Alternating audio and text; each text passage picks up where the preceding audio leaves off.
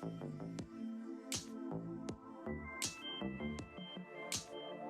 me.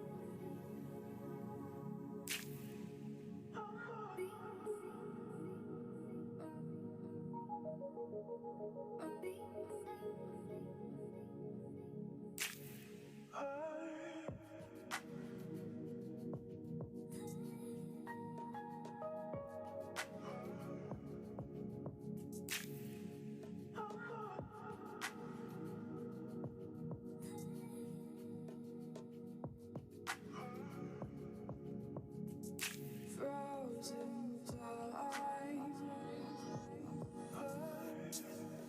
You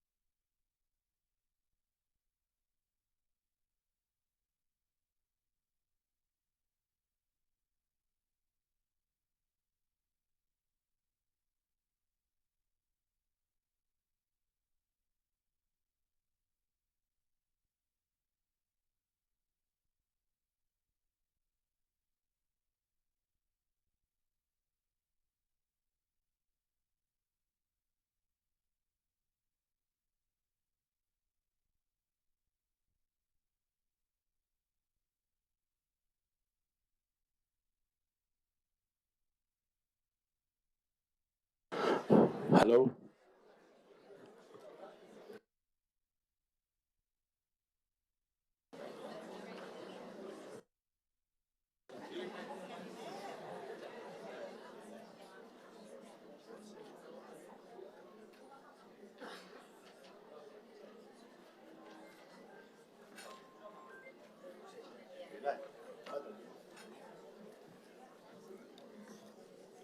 Very good morning to everyone. If you can take your seats, we'll begin in 5 minutes. I would like to let you know that we stream live on CSTI YouTube channel, so you can send it to someone who can be there with us through the internet. And also the water in front of you is a drinkable water, so you can enjoy and refresh yourself. We'll begin in 5 minutes. Thank you very much.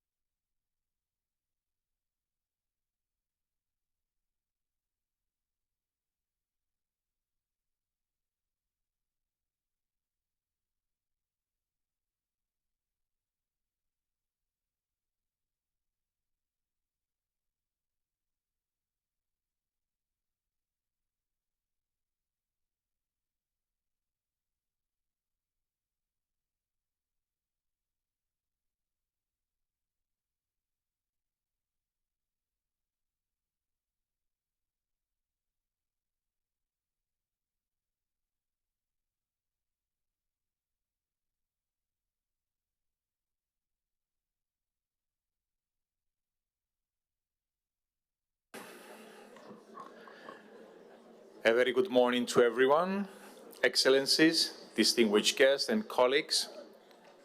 My name is Angelos Iacovidis, and it's my distinct honor to welcome you to the European Conference of Sustainable Tourism Initiative, celebrating 20 years of the Cyprus Sustainable Tourism Initiative CSTI Leadership in Sustainability 2006-2026.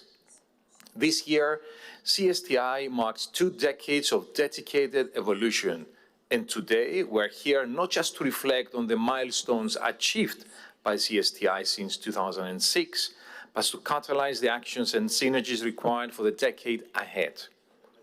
To officially open our proceedings, please welcome the Executive Chairman of CSTI, Mr. Philippos Drussiotis.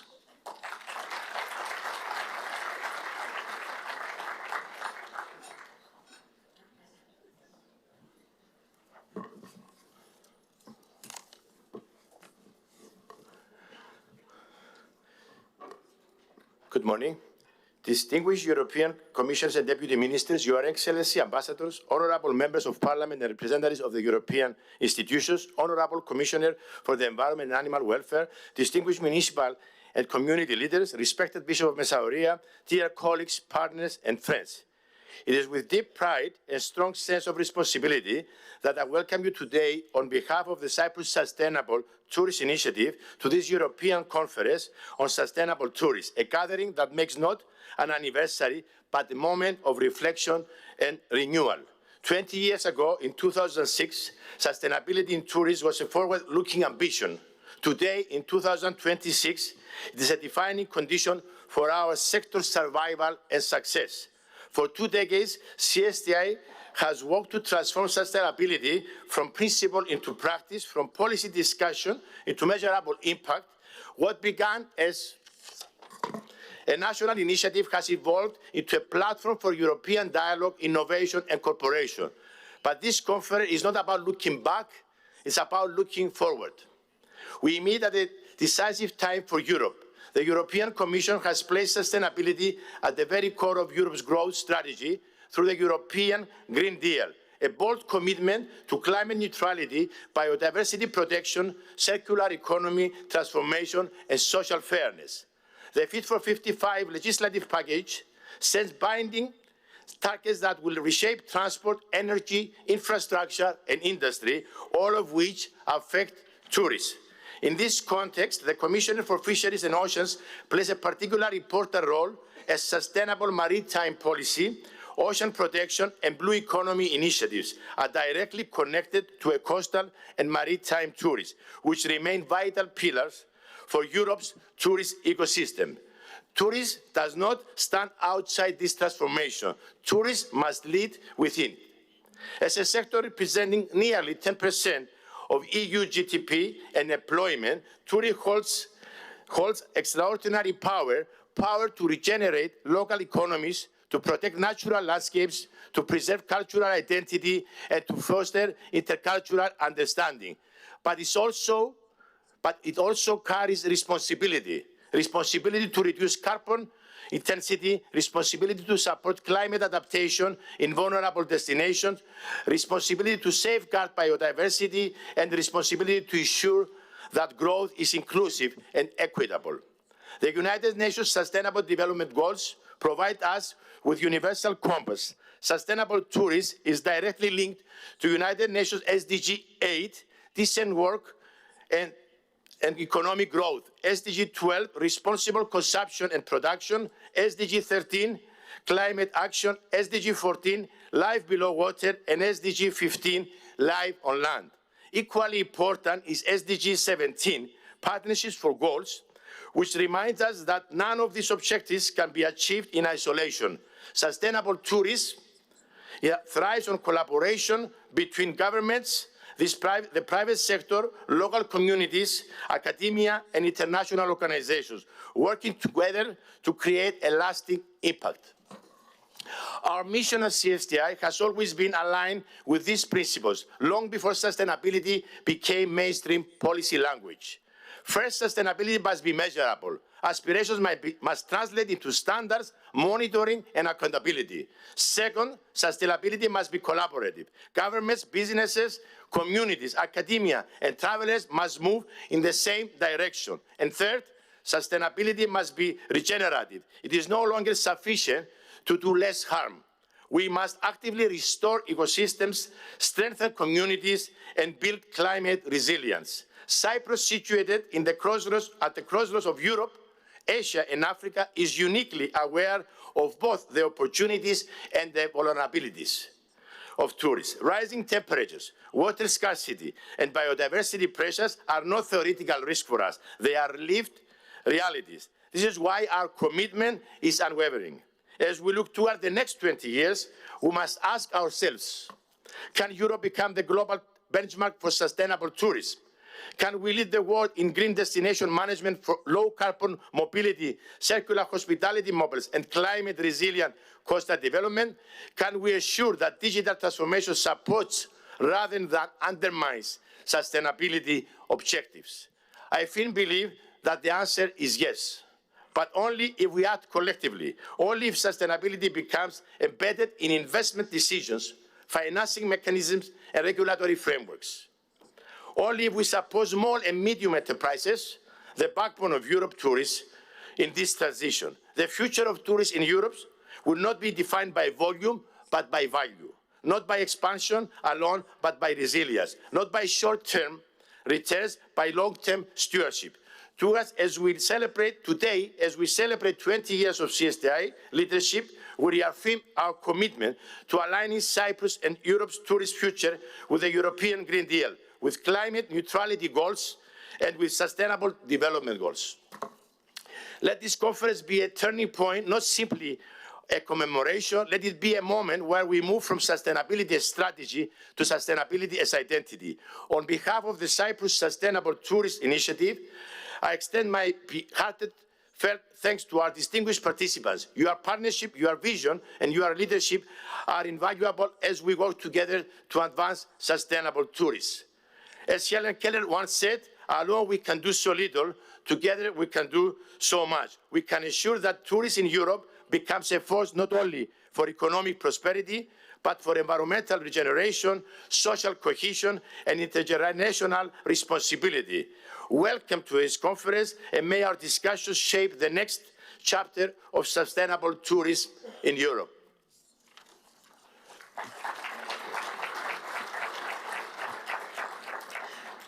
Thank you for being here. I would like to say some thanks for the people that support us all these years. On the occasion of our 20-year milestone, we extend our heartfelt thanks to our sponsors for their trust, collaboration, and continued support of CSTI's sustainability journey.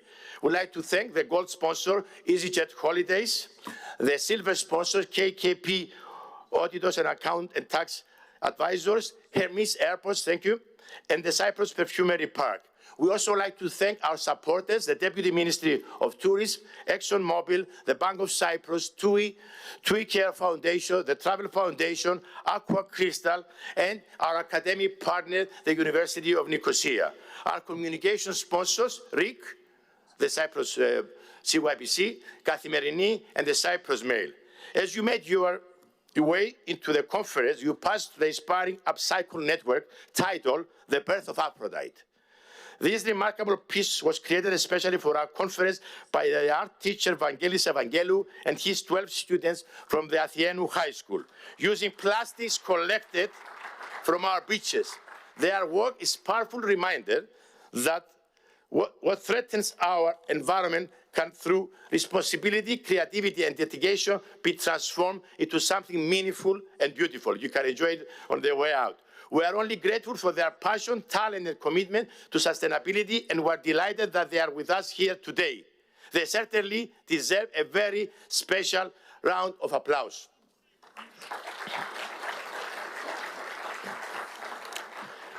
Warm thanks goes to the Posidonia Beach Hotel for bringing their very special SDG doors as you enter from Limassol to display at the conference a powerful and inspiring visual message. The trees decorating this hall are not symbolic, they will be planted. And we will plant one tree for every delegate in Nicosia during this year. For our panel, we selected upcycled chairs made by Tercon company from 175 kilos of reusable plastic, material that could have polluted our seas, now supporting dialogue and cooperation instead. We sincerely thank Tercon for their innovation, craftsmanship, and commitment to turning waste into purposeful design. The Cyprus Sustainable Tourist Initiative, in collaboration with the Landus Innovation and Phoebe Research and Innovation, is also monitoring and enhancing indoor air quality during the Cyprus presidency events here at Philoxenia, including this conference room. We express our sincere gratitude to our partners for this important collaboration, ensuring that sustainability extends not only to what we see around us, but also to the quality of air and the air we breathe. QR codes are available for your share and your feedback, because sustainability also means listening, measuring, and continuing improving. Our sincere appreciation goes to our board members, the CSTI team, our volunteers, supporters, and partners, everyone whose dedication, professionalism, and support made this conference possible and truly memorable. Thank you very much.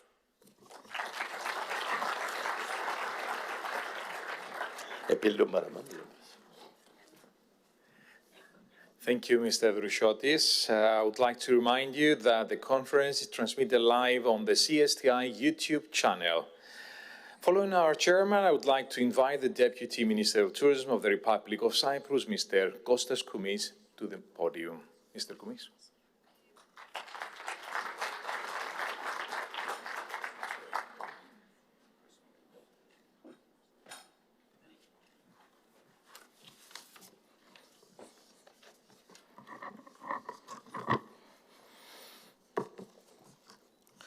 Dear Honourable Deputy Minister of the Republic of Greece, dear friend Anna Karamallis, dear President of CSTI, Philippos Adroshotis, Honourable Ambassadors, distinguished guests, ladies and gentlemen, good morning. It is a great pleasure to address this European Conference on Sustainable Tourism, organized by the Cyprus Sustainable Tourist Initiative, under the auspices of the Cyprus Presidency of the Council of the European Union, on the occasion of 20 years of CSTI's continuous and meaningful contribution to sustainable tourist development.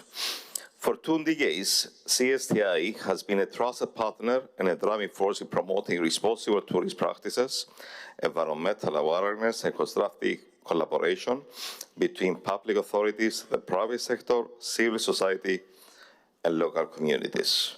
Its work has helped place sustainability at the center of tourist policy and practice in Cyprus, while also contributing to the broader European and Mediterranean dialogue on the future of tourism. This semester, the Republic of Cyprus has the great honor and responsibility of holding the presidency of the Council of the European Union. This historic moment provides a unique opportunity not only to coordinate the legislative work, but also to shape strategic priorities and policy directions that respond to the challenges and opportunities facing Europe today. Tourism is a key priority of the Cyprus presidency, reflecting its strategic importance for economic growth, social cohesion, and regional development, particularly for Mediterranean and island destinations. Our presidency places strong emphasis on strengthening the resilience and sustainability of the tourist sector, promoting climate action, environmental protection, and balanced, inclusive tourist development across Europe. Addressing persistent challenges such as seasonality, destination management, and the safeguarding of cultural and natural heritage remains central in shaping a high-quality, future-oriented tourist model, both at the national and European level. These challenges require definitely coordinated responses, long-term planning, and strong partnerships between institutions, industry, and the society. At the same time, the Cyprus presidency actively advances the digital transformation of tourism as a catalyst for competitiveness and innovation. Our priorities include the deployment of smart tourism solutions and the use of data and digital tools for improved decision-making and destination management, and the digital upscaling of tourist enterprises, particularly small and medium-sized businesses. Through the advancement of the twin transition, green and digital, we aim to foster a tourist ecosystem that is resilient, innovative, and capable of delivering long-term value. These priorities are fully aligned with the Cyprus Tourist Strategy 2035, recently approved by the Council of Ministers, which sets out a clear and ambitious roadmap for the long-term development of the tourist sector. At the heart of the strategy lies, of course, the transition towards a sustainable, high-quality, and diversified tourist product, with strong emphasis on environmental responsibility, the protection of natural and cultural assets, and the enhancement of authenticity across destinations. Equally important objectives include tackling seasonality, strengthening regional and rural tourism, and ensuring that tourist growth delivers tangible and equitable benefits to local communities. Tourism must not only generate economic value, but also contribute positively to social cohesion, cultural continuity, and environmental protection. Within this strategic framework, the Deputy Ministry of Tourism places sustainability at the core of tourist policy, adopting a holistic approach fully aligned with the European Tourist Agenda 2030. Our actions focus on the green transition, digital transformation, and social responsibility, with the aim of enhancing the resilience and long-term competitiveness of the tourist sector. Through targeted incentive schemes, awareness campaigns, and partnerships with local communities, businesses, and environmental organizations, the Deputy Ministry actively supports initiatives that reduce the environmental footprint of tourism, promote responsible practices, and encourage community participation. Key actions include environmental cleanup campaigns, the protection and enhancement of natural resources, and the integration of sustainability principles into tourist planning and infrastructure. The twin transition is also central to our implementation tools. Through targeted subsidy schemes and policy measures, we actively support the green upgrading of tourist facilities, promoting energy efficiency, renewable energy use, sustainable water management, and environmentally responsible renovations.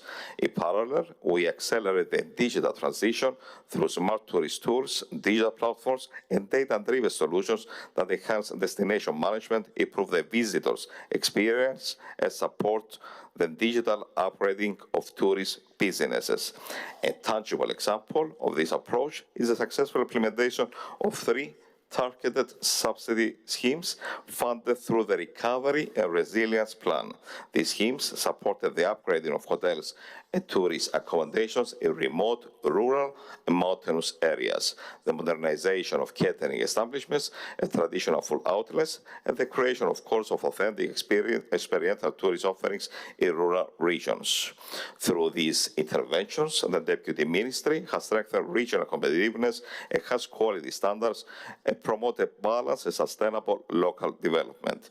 In addition, as Deputy Minister of Tourism, we are implementing specialist programs for cultural, religious, and nature-based tourism designed to have a minimal environmental footprint while enhancing the authenticity and competitiveness of the Cyprus tourist product. As about CSTI, our long-standing cooperation is a strong example of how strategic partnerships translate policy into action. The Deputy Ministry has consistently supported CSTI initiatives such as the Sand and Sea Plastic-Free Project and various cleanliness and awareness campaigns, which have contributed significantly in reducing plastic pollution, protecting coastal and marine ecosystem, and fostering a culture of environmental responsibility among visitors, businesses, and local communities. In closing, the Cyprus presidency of the Council of the European Union is guided by a clear vision to contribute to a more resilient, competitive, and sustainable Europe that leaves no one behind, and to ensure that tourism plays a constructive role in this collective effort. Our goal is not only to simply manage today's challenges, but to lay the foundations for the tourist model of the coming decades. The decisions we have taken today at European, national, and local level will shape how future generations travel, how destinations evolve, and how communities coexist with tourists. This places upon all of us a shared responsibility to ensure tourists respect planetary boundaries, strengthens social cohesion, and preserve cultural identity while remaining economically viable and innovative. I'm confident that the discussions and the outcomes of this conference will contribute meaningfully to this effort. Again, I would like to congratulate CSTI for its 20 years of leadership and commitment, and to wish every success to the proceedings of this conference. I would like once again to thank the organizers, speakers, and participants for their valuable contributions and engagement. Together, through vision, cooperation, and responsibility, we can shape a sustainable tourist future for Europe and beyond. Thank you so much for your attention.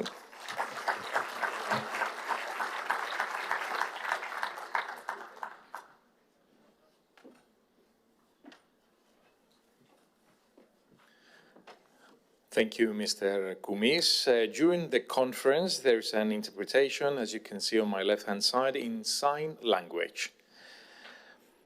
Sustainability is a shared Mediterranean journey. Please welcome our neighbor and colleague, Mrs. Anna Karamali, Greece, Deputy Minister of Tourism.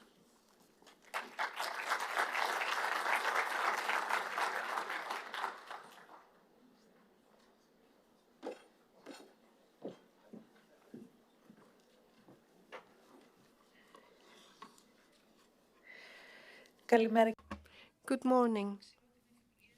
Honorable Deputy Minister of Tourism of the Republic of Cyprus, dear Mr. Koumis, dear organizers, ladies and gentlemen, there are moments that do not only honor a journey, but reaffirm a strategic choice.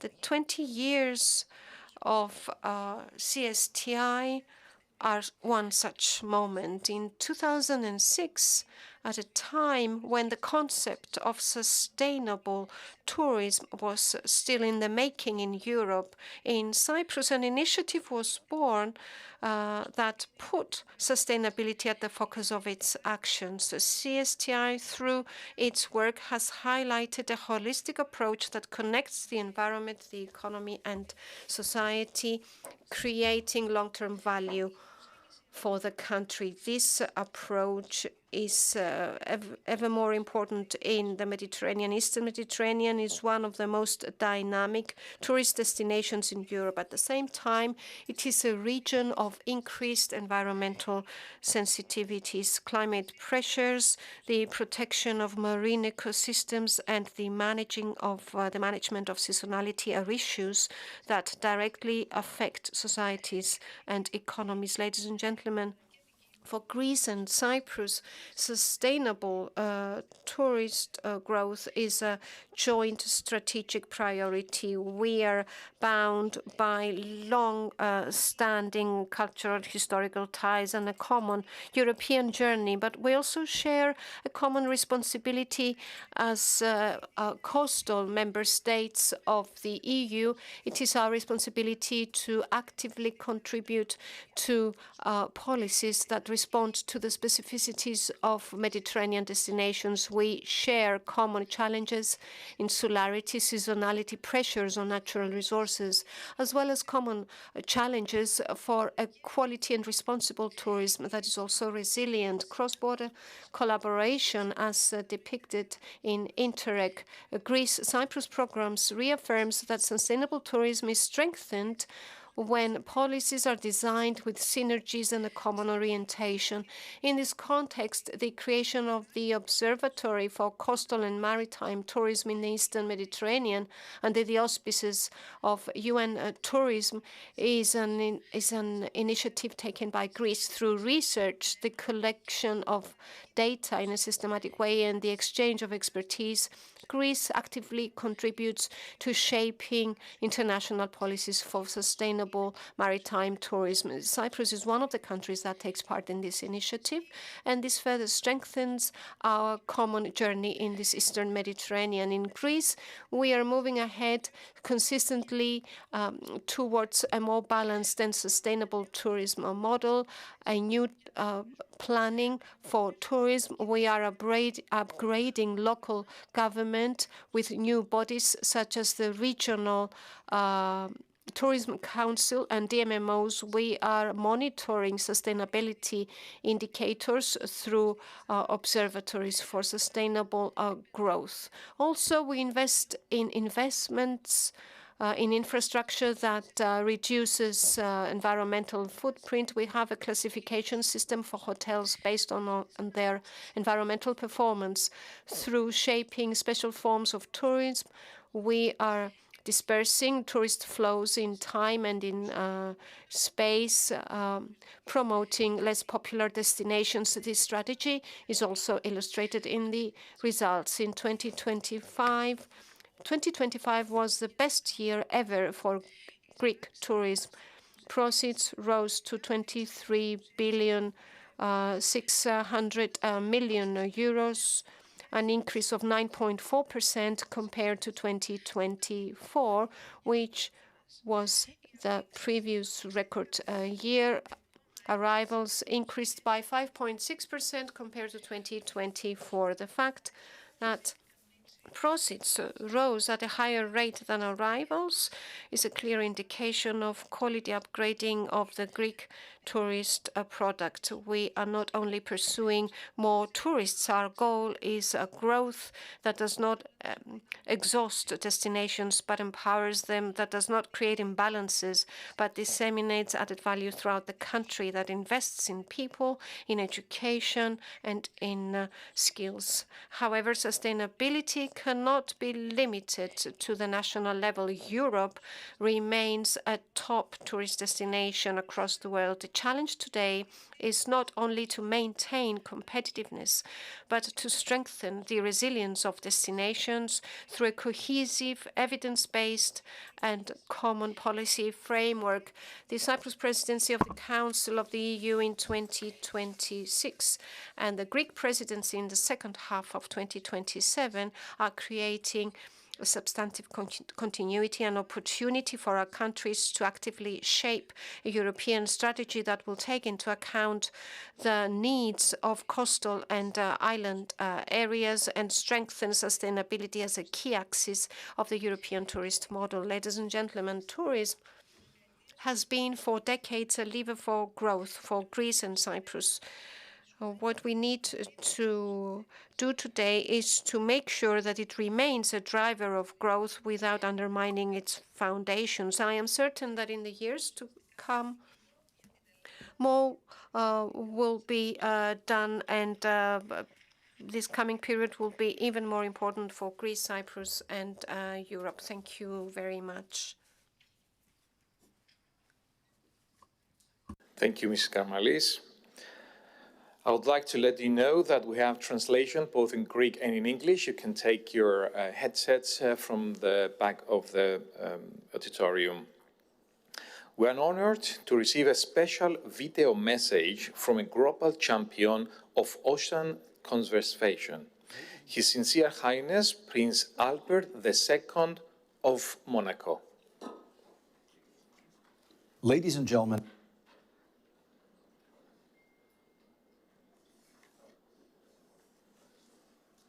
we're ready. Ladies and gentlemen, dear friends, I regret not being able to be with you today, but I was keen to send you this brief message to express the importance I attach to your work. This importance rests on two observations. The first concerns the weight of tourism in our world, and more particularly in our Mediterranean region. Whatever some may think, tourism is neither a passing trend nor a luxury. It is a major phenomenon in our society. A universal phenomenon with very tangible consequences, whether economic, cultural, or of course, environmental in nature. The second observation concerns the worrying situation facing the main ecosystems in which tourists are concentrated, ecosystems that are often the most fragile, the rarest, and the most threatened. All of this is something we experience very directly in the Mediterranean. Our sea encapsulates all of this because it is home to exceptional biodiversity, because its coastlines are made up of remarkable ecosystems and its waters are home to various endemic species. And because this region is also the most visited in the world, welcoming hundreds of millions of visitors each year. To ignore or minimize this reality would be tragic. It would jeopardize our ecosystems in the short term. It would also jeopardize economies that now depend increasingly on tourism and need this activity to survive. Solutions do exist. They are being developed all over the world, and they are increasingly sought after by tourists themselves who are ever more aware of the fragility of the landscapes they visit and increasingly concerned with protecting them. These solutions involve strategies to combat pollution, support the energy transition, promote sustainable construction, or develop environmentally responsible leisure activities. And increasingly, transport solutions designed with these strategies in mind. All of these issues will be at the heart of your discussions. It is essential to explore these issues, to fully grasp what is at stake, and above all, to support their development everywhere. It is essential that everyone takes ownership of them because it is in this way, and in this way alone, that we will be able to protect our environment, our planet, and our future sustainably. I therefore hope that your discussions will be fruitful and will help us all move forward in this direction. Thank you. Thank you, Prince Albert. Next is a message from UN Tourism delivered by Director of Institutional Relationships, Partnerships and Advocacy, Taylor Kaminov. Excellencies, dear Deputy Ministers, distinguished Commissioners, dear representatives of the governments, the private sector, civil society, and most importantly, international organizations. Esteemed partners and friends, it's a big pleasure for UN Tourism to address the European Conference on Sustainable Tourism today. It's also important to congratulate the Cyprus Sustainable Tourism Initiative on jubilee of 20 years of leadership advancing sustainability in our sector. This anniversary is not only a moment to reflect on the progress. It is a moment to accelerate implementation held under the auspices of the Cyprus Presidency of the Council of the European Union for the first half of 2026. This conference sends a clear signal. Climate action and circular economy are becoming structural priorities for tourism policy in Europe and much beyond. Today's sustainability, competitiveness, and long-term resilience go hand in hand. The themes being discussed resonate strongly with the priorities of the leadership of the UN Tourism, Her Excellency Secretary General Alden Weiss, and with the direction that our member states are setting for the future of tourism. In that respect, I would like to outline a few points. First, the focus on climate actions comes at a critical time. Tourism is increasingly exposed to climate risk, from extreme heat to biodiversity loss. Yet, it also has the capacity to contribute to solutions. Through the Glasgow Declaration on Climate Action in Tourism and the Interinstitutional Working Group on Tourism and Climate Action of UN Tourism's Executive Council, governments and stakeholders are strengthening decarbonization and adaptation efforts. Importantly, tourism has gained stronger positioning within the UN climate change process, with growing recognition at recent climate COPs of the sector's role in mitigation and adaptation. This reflects a shift toward more structured integration of tourism within broader climate policy discussions. As a launch partner and signatory of the Glasgow Declaration, Cyprus Sustainable Tourism Initiative contributes to this collective effort to position tourism as a part of the solution to the climate emergency.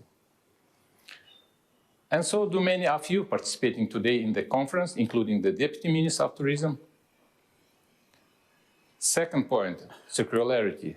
Embedding circular economy principles into tourism systems is essential to reduce resource use, prevent waste, and strengthen destinations' resilience. From plastics reductions to food waste prevention, we are seeing a shift today from isolated actions to more systemic approaches that influence regulation, investment and business practices across Europe. We are also proud to count Cyprus Sustainable Tourism Initiative among the signatories of the Global Tourism Plastics Initiative. These efforts are supported globally through the One Planet Sustainable Tourism Program, which UN Tourism co-leads in collaboration with the United Nations Environment Program. The One Planet program provides a platform to advance climate action, circular economy, and sustainable consumption and production patterns across the tourism value chain, connecting policy, business, and technical expertise. Finally, policy coherence and collaboration remain fundamental. Delivering transformation at scale requires a coordinated action between governments, industry, science, and civil society. This is very relevant to the Mediterranean region, where environmental vulnerability and economic reliance on tourism intersect. Let me once again to reconfirm on behalf of UN Tourism leadership that our institution remains committed to working closely with Cyprus, European partners, and Cyprus Sustainable Tourism Initiative to ensure that climate action and circularity are embedded at the core of tourism development. Once again, our congratulations on this important milestone, and we wish you a successful and forward-looking conference. Thank you so much. Thank you very much.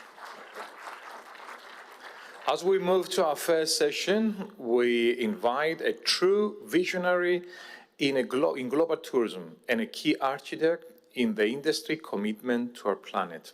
As the CEO of the Travel Foundation, a founding member of the Future of Tourism Coalition, and a co-author of the landmark Glasgow Declaration on Climate Action in Tourism, he brings a unique perspective on the systematic changes we must embrace. To present where next the imperative and opportunity to transform the tourism system for good, please join in welcoming on stage Mr. Jeremy Sampson.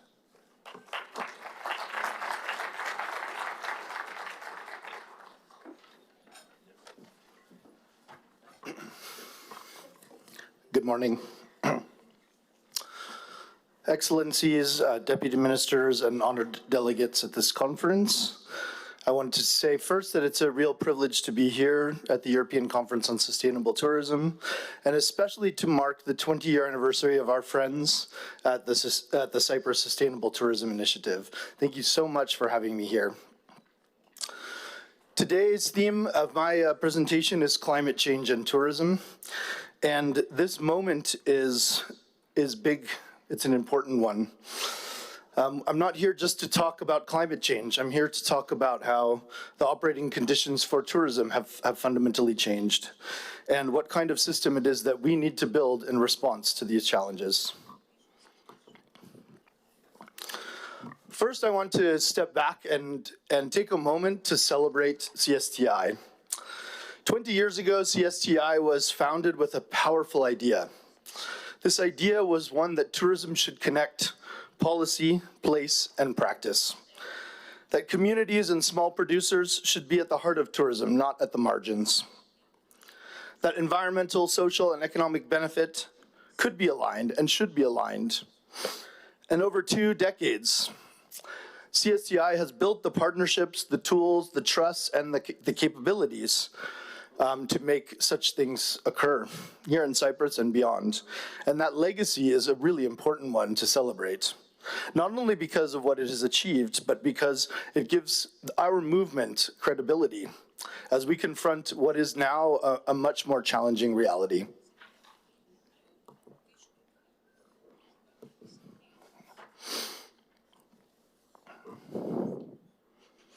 At the Travel Foundation, we are very proud to have supported CSTI at its inception and continue to support from, as friends and partners, the important work that's happening here for in Cyprus and with CSTI and its team. 20 years ago, sustainability was gaining traction, but still was largely sitting at the peripheral of the important conversations. We focused on guidelines, we focused on pilot projects, we focused on voluntary standards. Climate change was recognized, but it was not yet the organizing principle that it must be today of tourism policy, planning, and investment. Growth was an assumed reality. Resilience was secondary. And I am here to say that I do not believe that that world of 20 years ago exists any longer. Today, tourism is more exposed, more interconnected, and more vulnerable. But tourism also plays a critical role in solving some of the big challenges that we're facing today. Climate impacts are no longer something we can talk about as in the future. In fact, climate impacts have already arrived. They are our present tense, our present reality. Heat waves are reshaping seasons. Water scarcity affects operations on a day-to-day basis. Coastal erosion threatens the very assets that the tourism sector depends on. Insurance models are shifting and indeed becoming very challenging for small businesses working at the margins.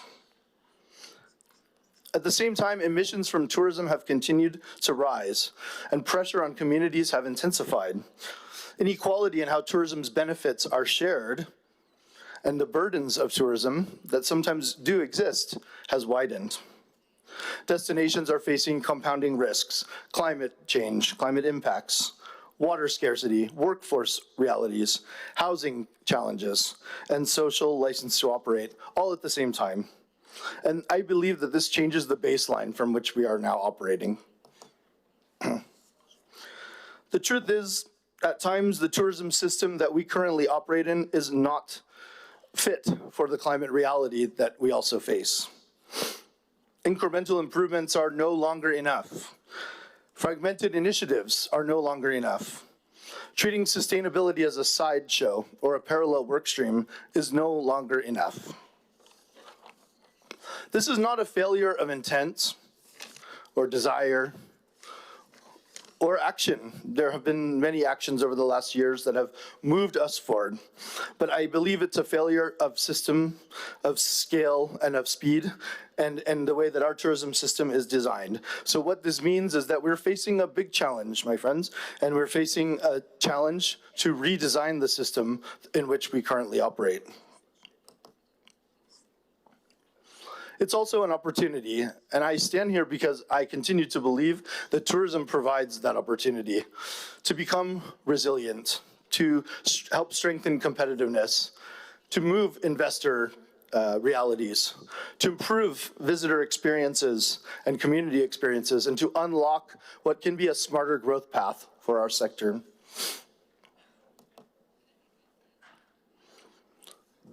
So, there's an opportunity.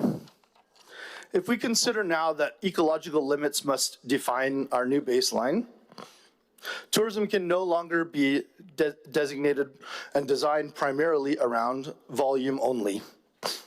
It must be designed around the word resilience, around value, around stewardship, around long-term viability.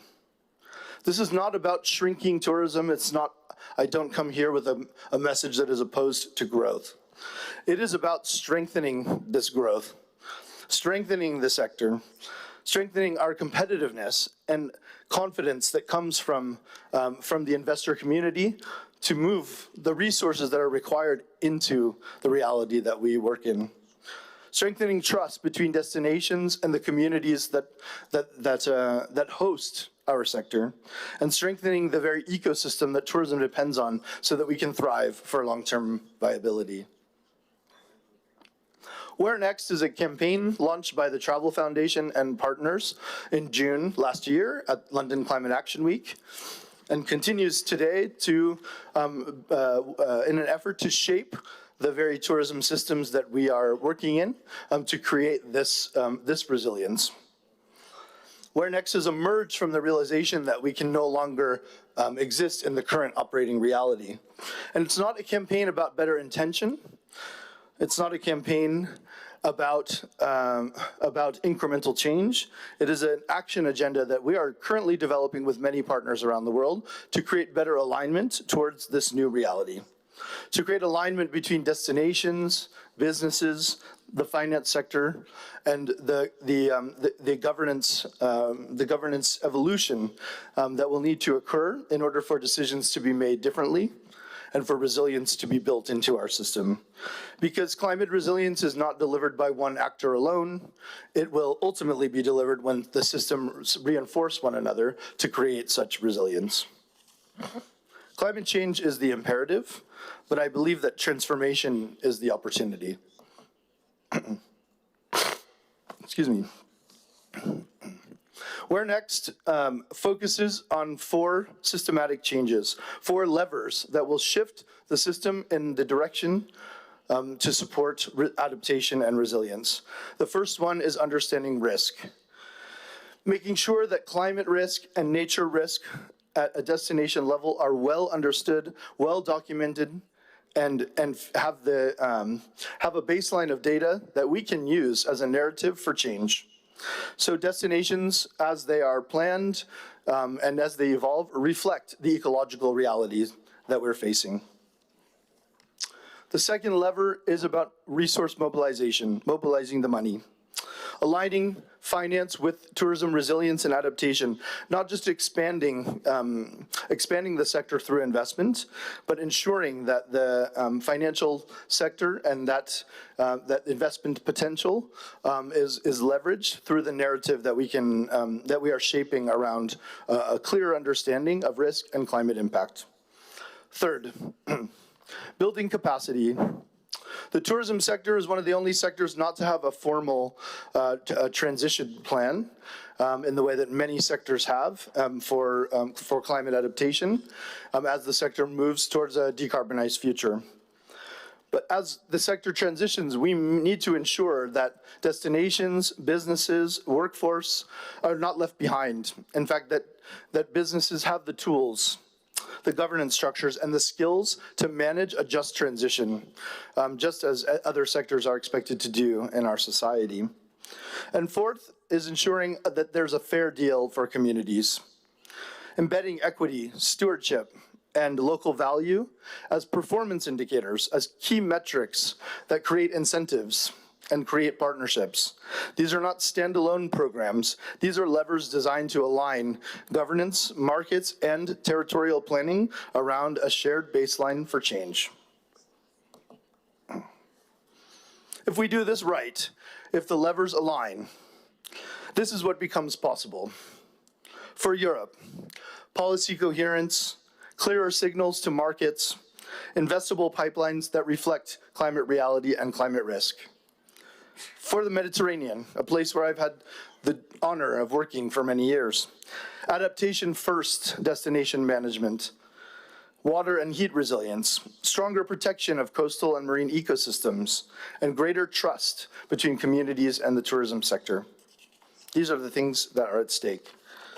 And here in Cyprus, a place that for so long, because of the work of CSTI, has been a testbed for change and a leader in sustainable tourism, an opportunity to continue to lead into a new chapter, to demonstrate that tourism resilience can be rooted in ecological integrity and cultural authenticity, not in theory, but in practice. And CSTI, the Ministry of Tourism here in Cyprus, and other partners are well set up to achieve this reality. Why does this matter now? We've taken a look at the past, we've taken a look at the present, and now we must think about the future. I fear that the next 20 years will be more challenging than the last 20. Climate risk is accelerating, and investment decisions for the next 2 decades are being locked in right now. Infrastructure, property, policy choices made in the next few years will shape destinations for generations to come. So we're not just managing risk, we are defining the long-term trajectory of tourism today through the actions that we take. So consider this an invitation.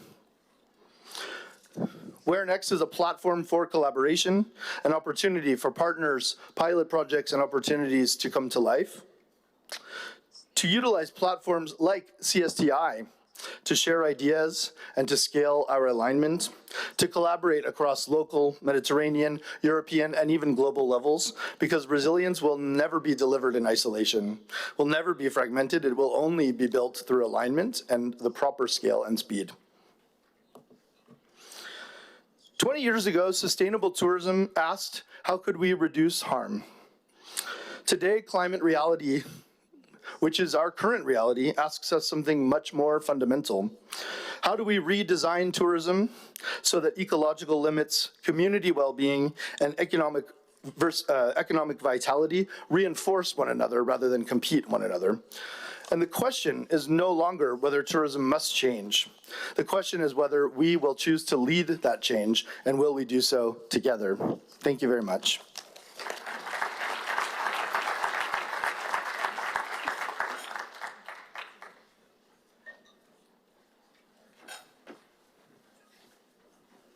Thank you very much for this interesting speech. As we move, we have climate change and tourism. We shift our focus to the vital intersection of science and strategy to help us understand how we bridge the gap between complex science and actionable industries policy. We're honored to have a leading expert in the field. She's a professor of climatology at the Aristotelio University of Thessaloniki and a specialist in the climate partners that define our region. To discuss turning climate data into decisions, enhancing Mediterranean tourism resilience with seasonal forecasts, please welcome Dr. Christina Anagnostopoulou. Παρακαλώ.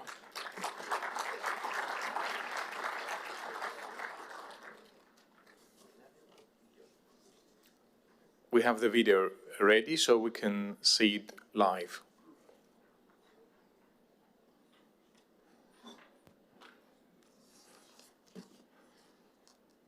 Good morning, everyone. First of all, I would like warmly thank Philippos for the invitation for bringing climate and tourist strategy into the same room. Unfortunately, due to unexpected health reasons and following medical advice, I'm unable to be with you in person today. However, I'm truly pleased to contribute to this important discussion through this record message. Today, I'm not going to speak only as a climatologist. I want to speak about risk management and strategic advantage. The question is simple. Can climate data help tourism, and especially Mediterranean tourism, move from reacting to crises to anticipate them?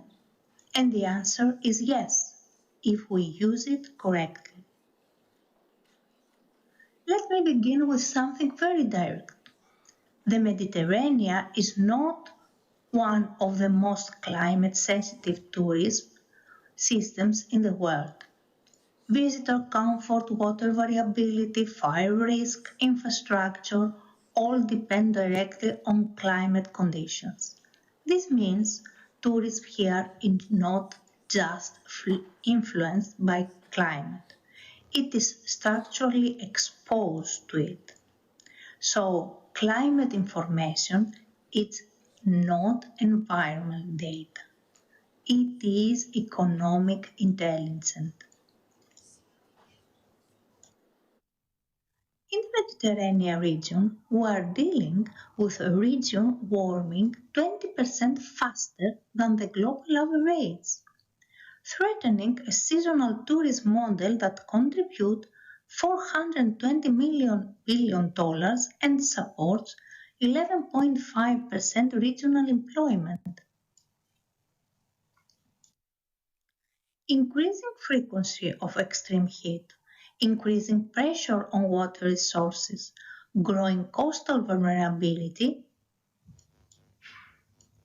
and we must be honest that traditional summer peak model is becoming riskier.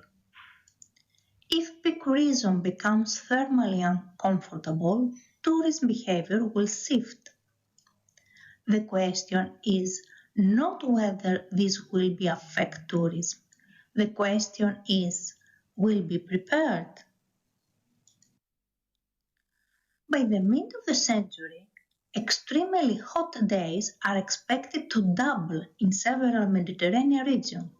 At the same time, water availability is decreasing by 25%, severely impacting hotel operations, agriculture, and tourist thermal comfort.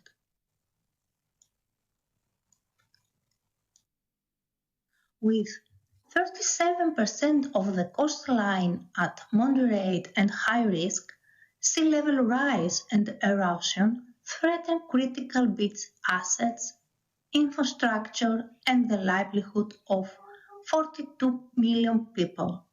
For hotel, this means higher cooling cost, higher water demand, higher operational vulnerability, and heat increases water demand, creating a stress loop. This is not just a climate issue, this is a business continuity issue. One major challenge is the scale.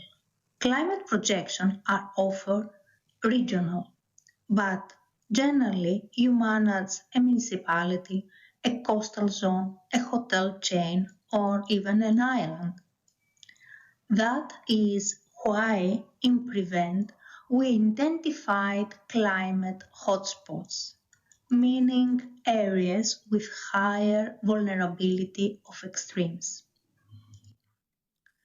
Here we can see the main hotspots in Mediterranean according to the Prevent results.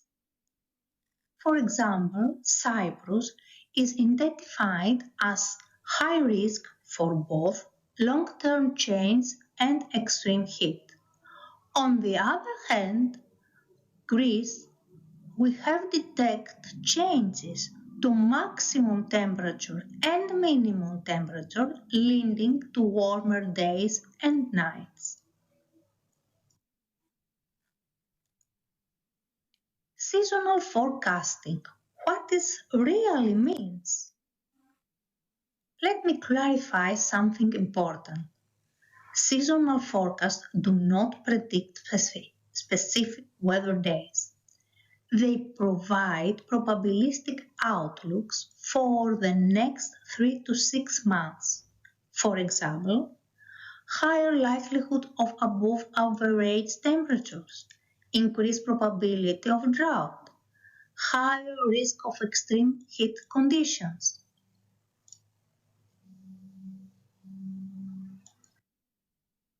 If we know in March that summer heat probability is higher, you can adjust making campaigns towards shoulder seasons, strengthen heat health preparedness plans, optimize staffing, plan standing and cooling measures, coordinate with water resources, reassess event timing. If drought risk increases, you implement water-saving protocols earlier, you communicate sustainability measures to the guest, you avoid emergency restriction in peak seasons. Of course, forecasts have limitations. Skills vary by regions and season. Extremes are harder to predict precisely. Unfortunately, always exists.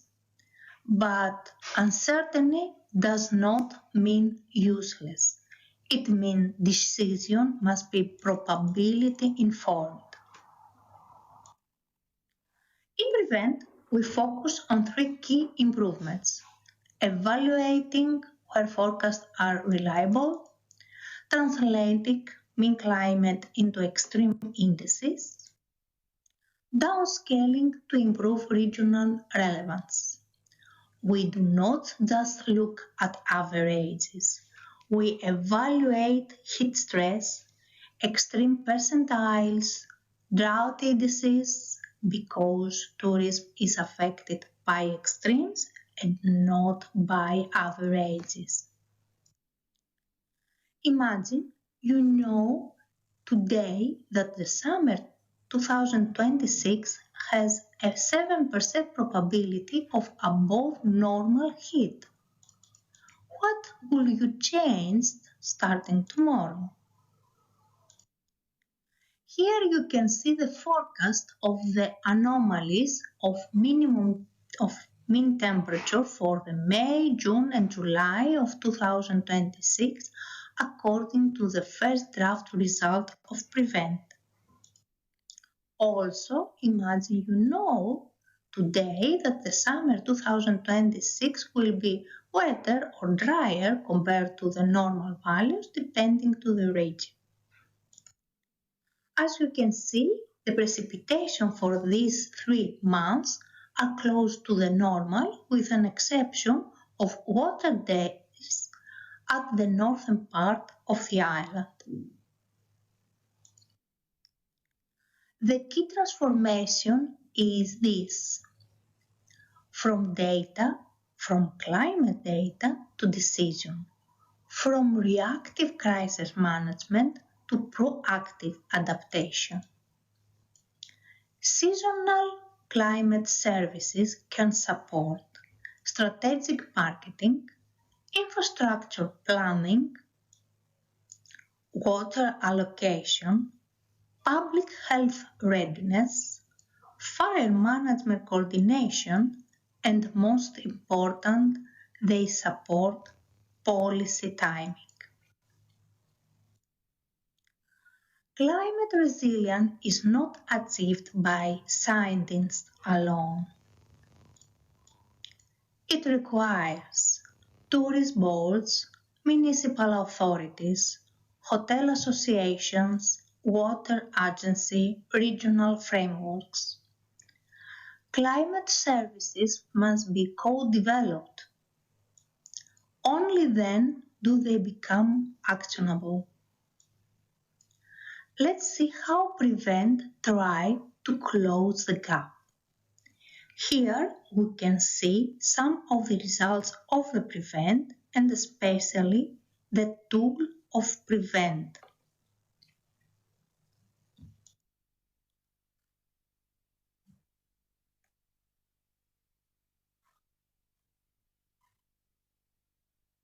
Here we can find that if we check the tools, there is 2 different environmental reports, one for the river flow assessment and one for the thermal discomfort index. The first one is for a catchment increase and the second one it is for Cyprus for the next 6 months. We will go on with the result of the thermal discomfort index for Cyprus.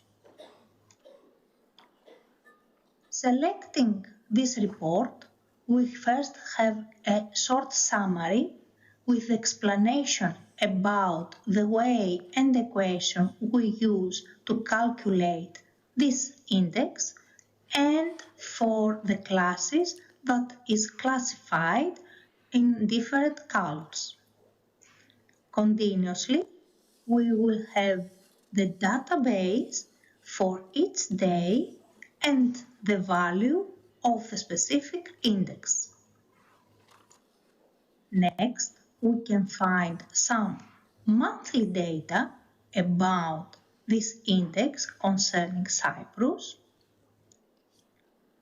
health information about the results of this index for Cyprus for the next 6 months, and we can close with some recommendation and the conclusion about this index for the next 6 months. The Mediterranean has a choice. We can remain vulnerable to climate variability, or we can become a global model for climate-smart tourism. Seasonal forecasts will not stop heat waves, but they can transform how we prepare for them. And preparation is the difference between disruption and resilience. Climate change is a risk. Climate intelligence is an opportunity. Thank you very much for your attention. I look forward to seeing your climate intelligence can actively support Mediterranean tourist resilience in the years ahead. Please feel free to contact me if you would like to discuss the PREVENT results further or explore potential collaboration. Thank you again. Thank you, Ms. Agnostopoulou. Closing our first session with a vision for global impact, please welcome Mr. Boris Erck from the Director of IUCN, European Regional Office.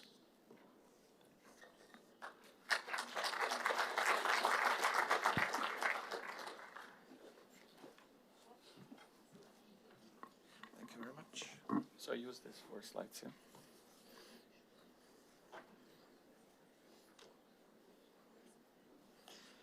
So then good morning, ladies and gentlemen, and distinguished guests. It is a great honor and pleasure to be here with you, to stand in front this really remarkable audience at this really impressive venue. My name is Boris Erck, and I'm Regional Director for Europe of the International Union for Conservation of Nature, or IUCN, that some of you worked with or know. Certainly, Chairman Drushotis, Deputy Minister Kumis, Deputy Minister Karamanli, distinguished guests here being today on behalf of IUCN, it gives me a great honor and pleasure at this particular moment when we celebrate the 20th anniversary of the Cyprus Sustainable Tourism Initiative, so one of the beacons of promoting sustainable tourism.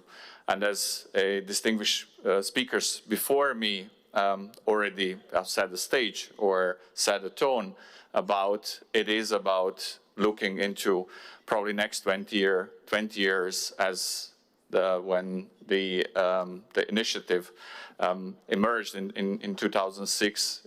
We were laying the groundwork for what we are talking about today. So it's a very good moment to take stock of where we are, but also look into next 20 years.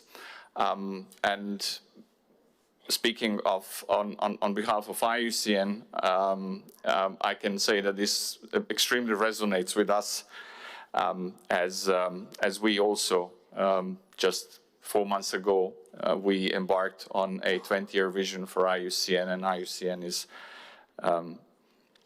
today 78 years old organization. So just by way of introducing very briefly to paint it big picture or unpack a little bit this graph for you, that IUCN established in 1948 as a credible provider of data and science on nature and natural resources to inform policy making, drive decisions, mobilize action, is a 1,400 members big union that comprises both states to research, civil society organizations, and indigenous peoples organizations. And we have some 17,000 experts gathered around 7 expert commissions dealing with key environmental or nature-related issues like protected areas and species, social, economic issues, environmental law, climate challenge, and so on. So basically, that's that pool of knowledge and expertise that we bring together collectively in trying to address some key issues and resolve and provide solutions. And this presentation will be, in part, about it. So in those 8 decades, we've been known for delivering some of the most credible global knowledge and standards. Probably you heard of the red list of IUCN red list of threatened species. There is a red list of threatened ecosystems, or the protected area category system as we know it today, and for tourism sector is an extremely important field. So nature reserves, marine parks, sanctuaries, all these menu of options for managing land and ocean, sea in a way that delivers not only biodiversity but also other objectives and the cultural values, economic services, and so that comes from IUCN Kitchen. And as you can see here, we also engage on some very topical issues such as plastic pollution, invasive alien species. That is also part of my talk today. So these are just some of the highlights, and there is much more, of course. I mean, all that information is available, and I'm very glad that we've been partnering with the CSTI for many years on delivering some of these credible knowledge and standards. And basically, that's the way how it works. We are by no means detached from reality, and as Professor just pointed out, this world that we live in today, it is also to prompt us to see how we cope, how we address those challenges, and how we move forward, and how we overcome some of the challenges that we face. Yeah. So this is a celebratory event. I do understand. So this is not. It's not my intention to make it any sort of doom and gloom, but just would like to frame it a little bit where we are and what we know by now, and really building on the previous two presentations. Jeremy was really right in saying, let's just see how we move forward. Yeah, let's have that vision. Let's work on that vision. There are some challenges around, but let's see how the industry, how the society cope with it for the benefit of both people and nature. And what I brought up here is something that we all know, I guess, follow year to year. That's World Economics Forum, a yearly report on risks or risk assessment, that are of which to our left column is short term, a next couple of years, and the right column is 10 years, so it's a midterm perspective. And what we see the rise of a green, if you wish, risks that we all face, that are basically that decline of nature, which are support systems that will live off or live on, not just as a tourism sector, but we as a society as a whole. And of course, there are a number of others.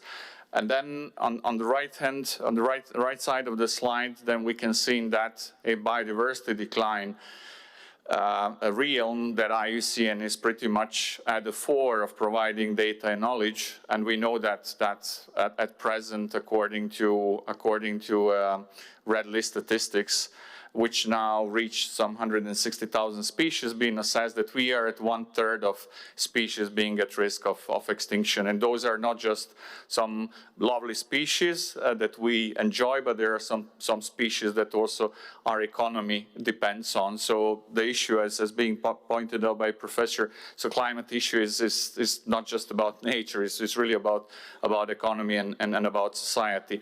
And in those major threats to biodiversity, we can see that invasive alien species stand as one of the 5 top risks. So invasive alien species that are pretty much exacerbated by and coupled by climate change, and climate change, it provides that, lays that groundwork for invasive species alien species to spread, our major threat to biodiversity. Now, when we look at IAS or invasive alien species, it's a big territory and requires a conference on its own, and not just one.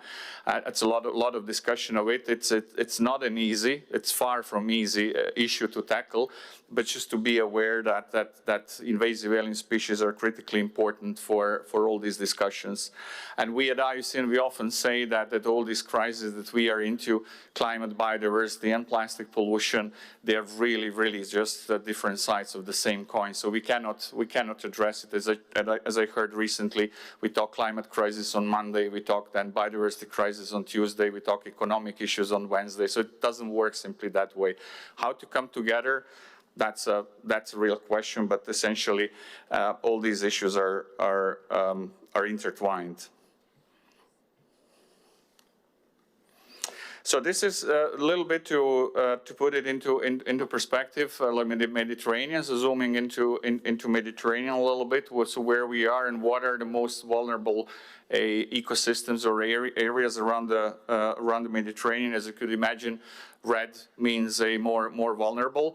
And there is a lot of pressure of natural resources and ecosystems. So see here, this talk is not just about biodiversity, protected areas, pristine nature. It is about nature as such. And nature is that web, basically, that supports us, that sustains us, sustains our economies, and to a great extent, of course, and it provides all the benefits to the tourism industry and sector that basically draws on that. So without that support system that brings water, food, all that joy that the tourists have and visitation, tourism sector will be definitely impacted. Yeah. And now moving to plastic. So plastic has been assessed and has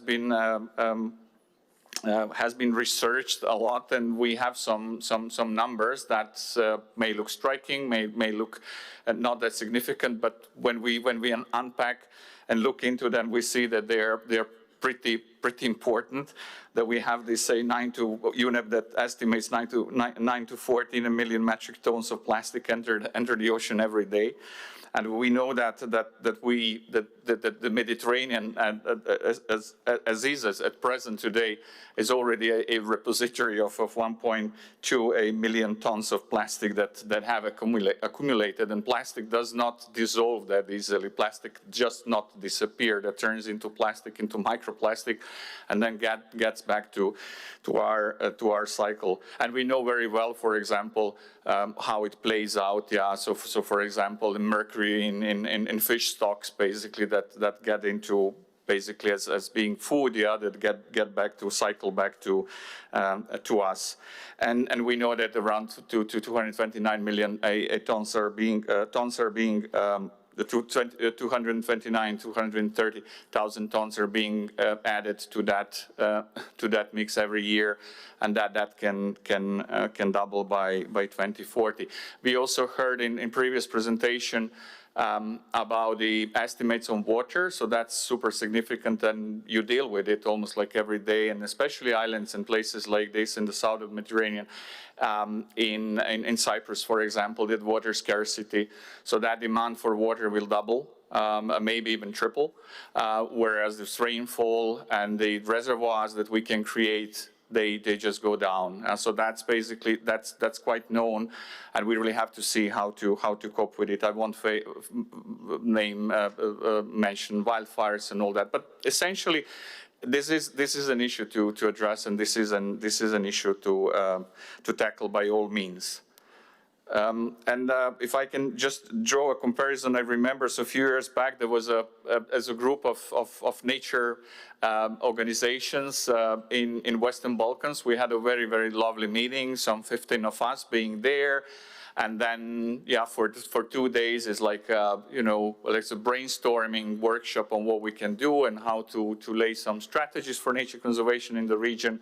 It was very interesting. The opening presentation was from the former EU commissioner, economist by training, who basically laid it out for us and saying these are 5 to 10 years investments that are going to go into the region with infrastructure, electricity, and all that.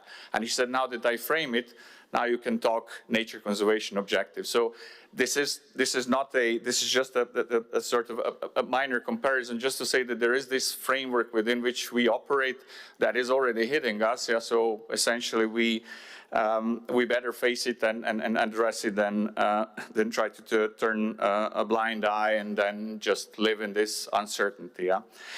But of course, I mean, this is age of risk, this is age of choice, but it's also age of solutions, as we know that. And these are some of the really important numbers in terms of the blue economy, in terms of the tourism sector, how much it generates in terms of income and how much it generates in terms of jobs. So definitely one of the most important sectors, especially in the Mediterranean, that is very intimately interlinked with other sectors, water, for example, water management and food production and so on. So this is an important part of our economy, and we should look at it that way and continue basically driving driving tourism sector to a sustainable future, sustainable development. And then, of course, there are solutions. So IUCN provides some, but there are many other organizations working on it. IUCN is behind the Nature-Based Solutions Global Standard, so it's a sort of relatively new, even so it's been already 10, 15 years in discussion and some 5 to 10 years in practice, and we see it across the board.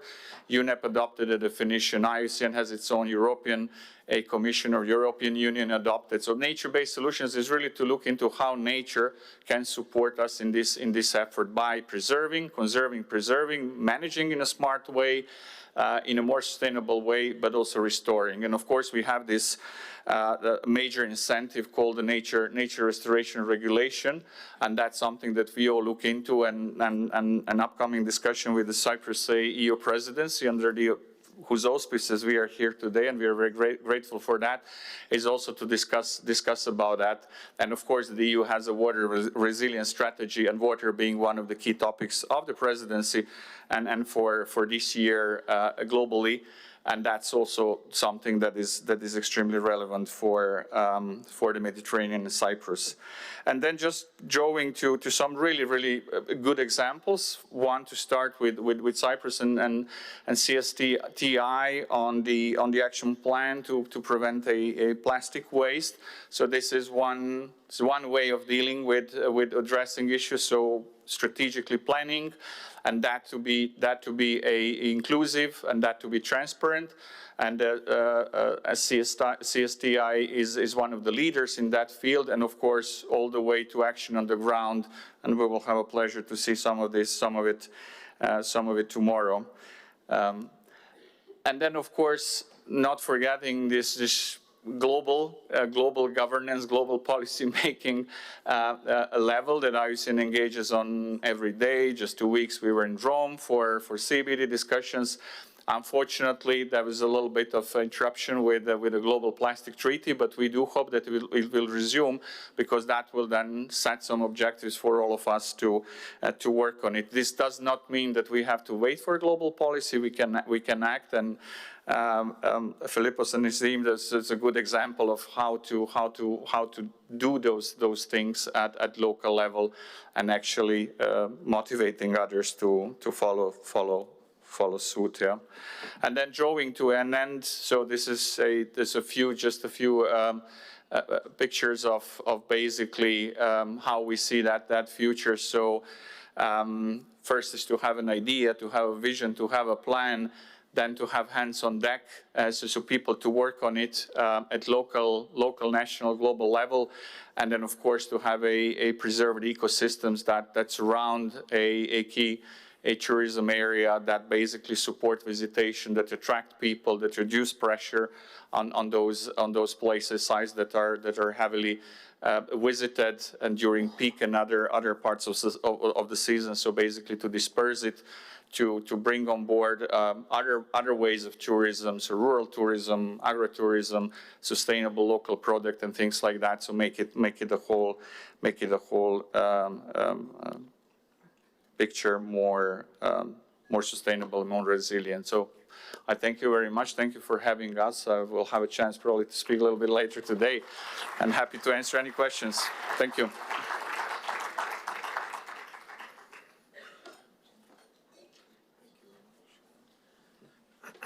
Thank you very much. I brought my, so we can drink, because this is drinkable water, so you can use it and you can take it home later. Okay? Cheers to CSTI and 20 years.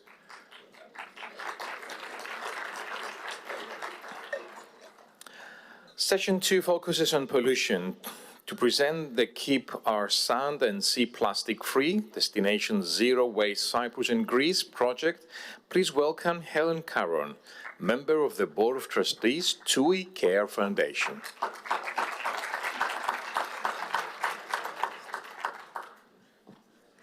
Thank you, everyone, and good morning. And it's my privilege to pick up the baton from Boris and talk to you about the work that the TUI Care Foundation and Cyprus Sustainable Tourism Initiative is doing to keep our sand and sea plastic-free here in Cyprus. I'm delighted to be here, so thank you very much for that very warm welcome. Now, the Keep Our Sand and Sea Plastic Free project has really been a role model for the TUI Care Foundation in setting up our global Destination Zero Waste programme. It's inspiring new ways to reduce and reuse waste in coastal destinations, creating jobs and promoting a circular economy. But before I talk about that project in particular, I just wanted to give you a little bit of information about the TUI Care Foundation. Hopefully that's a little bit better and you can hear me now. So the TUI Care Foundation is an organisation that builds on the potential of tourism as a force for good, creating opportunities and supporting thriving communities worldwide. We connect holidaymakers to meaningful causes through 3 core pillars: supporting education and training opportunities for young people, promoting the protection of the natural environment in holiday destinations, and helping local communities thrive and benefit from sustainable tourism. We work globally, but we act locally, building partnerships with both international and local organisations, focusing on tourism as a force for good. We're an independent foundation initiated by TUI and based in the Netherlands. Now, there's 4 key pillars under which the foundation is defined. We're focused on tourism, and we believe that we can leverage tourism as a global force for good. We're a registered charitable foundation with positive global international impact. Our governance model guarantees that we're independent from commercial business interests. And we don't just fund projects, we initiate partnerships and we implement selected projects ourselves worldwide. But our mission is really clear. We build on the positive impact of tourism, we lead the way in protecting natural environments and empowering lives in travel destinations. Now, the TUI Care Foundation programmes are built under 4 strategic pillars. Each of them address critical sustainability challenges and promote prosperity. The first one of those is the Educational Initiative. Now, this initiative focuses on educational opportunities which unlock the potential of young people, especially those in disadvantaged communities. The Empowering Communities Initiative focuses on local people in holiday destinations, protecting cultural heritage and supporting entrepreneurship, giving them access to the wider tourism industry. The Lively Landscape Initiative focuses on the sustainable use of land and natural resources in holiday destinations, and the Marine Conservation Initiative focuses on the protection and the preservation of marine species, their natural habitats, and enabling local communities to benefit from tourism. Now, this map here, you can see the global impact of TUI Care Foundation worldwide. From the Caribbean right over to Southeast Asia, we're making a difference in destinations that really matter to tourism. Our projects range from vocational training to marine conservation and waste management. And we're really proud that today that we're supporting over 80 projects in 30 countries worldwide. Now, let me bring my focus now a little bit closer to home and the work that we're doing here in Cyprus. And we've got 2 significant projects that are underway that really do exemplify what TUI Care Foundation is all about. Through our Field to Fork project, we're connecting regenerative agricultural practices with the hospitality industry. We're creating authentic travel experiences and supporting local producers. And then through the Destination Zero Waste programme, we're tackling plastic pollution through education, business engagement and awareness, and the introduction of waste management solutions. Now, the Destination Zero Waste programme is a global one, and its implementation here in Cyprus is a role model for how we're looking to address plastic pollution worldwide and keep our sand and sea as plastic-free as we can. The Zero Waste programme is a global initiative, and it promotes a circular economy where waste is eliminated and resources are continuously circulated. We cultivate the mindset that waste can be reused and rather than discarded, and we support innovative, community-driven solutions to collect and upcycle waste into saleable projects. Today, we're running 9 projects across the world that are really making a difference in the local communities. And the results speak for themselves. We've already collected millions of plastic, we've recycled, we've upcycled, and we've engaged over 1.3 million people in the awareness of plastic pollution. It's not just about beach cleans, it's about creating jobs, it's empowering communities and engaging businesses, and this is what we truly mean about making tourism a force for good. Moving on then to the work that we're doing here in Cyprus, because this is what it's really all about today. So together with Cyprus Sustainable Tourism Initiative, we're bringing together tourism businesses, visitors and residents and the municipalities to deliver collective action against single-use plastic. Now, the first phase of the programme started back in 2019 when we established the 2 plastic-free beaches in Agia, Triada and Skultari. We also produced an awareness video at that point. It was screened in the airports across Cyprus, and later we adopted this in other TUI destinations. During the second phase, the project expanded, educating many local students, and it's brilliant to see some of those here today. We've been raising awareness amongst the locals and holidaymakers and engaging hundreds of local businesses in our mission. We established another 6 plastic-free beaches on the island, and also the first School for Change was established, a plastic-free school which is really leading the way in the plastic-free movement. Now, during the third phase, we're looking to expand these activities, exploring the concept of a plastic-free village and the development of a web app where waste collection can be mapped. At the same time, we've already established the 9th plastic-free beach, and we're looking at 3 more schools for change. And we're excited as well to explore the opportunities that present in Greece in the coming months. But what does it really mean then in practice? What is our Zero Waste campaign all about? Well, firstly, let's look at the plastic-free beaches. Here, the affiliated beaches receive water stations for dispensing drinking water into refillable bottles. Some of them are branded, but we encourage everyone to bring their own. We've also installed upcycled art and furniture to create a focal point and new cigarette collection points across the beaches. Of course, we're organising regular beach cleanup campaigns, and we look to include this kind of initiative in the plastic-free village concept. As part of our awareness and networking, beachfront businesses across Cyprus have committed to reducing plastic usage, and they're provided with toolkits and advice on how to do this. Our awareness campaigns continue through regular media and online activity, plus the use of our plastic-free project videos. Now, one of our most successful channels of influencing is the Unique Beach Influencer Initiative.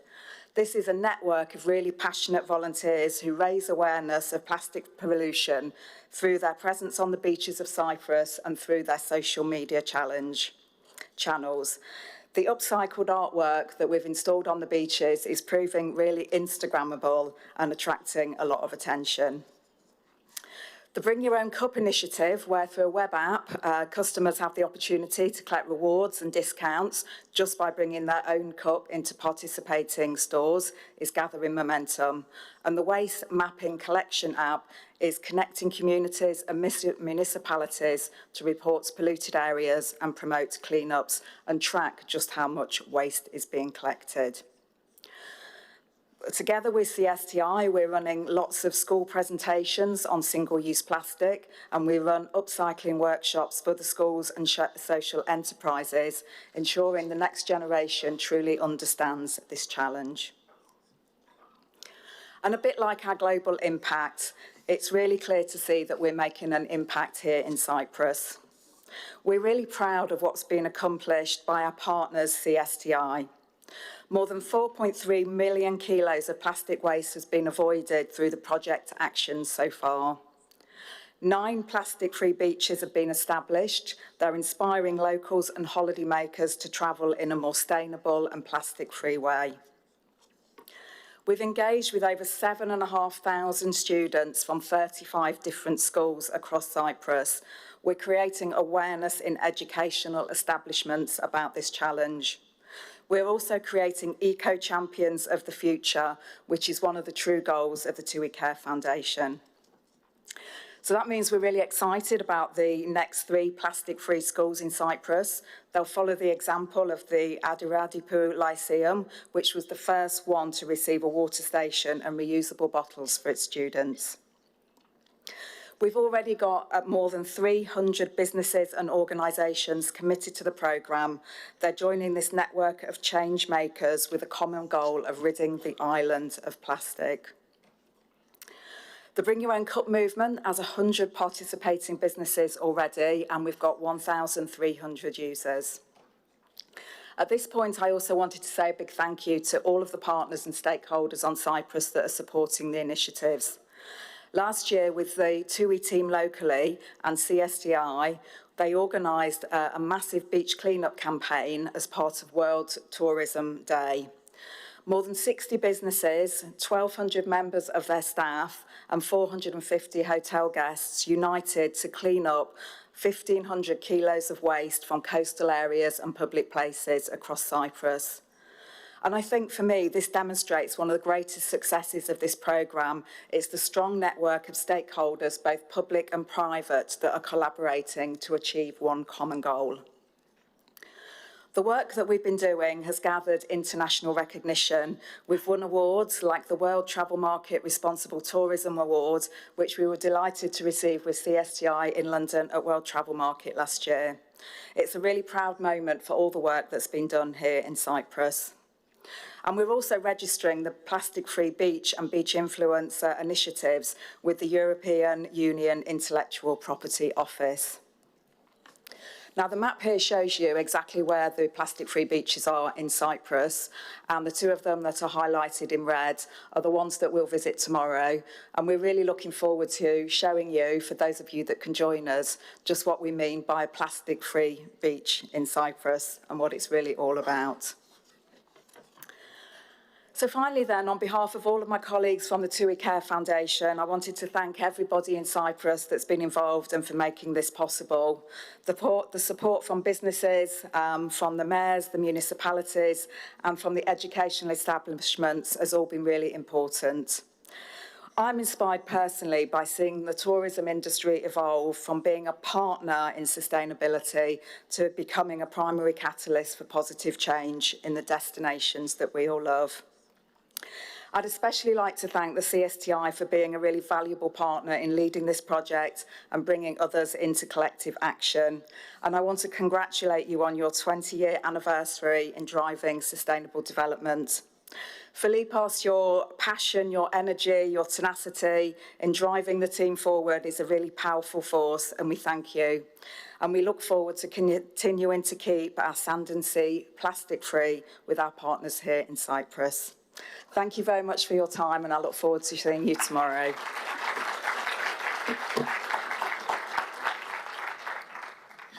Thank you very much. Addressing the impact of lionfish on sustainable tourism, please welcome Enrico Doja, President of the Eco Sustainable Development Association of Elafonisus.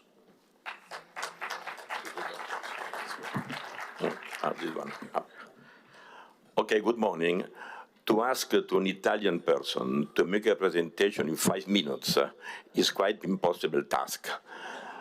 But the fact that I live in Monaco in the last 20 years, I try to be compact in order to keep the timing. First one, I believe that lionfish arrived in Cyprus around 2014, and it was one of the first islands in which lionfish arrived. I don't go to explain what the lionfish, we go further on. My question is, in the last 12 years, what it was done to have a benefit for the lionfish? A little bit provocative, no, very little, I would say not yet. And I believe that what we need to go, it is go from trade to tourism opportunity. We must be aware that, it's okay? Yes. We must be aware that there is a confusion, I heard also in those days, between Leodopsero, lionfish, and the other fish, it is much more complicated. It is Lagocephalo. Lagocephalo is not eatable, it is very dangerous. Lionfish, it is eatable, and could be a big opportunity. But don't make this confusion. Or I believe that Cyprus, being one of the first islands in which are lionfish, it could be a pilot for sustainable tourism. And how to do it? I believe that the way it is to protect the consumption of lionfish, yes, that it is very tasty, and if you eat lionfish, you protect the Mediterranean biodiversity. Just 2 words, the lionfish is doing, the female is doing 2 million eggs by year, and they eat their weight every day.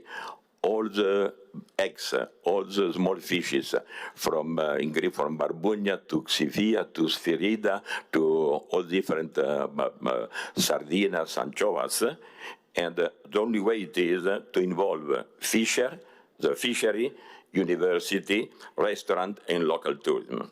And also I believe that it could be a good way on the tourism how we could have a diving tour for seeing the lionfish.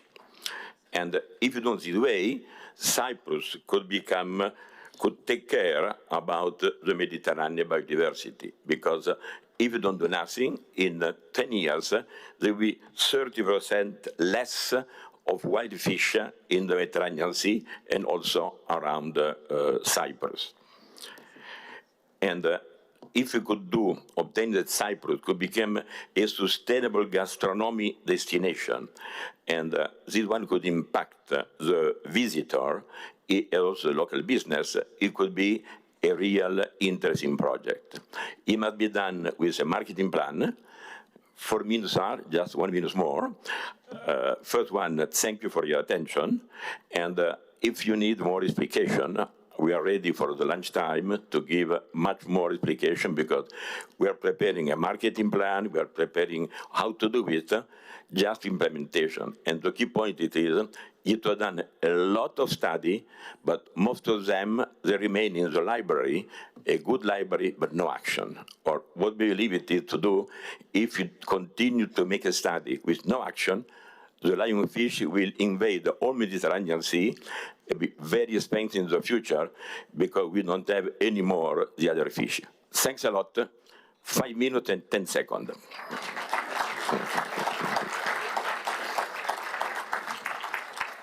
Gracias.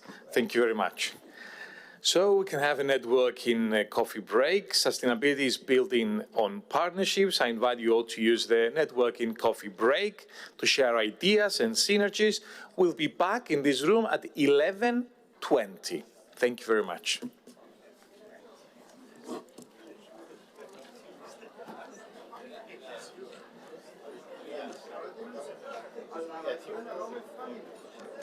Ναι. Κάνουμε φωτογραφία εδώ, εμένα. Εντάξει. Πες μου τι. Έξω να βγάλουμε το φανέλι. Είναι έξω που θέλει.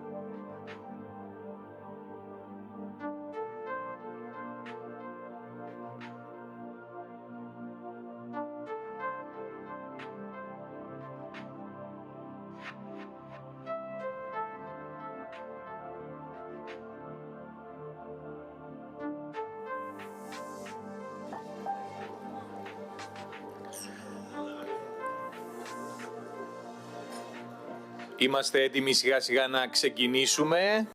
We are ready to start. Take your seats so we can start in around 2 minutes.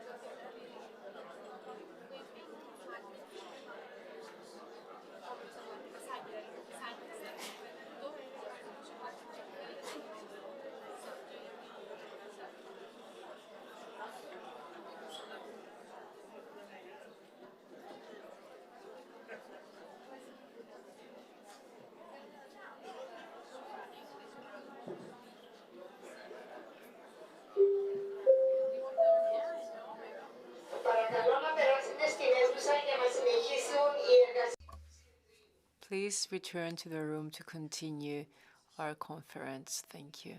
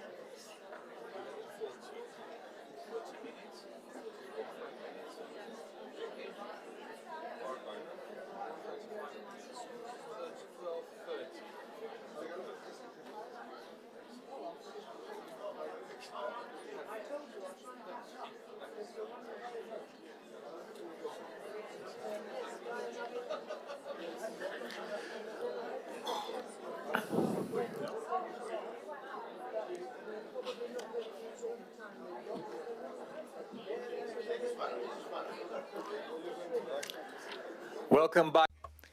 I hope you enjoyed the networking break and the opportunity to exchange ideas.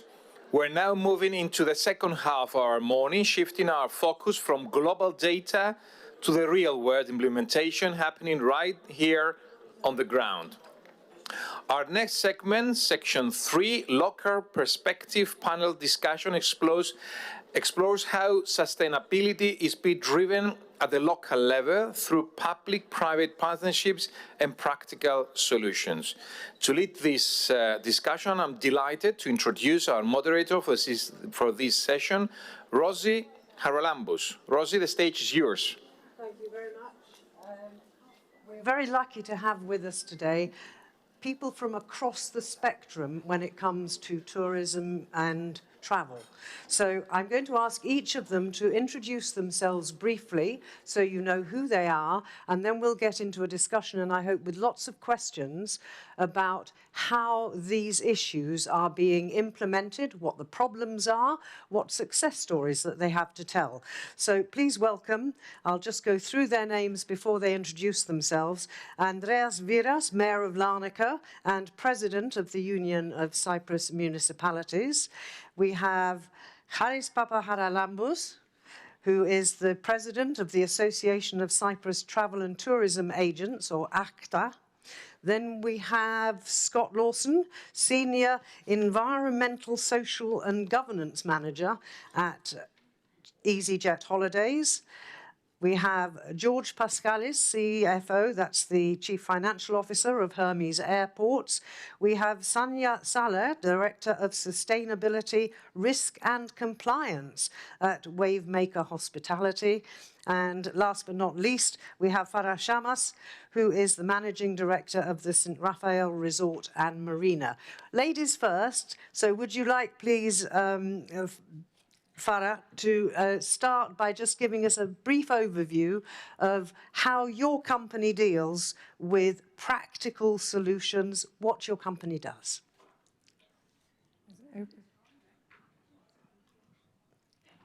Hello? Hello? No? Yes? Great. So what we do in terms of practical solutions for sustainability at St. Raphael Resort and Marina. How long do I have? So just to sum it up very quickly, hello everyone. First of all, thank you so much for having us here, Philippe and the whole team. This is an amazing, amazing achievement, Anthea.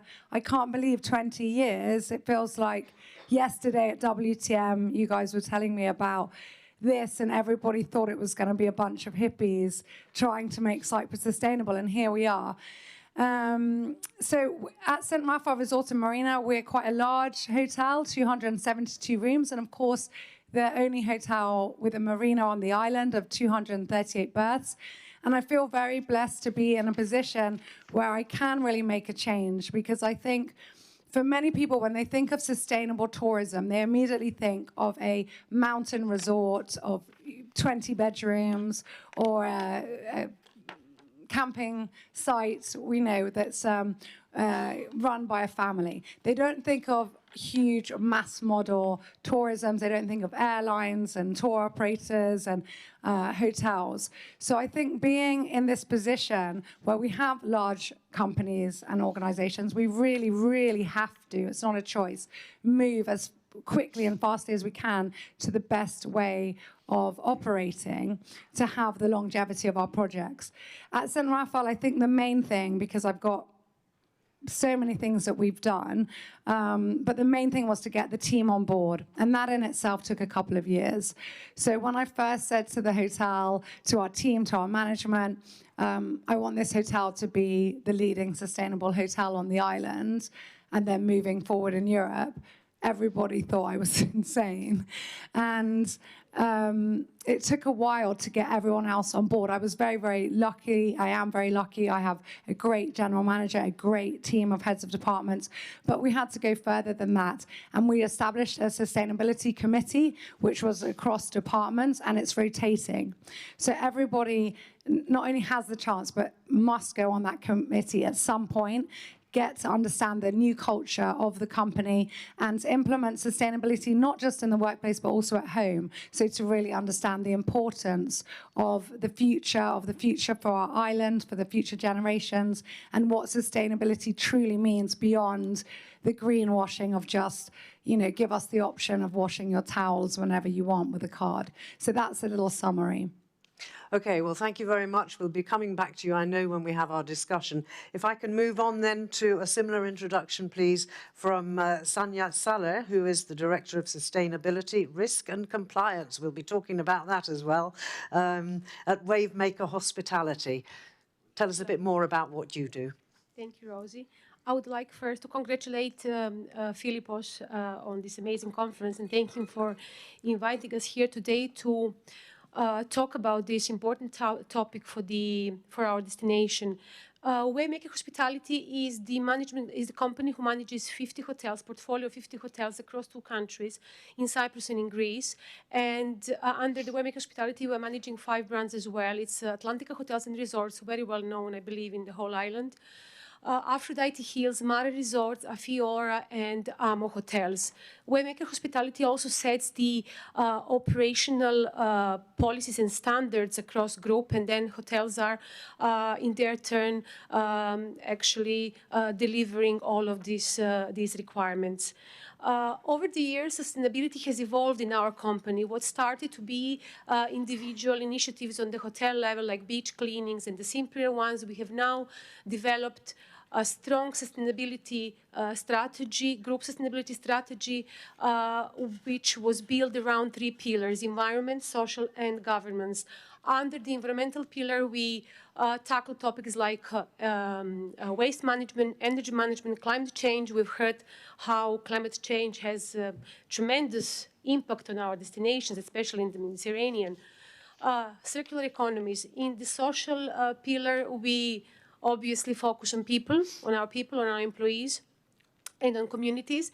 And in the governance pillar, we focus on regulatory requirements and a code of conduct, ethical standards. We've got all of these committees that Far mentioned as well. We've got them on the group level because we are larger organization, but we also have them at the local level in the hotel. And we try to gather people and actually talk about this topic so we can raise the awareness. I would like to say that at Waymaker Hospitality, the sustainability is not just a box-ticking exercise.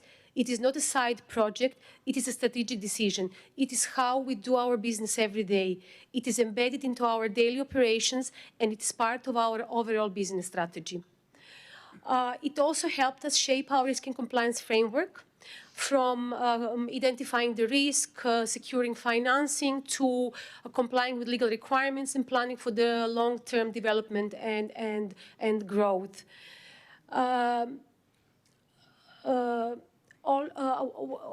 Of course, this hasn't come without challenges. The challenges are even greater, I believe, than the opportunities. So one of the greatest challenges was, again, to bring on board all of the stakeholders related to the sustainability, to train over 9,000 employees, and especially nowadays where we are facing tremendous issue with staff turnover, to increase overall awareness and to collect data across 50 hotels. And we were able to do that by actually developing our own ESG data collection tool, which was applicable and available to all of the hotels where they can put the data input so we can use this data.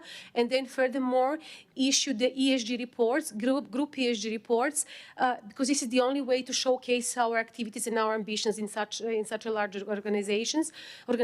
And so far, we have issued 3 ESG reports. Of course, this is one of our main targets to continue in this direction. Okay, thank you very much. We move on now to George Pascalis, who is the Chief Financial Officer at Hermes Airports. We've been hearing from the hotel industry, but they couldn't function without the aeroplanes that come through the airports to get them here. George, over to you. Kalimera. I am the Chief Financial Officer, but I'm here in my role as the coordinator of the sustainability strategy, which I think gives a flavor of how important sustainability is for our company. We have been working with sustainability for the last 10 years now, including it in our mission statement and taking a number of actions. But gradually, as with the other companies, our approach has become more structured with time.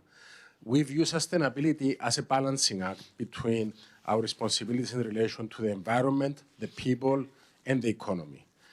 We do recognize that as airports, we have a very positive, and travel in general, there is a very positive impact on the people and on the economy because of travel and tourism in general. But at the same time, there are environmental challenges, especially in relation to the emissions of aircraft. So our approach, our strategy, is to maintain and amplify as much as possible our positive contribution to the economy and to the people, and at the same time mitigate our negative footprint on the environment. Our approach has evolved over time, as I said. Today, sustainability is a core part of our strategy. That means that is one of our 6 pillars. That means that we have a very structured approach. We have a plan specific, which is fully costed, and we know exactly what we're going to do in relation to sustainability over the next 7 years. There are a number of challenges. One of the key challenges is that we need to influence positively the whole of the airport ecosystem in the correct direction, but we're getting there, so we'll talk more later on. We will indeed. Thank you very much. Moving on now to EasyJet holidays, another, we couldn't do without them, or you wouldn't have anybody in the hotels probably. So let's welcome Scott Lawson, Senior Environmental and Social and Governance Manager. I'm not sure what that means. I'm sure Scott will tell us at EasyJet holidays. Good morning, everyone. Basically, that means I have the honour of looking after the sustainability strategy and progress for EasyJet Holidays. So EasyJet Holidays are a tour operator based in the UK, and we do pan-European holidays, so holidays from the UK, France, Germany and Switzerland. And we take, last year we took 3 million customers on holiday. So like many, we embed sustainability into our strategy. So our 4 core pillars are most loved by our customers, most loved by our shareholders, most loved by our investors, and for the importance in my role, most loved by our destinations.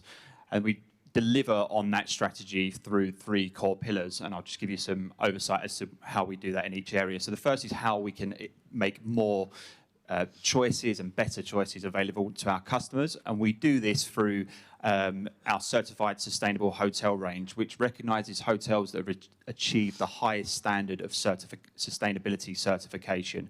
So we look at holistic certification aligned with the Global Sustainable Tourism Council, and those hotels that achieve that standard are then presented to our customers. Challenges there, as I'm sure many of you will know in the room, that there are lots of certifications, and it's about how we can drive forward that higher level of certification amongst our portfolio. We next look at how we look after our destinations, so the people and the places that make holidays so fantastic for our customers.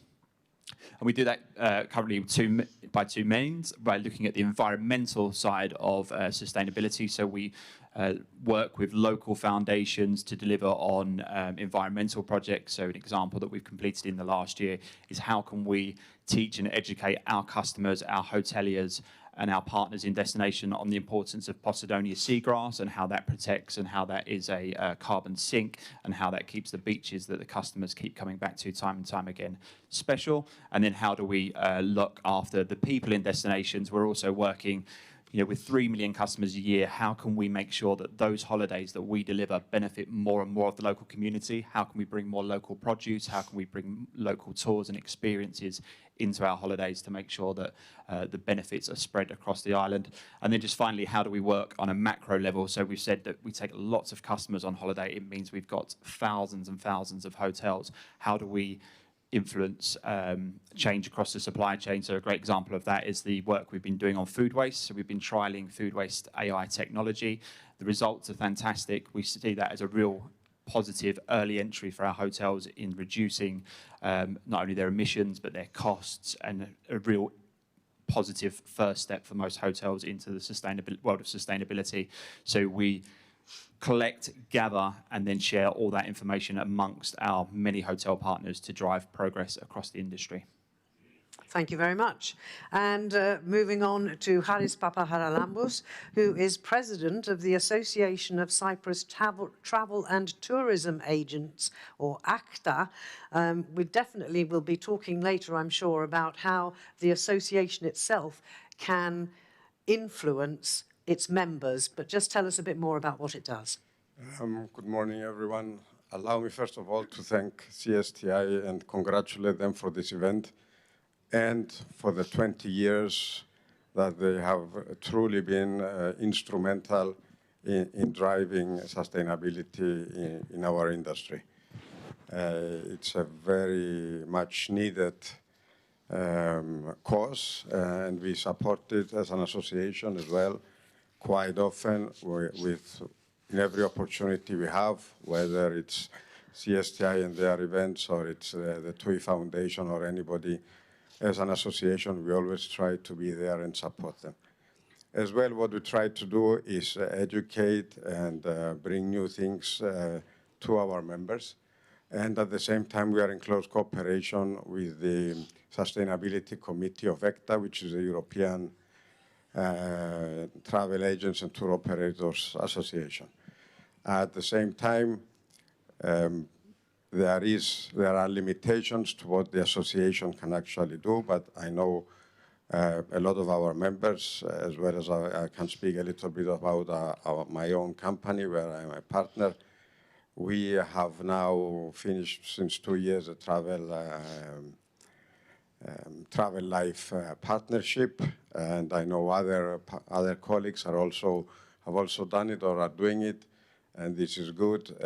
We are trying to change a lot of things. We have become a paperless company to a very large extent. We are trying to develop new services and new excursions for our clients, including more cultural events, smaller villages and places where normally in the past we didn't used to promote them as much. I have to say this is also driven by the demand from clients, from tourists. Trends are changing, especially in Europe, and we need to follow. It's good to see a lot of partners in the industry, hoteliers mostly, and others also developing accreditation and generally being a lot more ecological and taking measures, whether it's waste management or whether it's water management or food management or whatever else. What I would like to point out, and I think the key in succeeding going forward, also as a destination, we need to speed up a lot of things in what we are doing, and we need to manage to turn this into culture of people. Educate them, yes. Teach them, yes, whatever else, but it has to become part of a culture. And my vision is hopefully someday we will not need to be going and cleaning plastics off our beaches because people will just not leave them there to start with. That should be our main goal.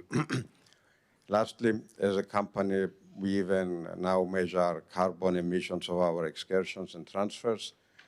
And it's a major issue, obviously, for the country, carbon emissions. Problem is, however, that we are lacking the infrastructure to actually do something different. Okay, thank you very much. We've had 4 interventions from the private sector, but the whole point of this panel is looking at the local level, public-private perspectives. From the public perspective, we welcome the Mayor of Larnaca, who is also the President of the Union of Cyprus Municipalities, Andreas Viras. First of all, I would like to congratulate the organizers for such a beautiful event. And sustainability is our main target as local authorities. Everything we do, sustainability is our main target, and especially with our tourist strategy. Because if we don't succeed sustainability in waste management, if we don't succeed sustainability in water management, if we don't succeed sustainability in the housing prices, because we have all these problems, that means that in the future, serious problem will arise. So for us, it's very important to find a way to achieve sustainability with the local citizens and the tourist industry. Because as a tourist industry, there are a lot of advantages that are very beneficial for our local economy. But if we don't solve these problems, that will bring different serious problems that we have to face. So it's something that we work on it because we don't want just tourists to be something that is for 1 or 2 or 3 years. If you have a strategy, you have to solve all the problems. You have to find sustainable strategies in order to achieve long-term benefits for the local authorities, and that is what we are working on it. When we are making a strategy for our waste, we are taking in mind what are the numbers of the tourists that we are expecting, so to be able to manage all these numbers. Or now with the problems that we have with the water in Cyprus, is something that we work a lot, how we will achieve, how we will manage to have enough quantities of water for the local citizens, but also for the tourists. And the third thing that we are doing is that because, for example, Larnaca, we don't want tourists only to come for the beach and the sun. This is something for 3 or 4 months. What we are doing is that we want to make our city more accessible, more beautiful, so the tourists to come in Larnaca not just for 3 or 4 months, but for 10 or 12 months. So it's something that we are working very hard in order to give reasons to tourists to visit Larnaca, not only for the sun and the sea. Thank you all very much. So let me take you up on that straight away. I want you to outline how you think municipalities should be playing in terms of the practical solutions. If you extend the tourist season and you have all those tourists coming more months of the year, you need more water, you need more energy, you need more of all the other things that you've just mentioned. How can local government policy influence the outcomes, and how much leeway do you have, or is it down to the country's government? The first thing is that the infrastructure that you are designing and implement, it has to be according to this main strategy that we have. For example, now we are going to do a new waste management factory, how we will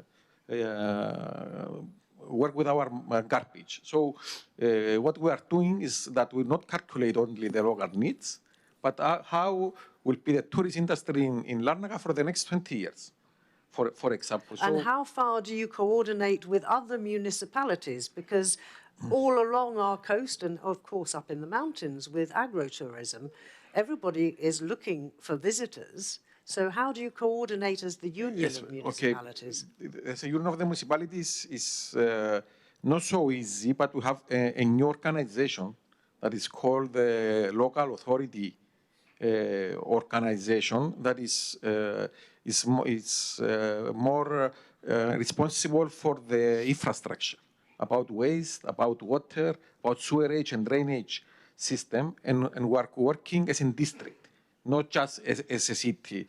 And the reason that we decide to do this organization is because exactly one of the reasons is that you are going to have a better idea for the needs of the whole district and not just the need of Look at it holistically. Municipality. Mm-hmm. And one of the main things that we are doing, for example, when we design our new sewerage system, is how many hotels we are going to have in Larnaca for the next 20 years. So we have to make infrastructure not in 2 or 3 years to say, oops, what are we doing now? We don't have enough spaces. Is that the way that we're working? Okay, and I think we probably all recognise that maybe we've been a bit backward in some of the forward planning over the past many years. Sonia, if I can come to you, risk and compliance is part of your portfolio. How do you assess the risks and how do they impact the decisions that you make? Well, risk and compliance is one of the main frameworks of a sustainability strategy. So basically, we've got the tools to do the risk assessment. We don't do only the risk assessments in the area of sustainability, but also food safety, health and safety, general overall business risk analysis. And then when we define and we reach the certain risk level, then we set the action plans to rectify the risks, eliminate as much as possible, or reduce to the acceptable level. Okay, and a question for Hermes Airports. George, can you tell me, please, as Chief Financial Officer, what are the costs of implementing sustainable solutions, and how can you assess whether they pay off? Well, first of all, there are costs that do pay off. So, for example, we were talking about reducing Scope 1 and Scope 2 emissions by increasing our solar capacity. These are investments which are worth, I mean, without sustainability, there will be investments that should be done and can be done. So these are investments we do. In our case, actually, because our concession ends in 2032, the return is not so great as somebody that has a 20 or 30-year environment. But in our case, we do have the go-ahead from our board to go with such investments. There are other costs which don't have a direct financial benefit. However, we have to view it as, for example, improving your brand. If you show that you are sustainable, you don't do it just because you believe it's the right thing to do, but because this is what your customer wants, and you should view it as a brand enhancement. So yes, there are investments and they do pay off, some in the long term, some in the short term. Okay, Thank you very much. And a question, I will be coming to the floor in a moment, so get ready if you have questions you want to ask. Farah, let me ask you, your establishment, I think, has been going for something around 40 years, is it? And what changes have you seen in that time in terms of sustainability? Because I remember close on 40 years ago in Cyprus, it wasn't even mentioned. So bring us up to date with how that progression has taken place and where you think it's going. Oh my goodness. I mean, it's night and day. I mean, Cyprus, we're the carefree island with all the beauty that comes with that, the relaxed, siga attitude, but that also went into sustainability, as with the rest of the world. So from everyday use outside hotels of plastic bags to cigarette waste to unhealthy living, because these come hand in hand, the progression has been slow. But I'm very proud of what we've achieved at St. Raphael Resort and Marina. It wasn't easy because changing the traditional mentality and what a lot of people associate with culture, whether that's with the food we eat or the use of plastic straws or the use of how we clean bathrooms, because we also use sustainable, eco-friendly cleaning materials, which is not only better for the environment and the water supply, but ultimately for the actual people using the cleaning substances, let alone the guests. So the transformation has been amazing. However, it has been hugely helped with technology, because we couldn't, even if we'd wanted to do this 20 years ago, we couldn't. The photovoltaics weren't there, the water systems weren't there. There's so much that has been able to happen because of the advancement of technology. Okay, Scott, if I come to you, can I ask you what factors you take into consideration when you're choosing local partners? Because I think that's part of your remit, isn't it? Social and governance. How do you pick who you're going to cooperate with in Cyprus? So probably more to start with how and why we pick projects. So I think we really want to take responsibility for where we have an impact and where we can have a difference. So we could pick projects that do great things all around the world, and they're really valuable projects.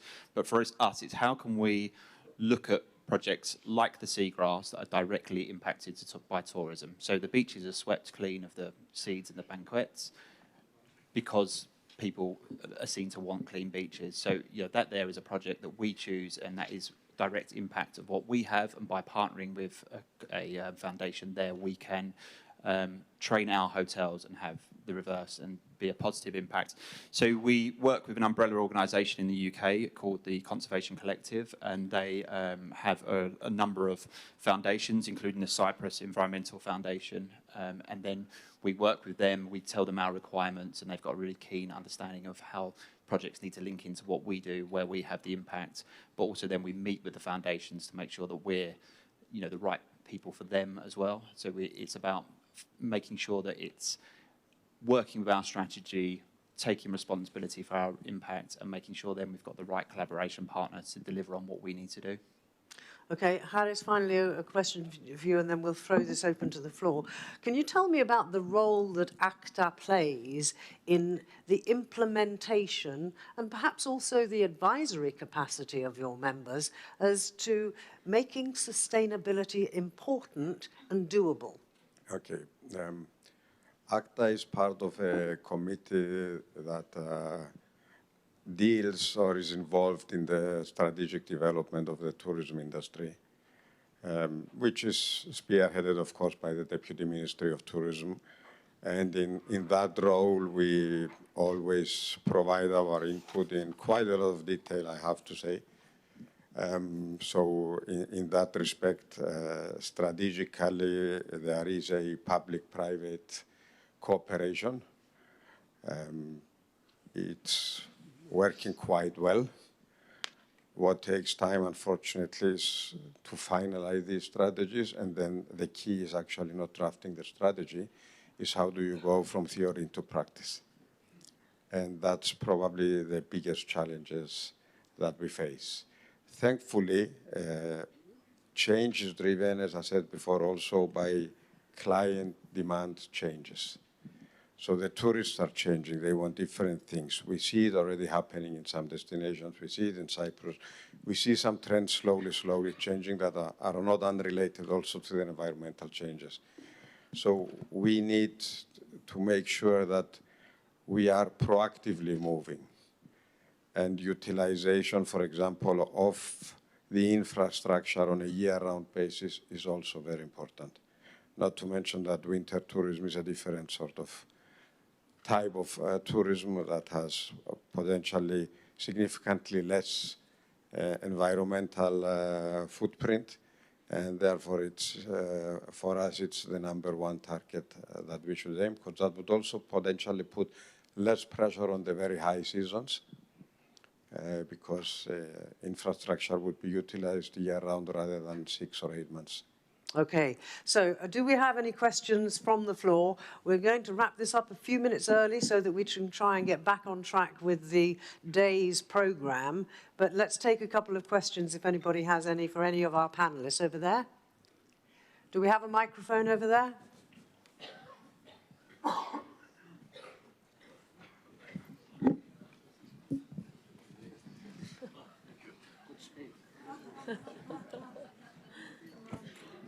Thank you.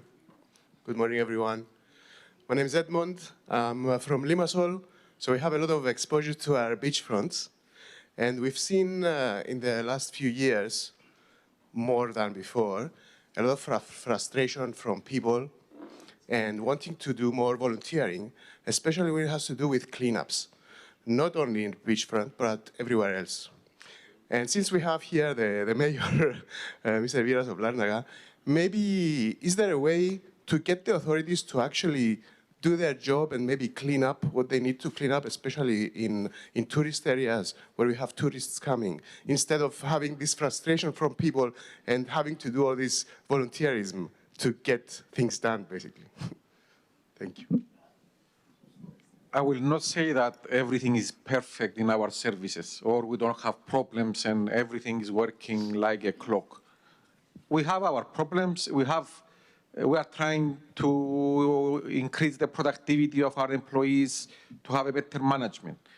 But you have to be sure that if we want to solve the problem, and if we want a country like, for example, Vienna or like other cities in abroad, 90% is depending from our way of doing this, of our culture, and of if we don't understand as citizens that is a part of to have a clean city or a clean beach is depending from us, the results will not be much better than it is now.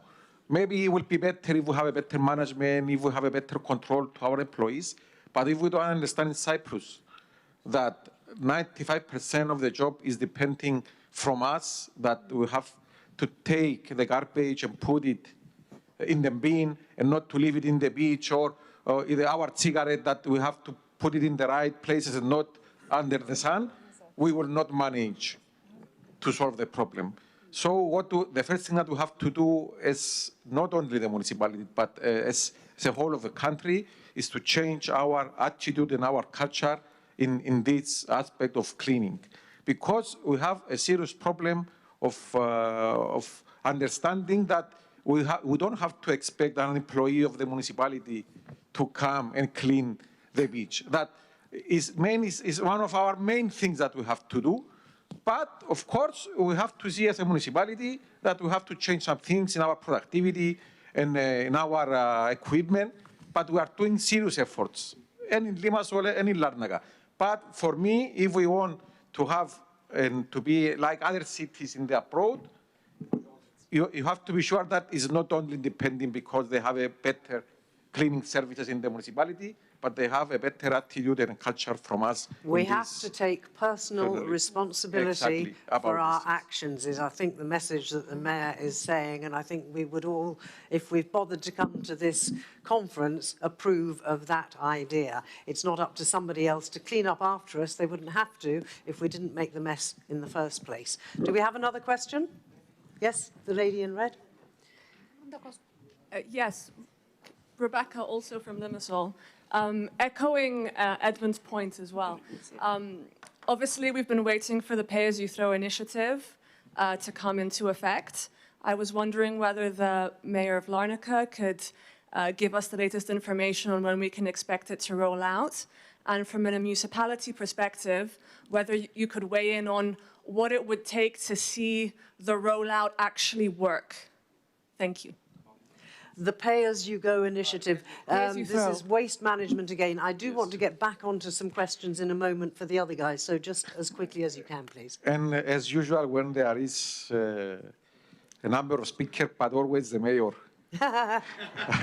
takes the most of the question. You shouldn't have gone into politics. As always. Okay, pay as you throw is something that is a main target of the state and the local authorities.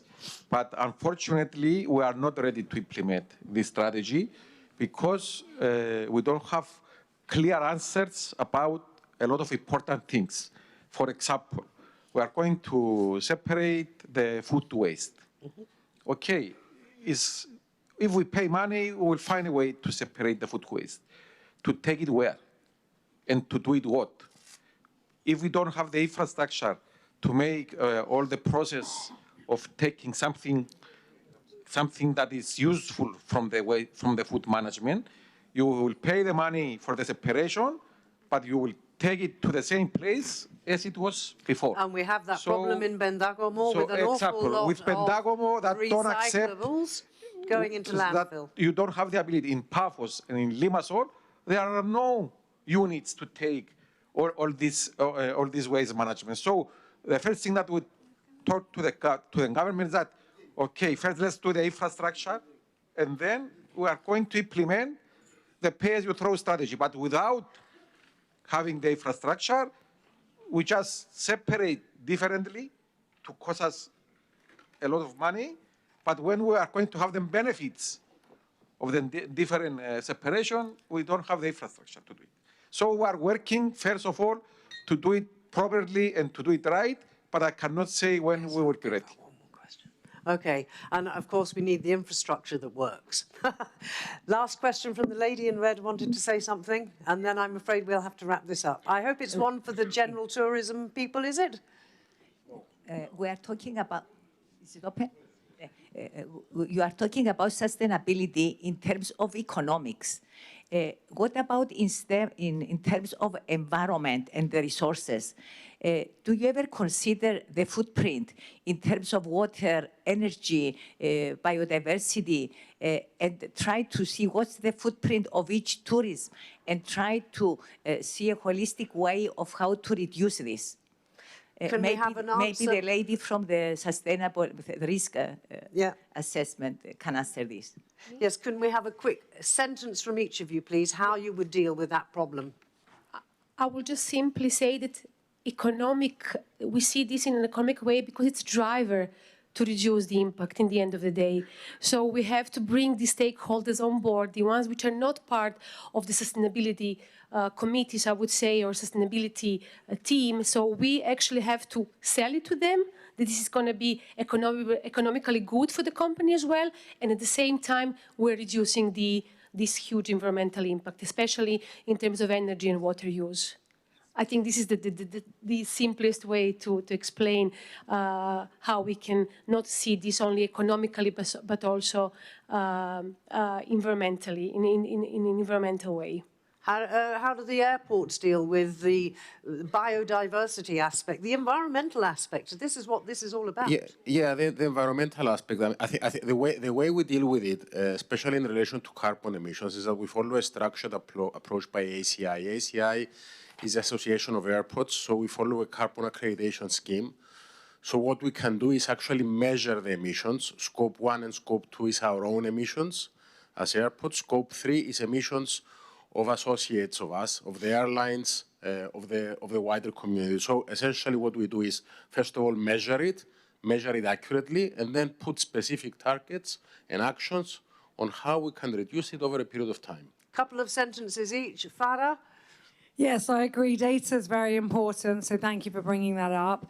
There are ways of collecting data and then analyzing the average of how much each client uses.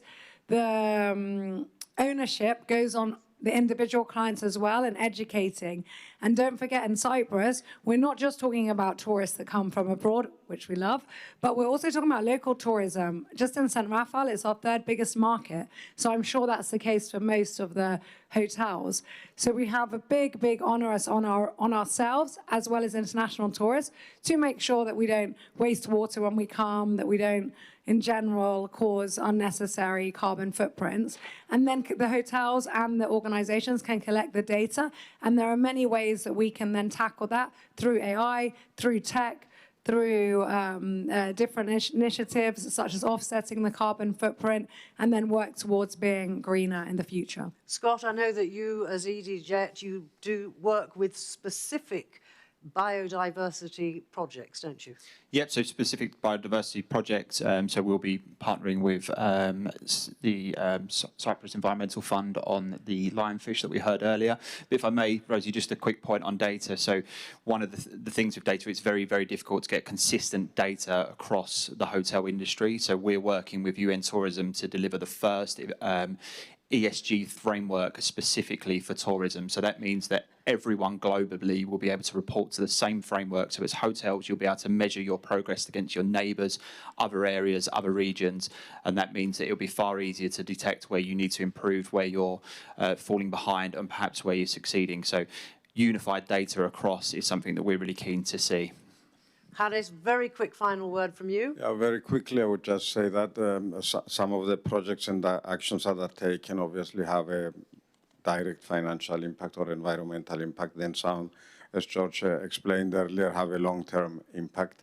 The key, however, is that we all need to understand that the future of tourism is different, that it's more ecological and more green, and that's why a lot of us are investing, and it's sometimes impossible to evaluate the financial impact of something, but you do it for your brand, for your future, and just so that you need to keep up with the trends.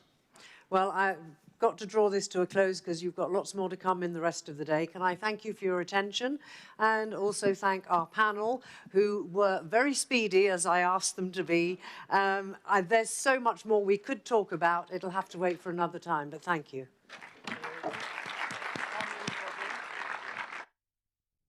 Yeah. Thank you very much. Rosie? I would like to give you a gift. Each one from Posidonia Hotel and also from the Cyprus Perfumery Park. This is what we have here. Thank you.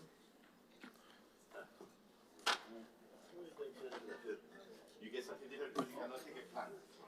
I'll come. You take this. Please come forward to the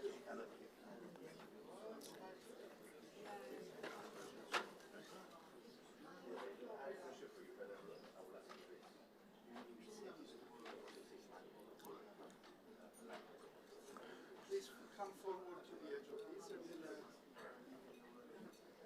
from this.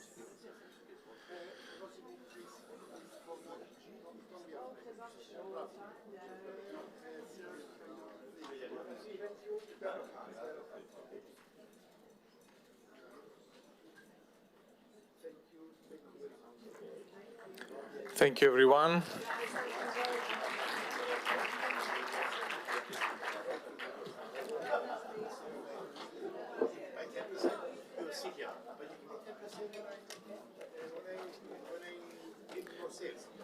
So we continue to the next session, the European Perspective. Apostolos Tsitsikostas, European Commissioner for Sustainable Transport and Tourism, is going to talk about sustainable transport and tourism in Europe. I think we've got the video already.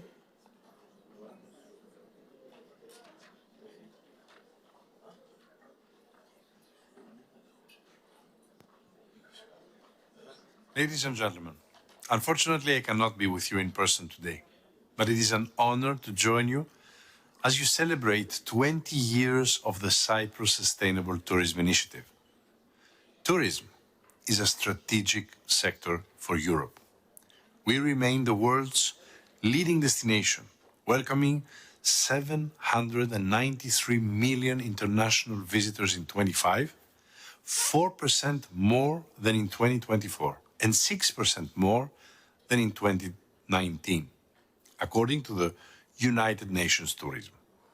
These flows generate enormous economic value, sustain millions of jobs, and strengthen social and territorial cohesion, particularly in islands and coastal regions such as Cyprus. But tourism is much more than an economic engine. It is a driver of pride, identity, and opportunity all across our union. And at the same time, the sector faces profound challenges today: climate change, geopolitical instability, demographic shifts, skills shortages, pressure on local communities, and unbalanced tourism flows. If unmanaged, these pressures risk undermining both our competitiveness and the public acceptance of tourism.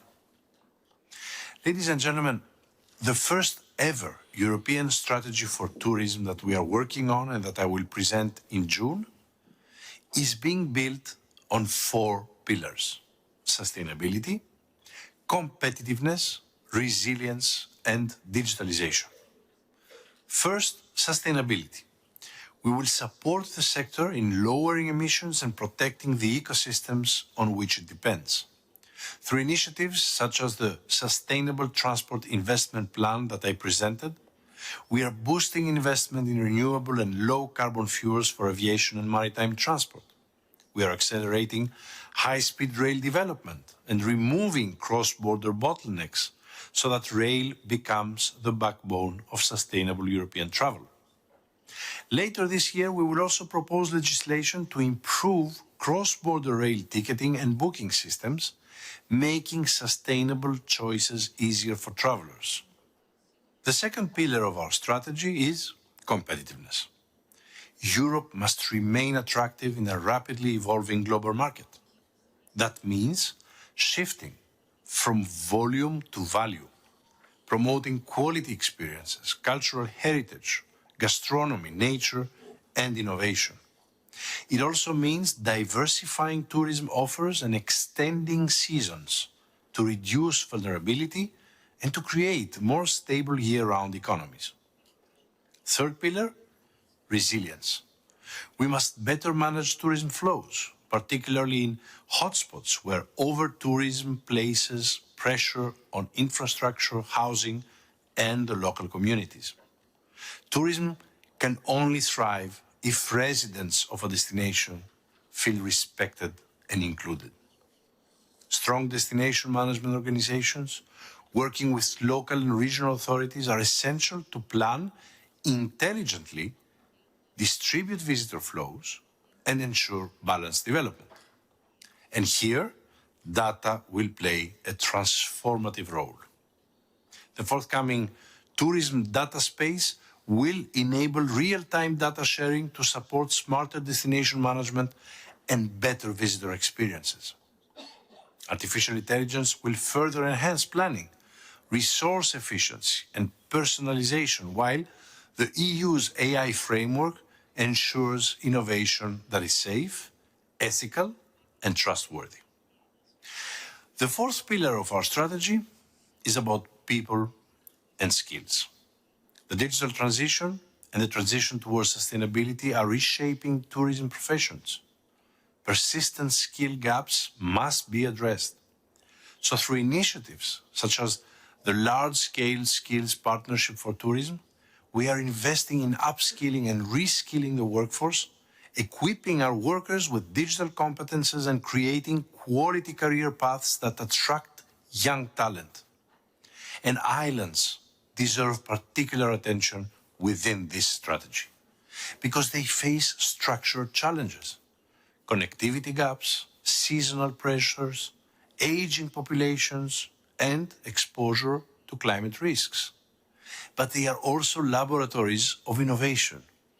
By improving transport links, strengthening digital connectivity, promoting diversified tourism models, islands can become pioneers of resilient, high-quality tourism. And this is what we want for Cyprus. So ultimately, our objective is clear: to build a globally competitive and sustainable European tourism model for the next decade. One that balances economic growth with environmental protection and, of course, the social well-being. One that uses data and technology intelligently. A tourism model that empowers communities rather than overwhelming them. And one that transforms sustainability into a competitive advantage. Because sustainability is not only about the environment. Sustainability is about our economy, our society. Ladies and gentlemen, Cyprus, with its record tourism performance and clear commitment to long-term resilience, demonstrates that this balance is possible. Sustainable tourism is not a limitation. It is an opportunity to innovate, to differentiate, to lead globally. So I look forward to working with all of you as we shape this new chapter for European tourism. Thank you again for your invitation, and I wish you a very successful conference. Thank you, Mr. Tsikostas. I welcome on stage Kostas Kadis, the European Commissioner for Fisheries and Oceans. He's going to talk about the European Ocean Pact, building synergies for sustainable tourism in the EU. Mr. Kadis.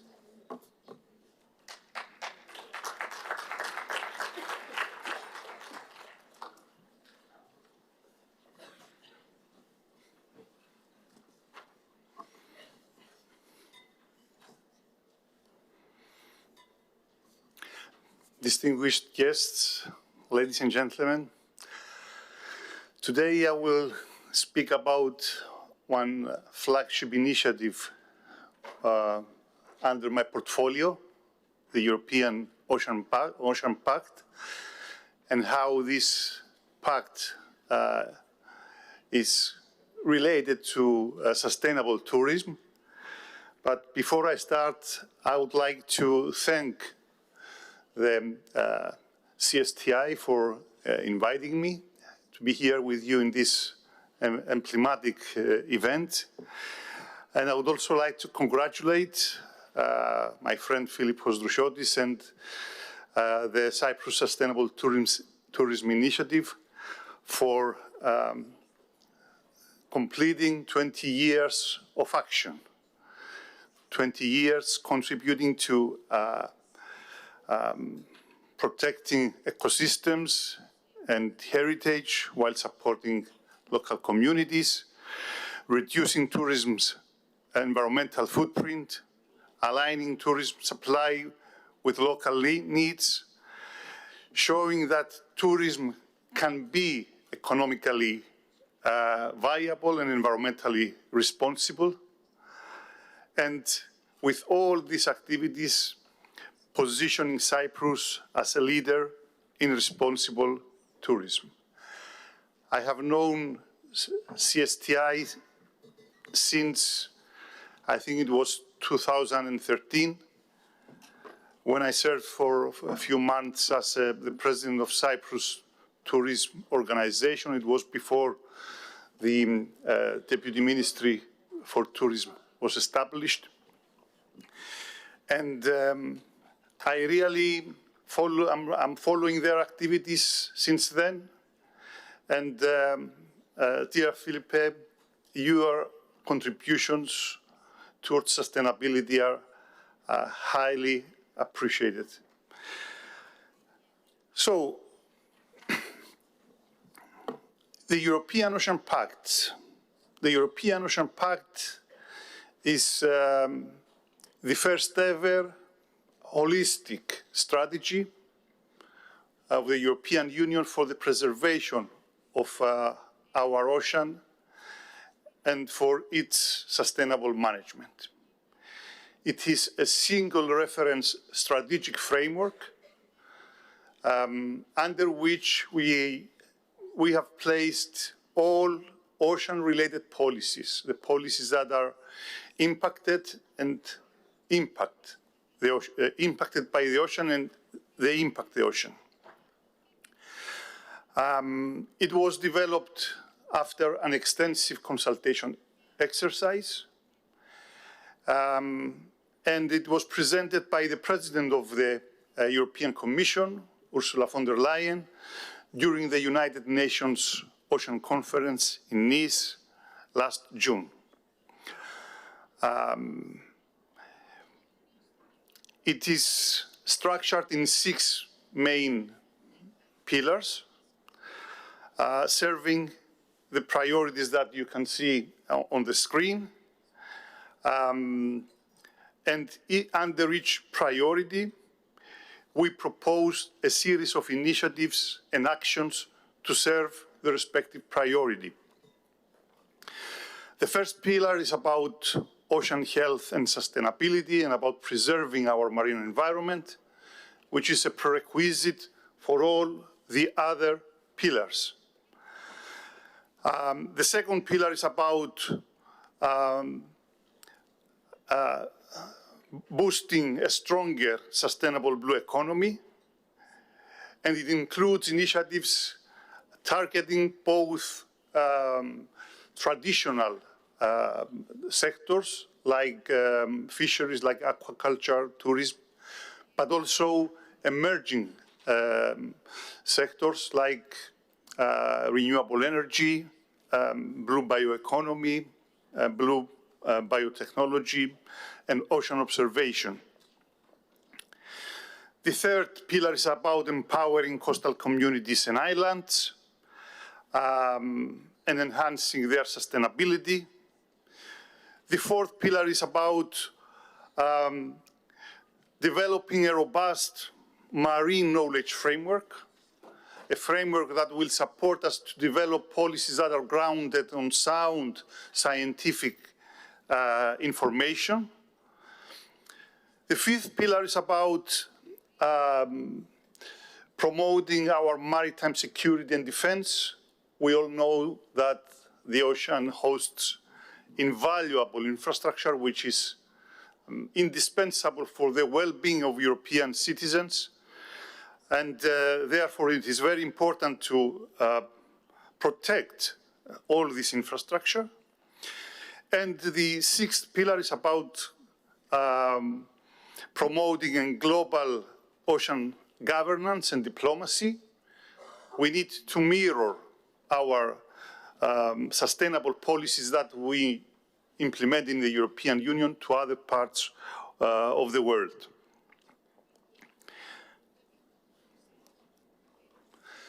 So why do the European Union need an ocean pact?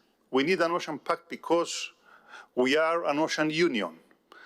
The European Union has collectively the largest exclusive economic zone, an area covering 25 million square kilometers, 70,000 kilometers of coastline.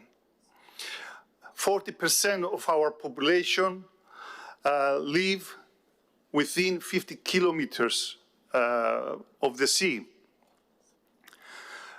74% of maritime routes take place through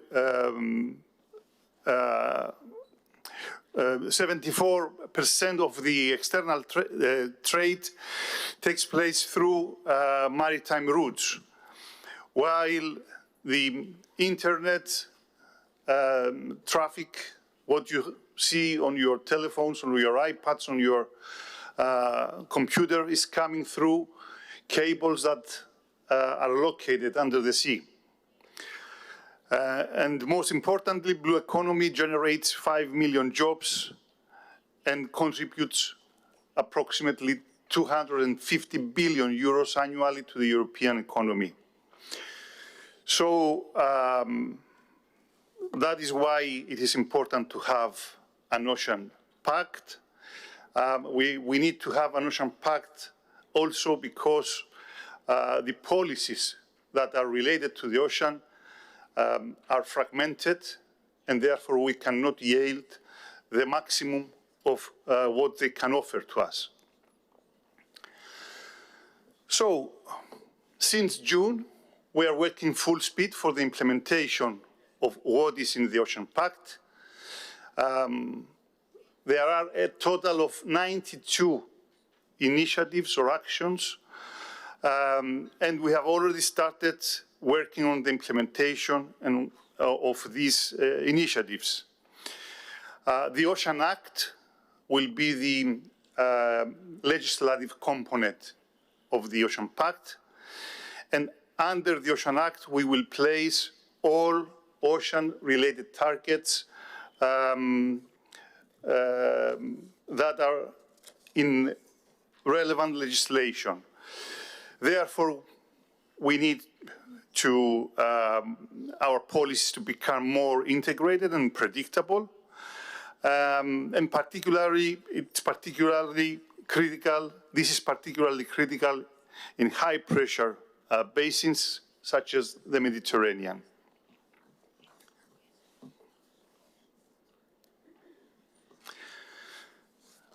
So, I will be very brief about tourism, since my colleague Apostolos Zygostas highlighted the importance of tourism for the European Union. I will just mention that tourism sits at the very heart of the European Ocean Pact. Under the second pillar, which is about promoting EU blue economy, there is a chapter devoted to tourism, and the most important initiative under this pillar is the development of the European ocean, of the European tourism strategy, for which Apostolos Zygostas made an extensive reference. So it was mentioned already that tourism contributes nearly 10% of the EU GDP. It creates millions of jobs across Europe. It is vital for the economies such as Cyprus and many Mediterranean regions. It strengthens territorial cohesion and balanced regional development. It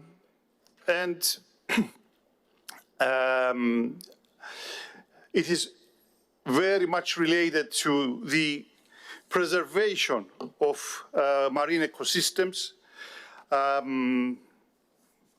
Our European Ocean Pact aims to enhance the sustainability of coastal and marine tourism by explicitly addressing its role in marine and coastal ecosystems. It promotes stakeholder engagement and aims to mitigate, adapt, and enhance resilience in tourism destination. It is very clear, and we have witnessed it here in Cyprus, that environmental protection is the precondition for tourism's future. Now, I will skip this slide since it is about the European strategy for tourism, for which my colleague Apostolos Zygostas made an extensive reference.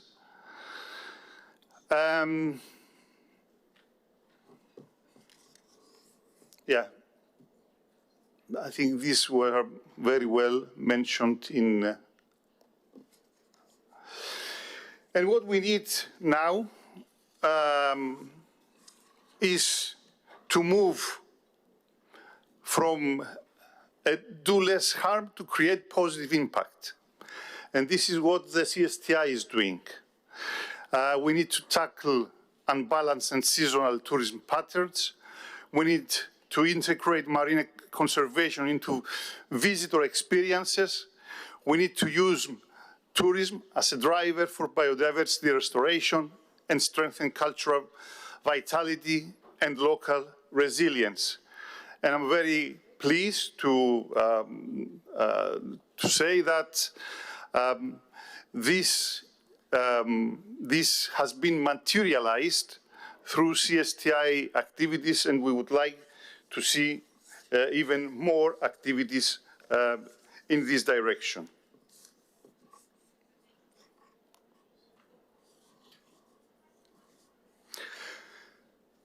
Of course, the transition to a more sustainable and innovative tourism model will only succeed if it puts people at its center.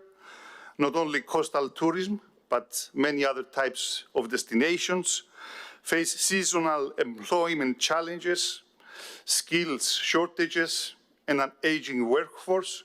This means we must invest in skills and in attracting more young people into tourism-related professions. And that is why we will support quality jobs and strong career pathways, especially for young people. So, ladies and gentlemen, at the European Union level, we feel that we have the knowledge, we have the technologies, we have the capital, and most importantly, we have the will to advance tourism as Europe's largest blue economy sector. Our upcoming strategies, especially the EU strategy on tourism, will ensure that tourism remains a pillar of Europe's economic and social development, while being environmentally responsible and socially fair. So, the strategy will strengthen the interface between tourism, maritime ecosystems, and the local communities. And definitely, it will shape Europe's model for the tourism model for the next decade: more sustainability, greater resilience, investment in people and in the future, respect for local communities and their heritage, and a stronger promotion of Europe and the full potential of its destinations. This is how we keep our tourism sector thriving, create new jobs, boost growth, and strengthen the competitiveness of the EU's blue economy. And this is how Europe maintains its leading role in global tourism. In our effort, we need the contribution and the support of the civil society. We need the contribution and support of national governments, of local authorities, and of organizations like CSTI. I take this opportunity to thank you again for your invitation and wish you, dear Felipe, the next 20 years of CSTI to be as successful or even more successful and creative as the last 20 years. I wish you every success. Thank you for your attention.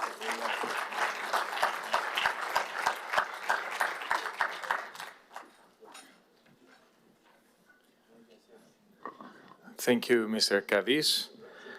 As we enter the next session, we arrive at the heart of today's celebration: CSTI legacy and impact. To understand where we're going, we must look back at the foundation laid over the last 2 decades. Since 2006, one individual has been at the forefront of this movement, guiding the Cyprus Sustainable Tourism Initiative to the most transformative years. To share these reflections on the impact of CSTI's leadership in sustainability 2006 to 2026 on Cyprus tourism, please welcome back on the stage our Executive Chairman, Mr. Philippos Drousiotis.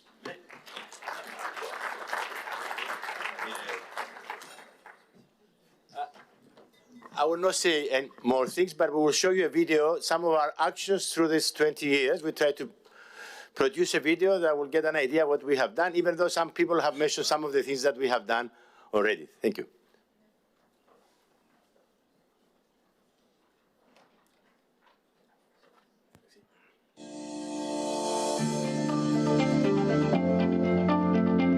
For centuries, Cyprus has been a place where nature, culture, and hospitality meet. A destination shaped by the sea, the land, and the people who call it home. But 20 years ago, a question was asked: can tourism protect what makes Cyprus unique instead of threatening it? In 2006, the Cyprus Sustainable Tourism Initiative, CSTI, was founded as a non-profit, non-governmental organization with a clear belief that tourism can be a force for environmental protection, social cohesion, and long-term economic resilience. Our mission is clear: to make Cyprus the leading sustainable destination of the Mediterranean. Our mission is to engage everyone: policymakers, businesses, communities, and visitors in embracing sustainability for the benefit of the environment, society, and the economy. Over the past 2 decades, CSTI has turned vision into action. Across Cyprus, more than 15 major tree planting initiatives have taken place, from the Troodos Mountains to coastal and urban areas such as Proteras, Ayia Napa, Lachi, and Pedios River. Nearly 5,000 trees and plants have been planted, restoring ecosystems, protecting soil, and strengthening biodiversity. After devastating wildfires, CSTI, together with TUI and more than 300 volunteers, planted 1,500 trees in a single restoration effort, proving that recovery is possible when communities act together. CSTI has also led action against one of the greatest threats to tourism worldwide: plastic pollution. Through the Keep Our Sand and Sea plastic-free project, more than 300 hotels and organizations joined forces. Together, they helped reduce single-use plastics and raised awareness among more than 1.5 million visitors and 500,000 local residents.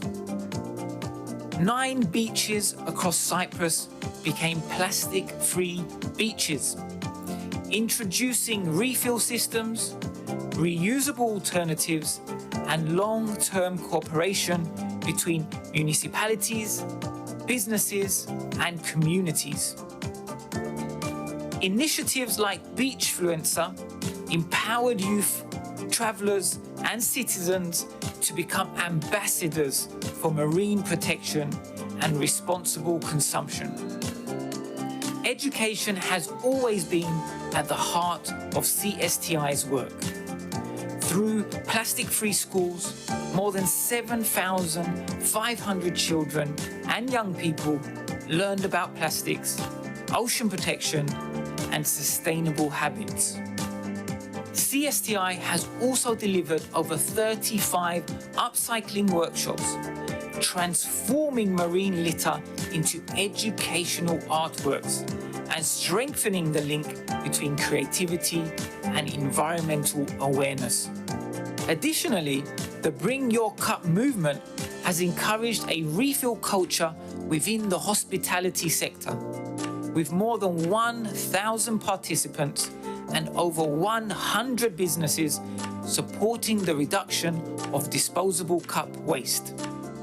Sustainability is not only environmental, it is also social and economic. For 20 years, CSTI has connected tourism with rural and marginalized communities. More than 50 CSTI events promoted over 1,000 local producers, strengthening village economies and celebrating authentic Cypriot identity. Through the Village Roots project, Discover the Real Cyprus, visitors were invited beyond the obvious, supporting local livelihoods and generating millions of euros in sustainable economic activity over time.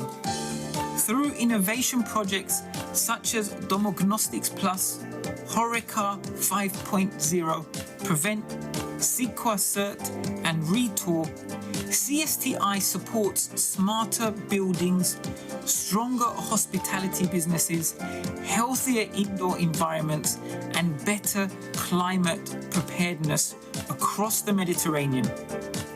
For 20 years, CSTI has worked side by side with those who believe that tourism must protect what it depends on: Cyprus's natural heritage, culture, identity, and social fabric.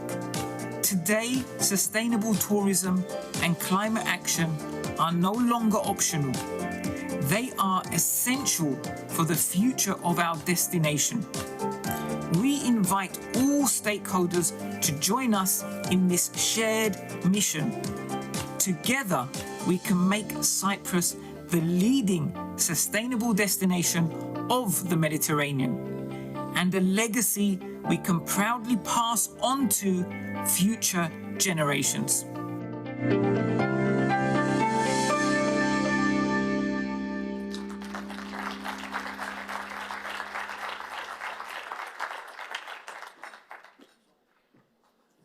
And now you hear some comments from some of our partners through the years. Testimonial.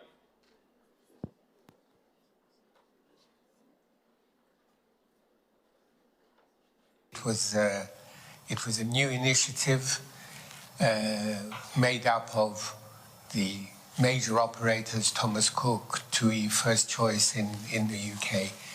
And Cyprus at that time was the initial phase of what the Travel Foundation was setting out to do. And for me, it was a great moment of pride to see that even in those early days, this initiative, which was concentrating on the sustainability of the travel industry. Of course, with all beginnings, there were the normal problems of organization, of funding, where the money was to come from, and of course, the difficulty was to find someone who was prepared to put in the time in order to develop and expand what CSTI had set out to do. I'd known Philippos before from the Drusha Heights, and once he was involved in what the CSTI was doing, we began to see a structure emerging. What really stands out for me was the Village Roots developed, because there was the first concrete evidence that something was being achieved, that in fact what Cyprus stood for, what people came to Cyprus to see, was used in a structural manner in order to promote what we were all standing for. So when I first met the people from the CSTI, my first impression was that it's not just about talk, it's about real people making a difference on the ground. If I was to describe the CSTI in 3 words, it would be passionate, dedicated, and committed. These people are really committed to delivering every single day, and I'm very proud to see what they achieve for Cyprus and the sustainability of Cyprus in the future. So the next 20 years, I'd like to see the CSTI continuing to influence next generations coming along and to continue to be a driving force for sustainability in Cyprus. We are very proud to be part of this community, and it's very important that the goal is embraced by the communities as well. And at the same time, I'm proud that as a vice mayor of Frenaros, a member of Paralimni municipality, that we signed a memorandum of understanding with CSTI as a community, as a municipality. We use the expertise of CSTI for a more sustainable municipality, for a more sustainable region, for a more sustainable Cyprus. All of these years, CSTI managed to succeed in various projects related with small producers all over the Cyprus to connect bridges with the small communities of the island, and also to have an amazing collaboration with the tourism industry, thus the tourist companies and the big hotels all over the island. We find that the most successful project of the Cyprus Sustainable Tourism Initiatives is a project of the village routes. It's a project that was built that the tourists, but also the local people, to get to know the authentic Cyprus. My first encounter with CSTI was in 2014, nearly 12 years ago. What struck me the most was the immense energy and forward-thinking passion of Mr. Drusiotis. At the time, I felt like his vision was ahead of its time for Cyprus. Proudest moments with CSTI is when we successfully joined the BMED Business Club in June. BMED is an association based in Monaco with the objective of fighting plastic pollution in the Mediterranean. Posidonia Beach Hotel, through CSTI, is currently serving as a prototype hotel, among others from Spain, France, and Morocco. What inspires me the most about CSTI is its remarkable ability to function as a bridge connecting vision to action. It demonstrates that sustainability is a practical framework for building a better future for destinations, communities, and visitors alike. From the very beginning, I was impressed by CSTI's vision and the initiatives, and more than 10 years later, I would like to congratulate them for what they have achieved within the framework of sustainable tourist development. Of course, I remember also the project Keep Our Sand and Sea Plastic Free, which aimed at the reduction of single-use plastic items within the tourist industry while raising awareness among tourists and residents. Goal-focused, network-oriented, dynamic, influenced by Philippos energy. Looking ahead, I would like to see CSTI continuing its mission and vision, shaping Cyprus along with other stakeholders and, of course, us into a global model for sustainable tourism. I will be glad watching them expand their innovative projects and adding new projects in their portfolio, strengthening collaborations between all the stakeholders of the Cyprus tourism ecosystem. Thank you very much. We now have reached our final and most comprehensive session of the day. International perspective panel discussion. Throughout this morning, we have explored data, local initiative, and European policy. Now we bring these threads together to discuss building tourism resilience through local, Mediterranean, European, and global synergies. To lead this high-level dialogue, I'm pleased to hand the floor back to Mr. Jeremy Sampson.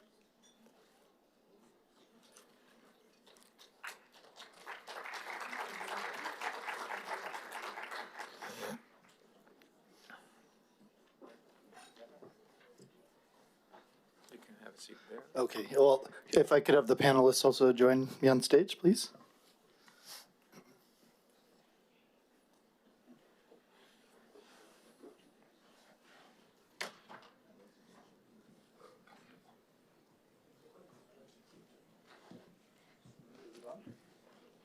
Yeah.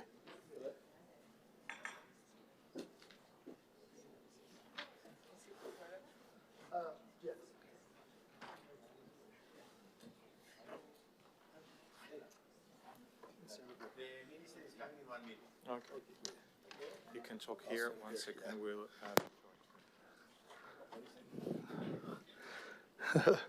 We'll wait for everyone to come. What's that? I'll do it as we go, yeah. Should I wait, Philippos, for the... 1 minute, you said, Philippos? The minister's coming, okay. He's here. Great. Well, we'll just get started and welcome the minister when he is available. And there he is. Okay. Of course. So thank you for welcoming me back to the stage for this final panel, which will hopefully bring together the many threads of discussion from today. So the job here is to focus on international perspectives. And to set the foundation for this panel, just a couple of key points, I think. Reflections from today, reminder that and I think across the various interventions we've had today, it's become clear that we've moved from a place of climate risk to climate reality. We're focusing on adaptation and resilience as a common thread. And there is a potential framing, which I'm curious to have the discussion reflect on as we go forward, which is can you hear me? Yes, okay. Which is the idea that as we go forward, growth cannot be the only framing of success for our industry, for the travel and tourism sector, but that ecological limits must also come into view as a measure of success and as a framing for us to consider as we go forward alongside sustainable growth. When it comes to the various perspectives of the panelists today, we're trying to bring together here, policymakers, which tend to be focused on national level or perhaps EU level, markets, business leaders, which tend to be global as well, standards, which tend to be local or international, and from my view, destinations are the place where ideally these varying perspectives all come together. But more often than not, we see that there is fragmentation and not as much alignment perhaps as possible at the destination level. So the goal today is to try to understand how we can move from some of these constraints, which we'll start out identifying, towards opportunity and some practical action that we can all take home together. So I want to start with constraints as the initial framing so that we can move to opportunity as we go forward, but I think it's important we identify the barriers first and foremost. So I'm going to introduce each of our panelists and ask them to provide a first intervention, reflecting on where we are constrained in terms of alignment. When it comes to destinations as a place for coming together, where is there constrainment among these varying perspectives? And then we'll move into a framing of how do we address those constraints and capitalize on opportunities to move forward. So I'd like to start with Antonia. So Antonia, welcome. Antonia Theodosiou serves as Cyprus Commissioner for Environment and Animal Welfare, as well as she's also the Vice President of the Mediterranean Commission on Sustainable Development. She's an architect specialized in ecological design and cultural landscapes. She's worked extensively on Natura 2000 planning, agritourism, and traditional building initiatives, bringing long-standing experience at the cross-section of environment, culture, and rural development. Antonia, over to you. Do you have a microphone? Is there? Myself to speak in. Sorry. Yeah.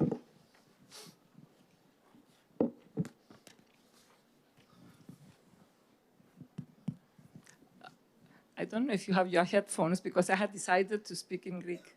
Okay. Is this No possible? problem. I know what your intervention is saying. I could do both, but I have my paper. I don't have the translation with me, but we'll, yeah. Go ahead for the audience. It's okay. No problem. No problem, yeah. Okay. So, or I could translate simultaneously my Greek. Anyway, so ο τουρισμός σήμερα βρίσκεται. Tourism today is at a turning point in the Mediterranean. Rising temperatures, water scarcity, downgrading of environments are conditions that affect the resilience of communities and economies, and these factors need to shape our decisions. At this point, resilience requires adaptation and balance, and it cannot come from improvements in the current model. One of the key constraints is that climate risk, instead of being seen as a sectoral issue, it needs to be seen as an ecological limit. And this will need to guide all decisions. Therefore, designing tourist strategies locally and internationally needs to be holistic and needs to adapt to resilient town planning system through managing water resources and taking into account the green transition and the building facilities in order to protect and not consume ecosystems. Coasts, especially in the Mediterranean, are of course popular, and they have been built to a great extent with a negative impact on ecosystems, giving constraints to accessibility and to enjoying a public good, which is our beaches. A key tool in the rational management is the identification of indicators of ecological resilience relating to the carrying capacity of every region. In this period of ongoing climate change, there is an opportunity for better alignment between local, European, and international levels. An important management approach system in that direction is the Water, Energy, Food Ecosystems Nexus, which acknowledges the deep interconnection between water security, production of electricity, food security, and the health of ecosystems, moving away from fragmented approach and proposing an integrated approach. The EU and funding tools can support green initiatives and sustainable mobility. European cooperation can help us manage coastal zones in the context of the Barcelona process and the Euro-Mediterranean partnership. Resilience also means balance. It means strengthening the countryside and focusing on mild forms of tourism, regenerative models that balance the carbon footprint in order to mitigate seasonal pressures and create value throughout the year based on authenticity. Tourism needs to strengthen communities and not exhaust them, and local population should not be part of the tourist product, but should be a co-shaper. My office is promoting on a pilot basis this integrated approach by preparing an important area in Cyprus to come under the Man and Environment program of UNESCO in order to preserve local communities and traditions in a holistic framework of governance. Also in Akamas Peninsula, where I worked for 5 years for Natura 2000 and the villages, the management and movement of visitors, locals and foreigners, focusing on local museums, has been recognized at European level as a participatory model that enhances the identity of the community and a sustainable experience for visitors. No need to apologize. I appreciate very much the framing that Antonia brings to this conversation. Actually, I, after receiving her intervention, built most of the framework for this conversation around the idea of ecological limits, which is much of what you were expressing during the intervention. So thank you very much. I'm going to turn now to Boris. So Boris, who you've met earlier today, as just a reminder, is the director of the IUCN Regional Office for Europe, based in Bonn. And with over 25 years of experience in nature policy, governance, and natural resource management, he's consistently advocated for fair and equitable governance of natural resources as a response to growing environmental and societal pressures. Boris, I'd like to hear from you what you feel is the core limitation when it comes to a European and an ecosystem governance perspective on creating this alignment. Yeah. Thanks a lot, Jeremy, for this. And I I guess that this short bio, those few sentences, basically contain pretty much of my take and contribution to this discussion, and that's a fair and equitable governance and use of natural resources. Basically, pointing out that no matter how much we as IUCN advocate for better nature conservation, for more biodiversity, that we are also, if you unpack IUCN, that you will see that is conservation of nature and natural resources. So basically, we're very much concerned with natural resources as such, and then where nature and natural resources, where they stand, is that we often refer to nature as nature resource when we use it. Yeah. So basically, we all use resources. We know that, and we all depend. So my earlier presentation wasn't to say I'm here to tell you something, because I did travel here. I will spend some time here. I will enjoy this lovely environment here, and I will also make some footprint. So the question is about all of us, what we do. Now, in terms of barriers, I think we can spend days and days talking about the barriers, but I would certainly, and we will turn this discussion into possible solutions. I mean, at policy level, and we heard a commissioner, and very much subscribe to what he said in making tourism as sustainable industry, a sustainable economy in the future, and that's where EU, Brussels, and policy making at that level is. And there we need some improvements. Yeah, that's just obvious, because all the operators at national, local level, they depend on it, and that policy framework that is clear and stable, it's very important. So that's what we also advocate for as IUCN, to make that policy framework clear, but it's also predictable, because for any one of us, and working in an uncertain environment is very difficult. At local level, so just driving to action, I feel that operators need to see some incentives in terms of doing great action in terms of sustainability, and to be incentivized and motivated to do that, which then can be through a sort of a verbal recognition, but can be very, very tangible. At IUCN, where we feel that there is a disconnect and mismatch, is what we call the harmful subsidies, and that basically subsidies are impacting then the natural resources. So if those subsidies, harmful subsidies, can be redirected and diverted to actually awarding positive action, then we will certainly see more businesses jumping on board. Yeah, I think that I can spend a lot of time, but maybe I can stop there, allow for more time and other speakers, and then we can engage in discussion. Thank you, Boris, and I like the way you turned constraints into opportunities already. So we'll take that framing forward as we move ahead. Let's turn to Deputy Minister Kumis now. Just as a reminder, Deputy Minister Kumis is the Deputy Minister of Tourism in Cyprus since March of 2023, leading national efforts for competitive, resilient, and sustainable growth of tourism. Also leading in tourism efforts at the EU level in the context of Cyprus presidency of the Council of the European Commission for early part of 2026. And so, Deputy Minister, over to you to just have a reflection on constraints. Thank you so much. First of all, I would like to apologize to the audience, or of course to the organizers, for not being here the whole day.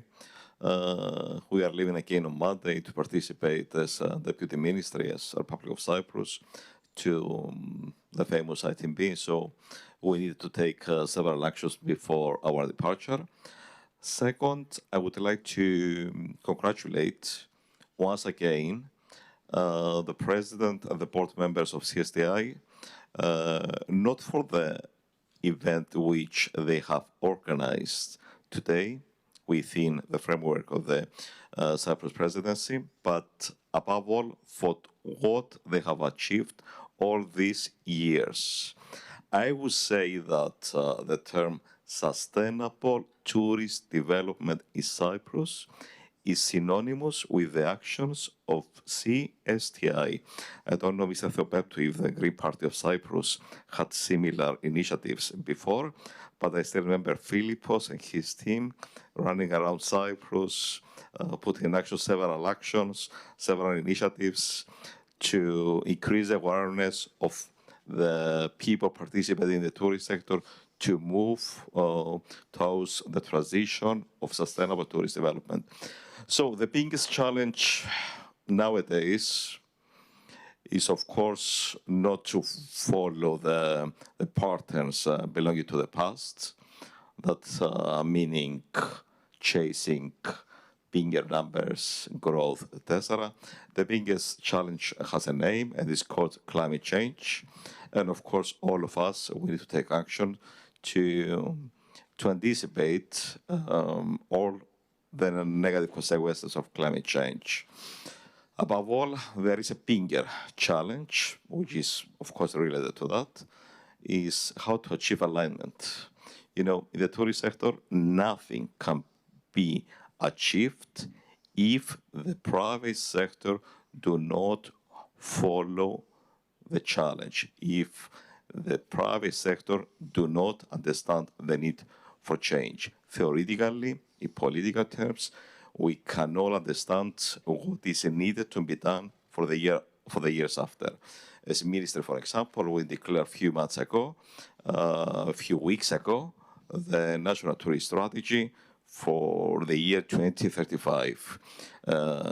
It is a set of policy measures giving directions for many different facts. But if the private sector do not follow us, nothing will change.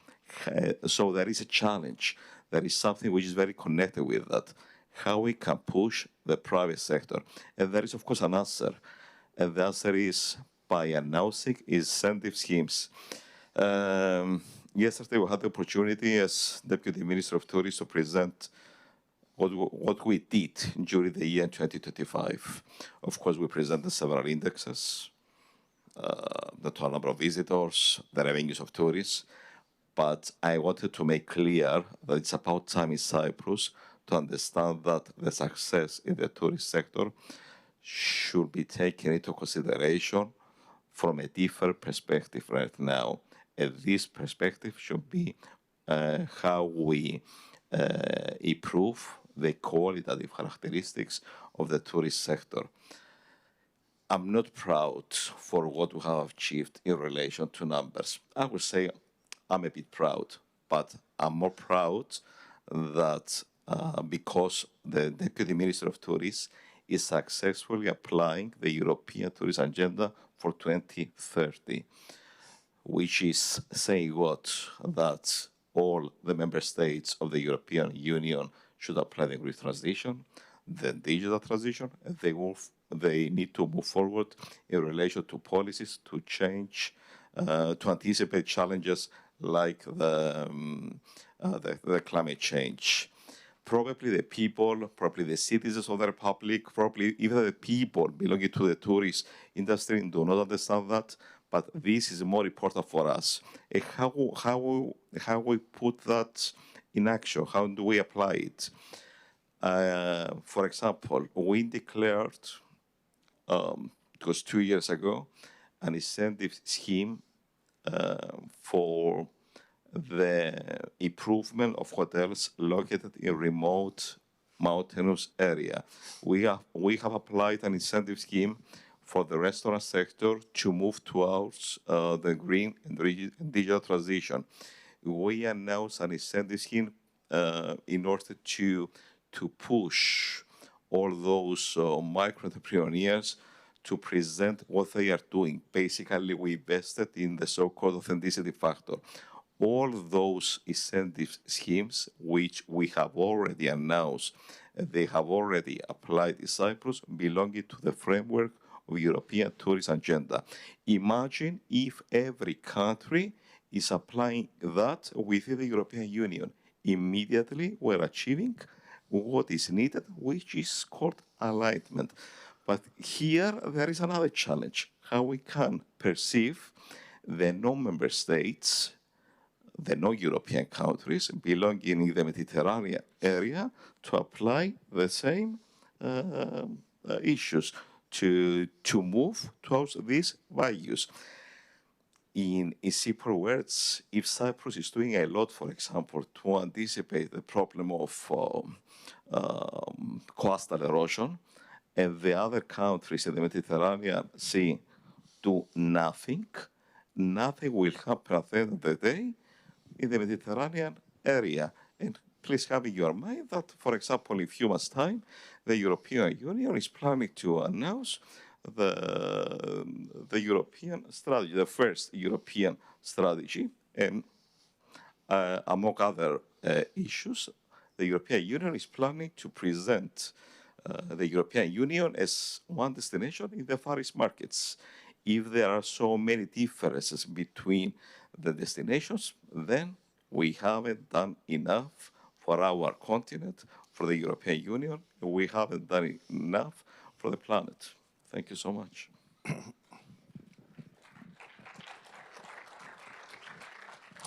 Thank you, Deputy Minister. And we had some challenges there directly towards private sector. So it's great that we now have private sector lined up to address and respond. And we've got two representatives for private sector on the panel. We'll start with Matt. So we've heard from EasyJet Holidays today through Scott's intervention in the last panel. Now we have Matt Callahan, who's the Chief Operating Officer at EasyJet Holidays, leading customer experience and end-to-end operations. He's also driving the company's sustainability strategy, Holiday Better, shaping how millions of customers travel more responsibly. So Matt, just from the perspective of a, sorry about that, from the perspective of a major operator working across multiple destinations, where do you see the core constraints? And yeah, where does that fragmentation occur that is preventing the alignment that we've all suggested might be more important in a destination level? Thanks, Jeremy, and good afternoon, everybody. So this is a fantastic discussion for us to be having, and I think the fact that the word alignment has come up so many times in the first 10 minutes tells us exactly what our challenge is. So we send millions of people on their holidays across Europe and North Africa. And when I'm having conversations with destinations, it's really fascinating to see the different priorities that exist. Even within a single destination, I could be having conversations with public sector officials that range from, we want more visitors, how can we get more visitors? To conversations about over-tourism and how can we balance tourism better. So I think there is something around data and measurement. How do we understand what's important? The colleague in the red raised a question earlier about how do we start thinking about more than economic factors? How do we start measuring more consistently the impact of tourism? We're very quick to talk about destinations, but one thing I always like to remind people of is the places that we call destinations, other people simply call home. So how do we build a more resilient system of tourism that works better for everyone? And resilience is not anti-growth. Resilience is the thing that enables more viable, fairer growth. One in which tourism works for everyone. One where we better understand the impacts of tourism across social, economic, environmental factors. So I do think that this starts with data and measurement. It is about alignment. It's also about partnerships. How do we understand what the common goals are? It's not about polarization, it's about how do we bring people together? How do we hear the voices of everyone, and in particular the voices of people that we don't often get to hear from? But crucially then, our biggest challenge is one of pace. Across Europe, we have got urgent social, climate, environmental challenges. We cannot wait for perfect solutions. Too often we sit, we have workshops, we have gatherings, we try and find that North Star that we all are seeking. But as the saying goes, perfection can be the enemy of good enough.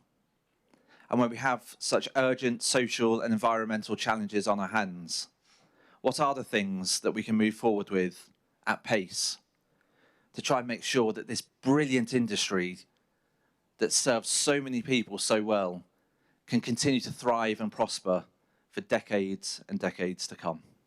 Thank you.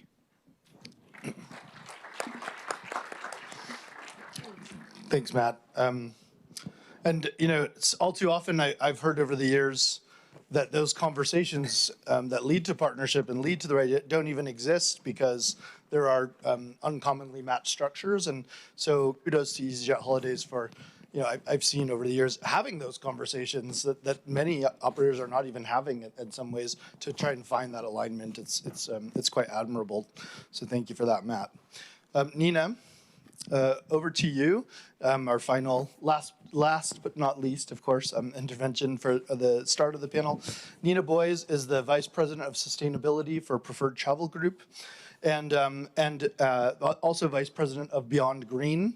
And I'll let her tell you a little bit more about that. She's working at the, you know, really at the intersection of where marketing standards and, you know, network opportunities, bringing hotels together to embed sustainability into, you know, into destinations, into performance, and into collaboration and partnerships. With that opportunity, and I think Nina will explain a bit more about where she's coming from as she also explains where the constraints may lie. So Nina, over to you. Thank you so much, Jeremy, and thank you so much to CSTI for having us. It's such an honor to be on this beautiful island and hearing from all of you of the amazing work you're doing here in Cyprus and that you've been leading over the past 20 years. So I want to build off of what everybody has spoken to today, and especially the last point that Matt just raised. I think one of our largest constraints as an industry, locally, globally, is we have a foundational, fundamental communication issue. We all use different words and different terms to talk about essentially what are very similar common goals. And even the way that we talk about climate change. I mean, we're talking about attacking climate change, fighting climate change. These are very aggressive terms. They're not particularly motivating, and they're not particularly welcoming or inviting for people to join efforts that actually help to create solutions. I had the opportunity last year to interview an amazing climate thinker, Paul Hawken, and one of the things he said to me that really stuck with me was, contrary to popular belief, we don't actually have a climate crisis. We have a human behavior crisis. We are the ones who've created this, and the good news is we're also the ones that can change it. And in many ways, that's actually very powerful because we can collectively and collaboratively. Can you all hear me? We lost the mic.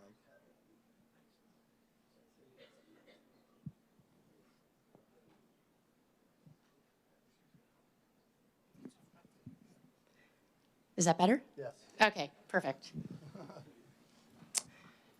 So we can collaboratively change things, right? And that's what we're talking about. We're not talking about incremental change at this point. We're talking about an entirely new vision and practical levers to help us collectively achieve and scale systems change.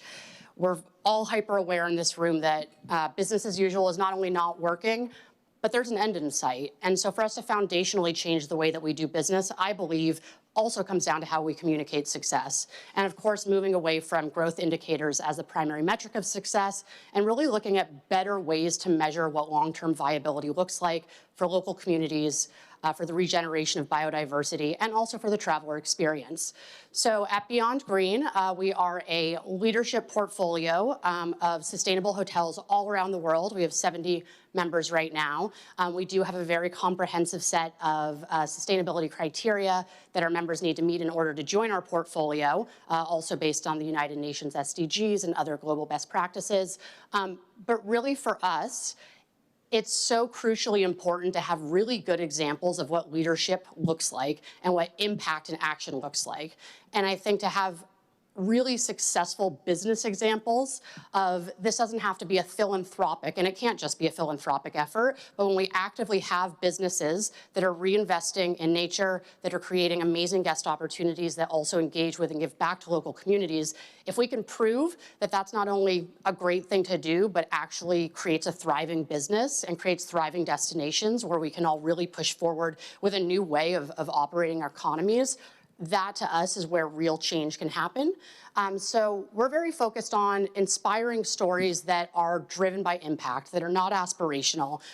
As mentioned, data is of course incredibly important, but we have to be able to translate data into what actually moves people, what inspires people. And I believe that's human connection and real world stories of, how can tourism actually help change a community? How can it revitalize an aging population where young people are leaving? How can we create a better industry that is not just good for business, but is also actually restoring our ability to build thriving systems of nature, culture, and community that are, of course, all interconnected. So just to provide a couple examples of some leadership initiatives from our member hotels, we have an amazing property in French Polynesia called the Brando. It's sort of Marlon Brando's brainchild.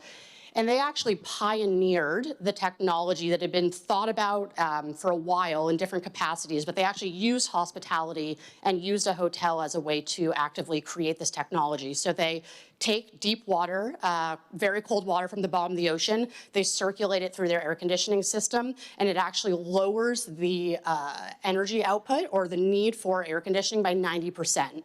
So they power their entire resort that way, all of the air conditioning on this private atoll.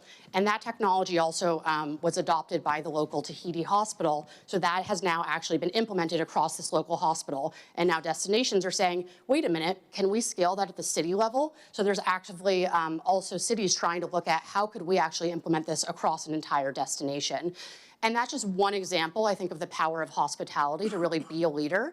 But, at the end of the day, leadership is fantastic. Inspiring stories are very important. But when we're really looking at high-level systems change, we obviously need to look at what are those levers that we can collaboratively scale efforts so that they're not isolated incidents. And I really appreciate the opportunity to be on this panel and talk about that. Thanks, Nina. It's striking and maybe not surprising that nearly every intervention immediately pivoted into opportunities, and I think where people are hungry to not just talk about constraints, because maybe we all do understand them and have talked about them over the years, and it's time to really focus on where where leadership is going to lead us into aligning systems better. And what strikes me is that it doesn't feel like we're talking about symptoms of wide systems misalignment, rather particular issues that are solvable, not necessarily easy, not necessarily something that we can shift just tomorrow and it will automatically happen, but with some intentionality, things like building new indicators of success, addressing communication issues, thinking about ecological limits and how they apply to future success, thinking about how incentives perhaps have been misaligned, that there are solutions that will address these individual levers, and if the systems can more easily be aligned as a result, great. It doesn't feel to me that we necessarily have a crisis of alignment, rather an opportunity to bring the system together. So let's do that. Let's talk about how we create this alignment and how we can sort of functionally move in that direction. And I'd like to continue to pose the framing of climate risk and ecological limits as a baseline, because I believe that we need to, at the very least, look alongside the issue of growth and bring together some of these perhaps limitations and a quantifiable understanding of risk to understand where we need to go from here. So if we're going to have systems align around indicators that perhaps can be either in parallel or sometimes will require trade-offs, how do we make this happen? How do we actually embed this kind of a framework into day-to-day reality? And I'll start with you, Antonia. So what does embedding ecological limits into tourism planning actually require? How do we turn this into an opportunity?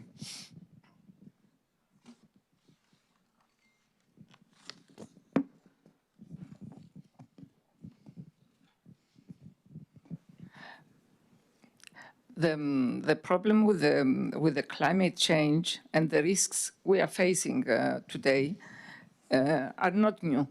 So there is a huge networking globally and also in the Mediterranean, as we speak about Mediterranean, where we don't need to invent the wheel.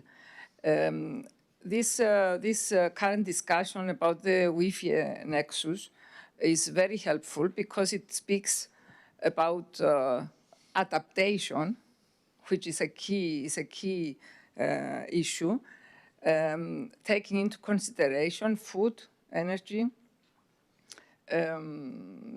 water. So these are our limits. We talk in Cyprus now with the water scarcity we have, that we need to be independent from the weather. No, we should see this as an opportunity to adapt. I'm not against desalination plants, but I'm against the overuse of water. So we need adaptation measures, and we have enough directives and guidance from broader networks how we do this. We just need to implement what we talk in theory. A good example is the adaptation of the hotel industry, for example, of the infrastructure, but this is not enough.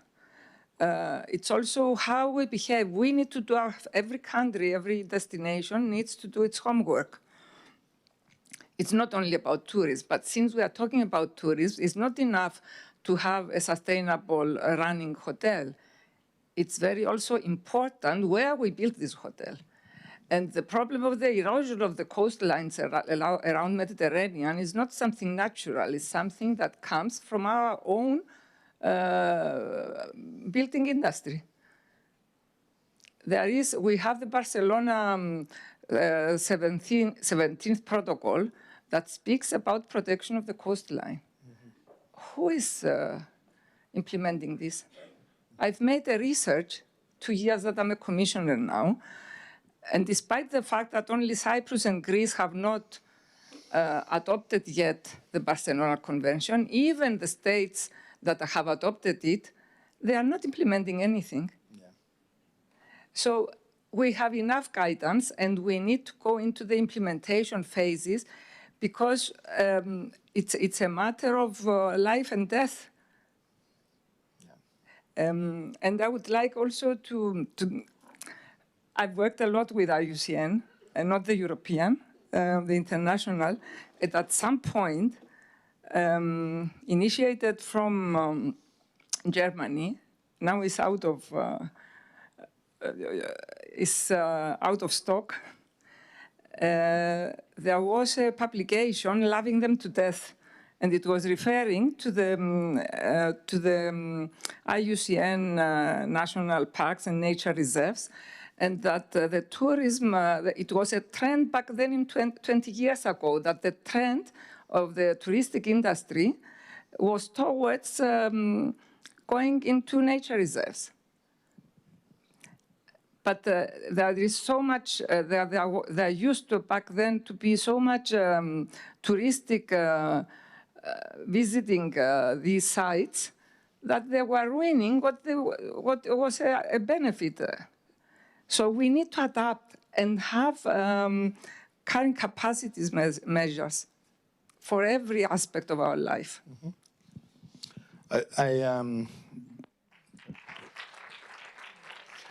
I think I'll invite Boris to respond, actually, because I think you could probably build nicely off that intervention. Yeah. Should I turn it on? Yeah, I mean, it's a very nice way to be put in the spot. I mean, there is much more, of course, of that. In one of the discussions we had during the coffee break, I think that sort of aligned, yeah, agreed that we really need to act at different levels, yeah. So we all call for more action, and I think that there is a lot of alignment and agreement here. But of course, action stems from something. So I think that there are at least 2 to 3 levels there, yeah. So there's this policy and regulation, then there is a sort of financial instruments there. Then there is a awareness and education, and then of course action and concrete examples. We produce a lot of knowledge as IUCN historically, but we also not just recently realized that knowledge without action is not enough. So we engage in actioning things, and with our 400 plus members in Europe, we have a number of examples of that.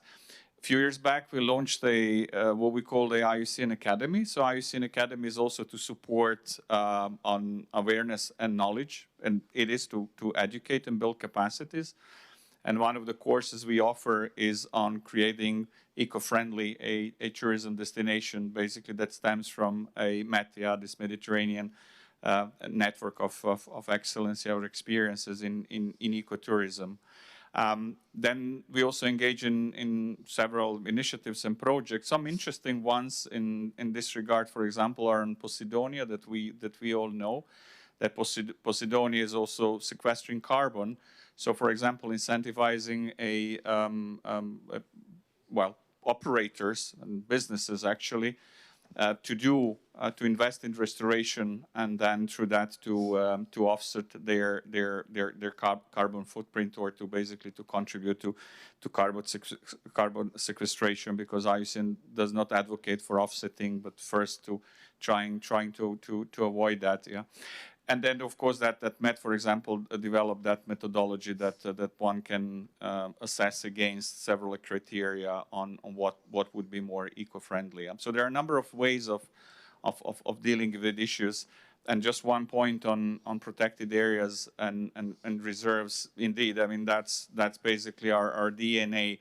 And there we do say that we can diversify, offer, and release pressure, but if that's only for that, then basically leads to adding pressure to where it shouldn't be. So it is not that much about just sending people around in order to lessen pressure in one particular point. It is more to understand basically of that interconnectedness of that destination, basically that is embedded into certain nature ecosystems and so on. So whether it's be it a protected area or not, So those are some of the elements. And if we speak about not really barriers, but things that we should, get across, then that would be one important for us, just to understand basically how much all that is related. And sometimes when we speak about marine reserves, they are actually to replenish our fish stocks that are heavily depleting. So that's basically one of the positive effects of it is actually to regenerate that blue economy and brings it back to us. With just one last example, and it's really side note, that for example, there's a winter jacket that I have that I didn't bring along here, but I use it back in Bonn, is made of as abandoned and thrown and fishing nets. So that's sort of one circular example that is very, very interesting one. And by the way, that's one of the best jackets I've ever had. Yeah. without naming where it comes from, because it's not marketing. It's just an example of how you do circularity. Thanks, Boris. Nina, I think I'll turn it over to you next. I would like to, you and I were talking at the break actually about building capacity, as Boris referenced, and perhaps the opportunity within the hospitality sector that exists there around workforce, and how workforce might be a common place for collaboration. You want to elaborate? Yes, so picking up off of what Boris just said, I have another example I wanted to share of a marine protected area that really delivers, I think, and is a great example to Jeremy's point of how workforce capacity ties into climate resilience and community empowerment, as well as biodiversity conservation.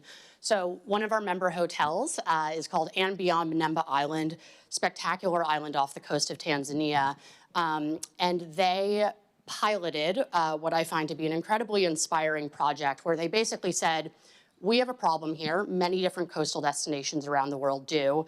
We have overfishing, we have coral bleaching, we have kind of this fundamental issue with tourism overpressure and lack of jobs that are really helping to provide alternative livelihoods for people that want good jobs and need to make a living wage. And so what they did is they came around the table and they proposed a project working with local government, working with local village councils, and working with a marine area in the region. And they basically proposed the creation of a protected zone. So through this protected zone, they hire all community rangers. So they actually train local people to be conservation rangers. So local people that were maybe fishermen before, fishing depleting fish stocks, are now actually trained to be the ones protecting the fish stocks and actively helping to transplant coral and actively regenerate that ecosystem. They're also working with local fishermen. They're working with local school children to help educate on the importance of environmental protection for their own well-being. And so they had this really comprehensive, multi-stakeholder, really collaborative project that actually resulted in a pretty short period of time in a 500% increase in income to that area. And part of that is through tourism, because of course people want to visit beautiful coral reefs that are thriving. It's a better place to dive, to snorkel, et cetera. So through this project, they were able to kind of regenerate all of these coral nurseries around the area. They were able to actually build better fisheries, more sustainable fisheries around that brought back local jobs. And to Jeremy's point, to me, most importantly, they were able to tie local livelihoods to environmental conservation. So actually by engaging in this and by becoming a ranger, you are helping to regenerate the beautiful nature that you're on, and you are actively helping to create an economy where your children can actively stay and have jobs in the future. And, of course, education and working with school children is incredibly important. I would be remiss if I didn't acknowledge that the hospitality and travel industry historically has not been a great place for a lot of people to work. A lot of it's been quite socially extractive. It's been really hard for people to make living wages, and especially after the pandemic, we are losing workforce, and we see it all across the industry. And to change that, we foundationally need to raise a new generation of younger people who are excited about hospitality and travel, who have real opportunities, not just to have jobs, but to have jobs that are actively doing good in their community. Because much like travelers today, young people look around and they say, we didn't create this, we don't want this. So I think as an industry, and this is a huge opportunity for collaboration, if we can create workforce capacity trainings in partnership with hotels, but also destinations and governments and schools, that's really where we're going to be able to train a new generation of students who care and who want to be involved in this tourism economy. And ultimately, that's what we need. Thanks, Nina.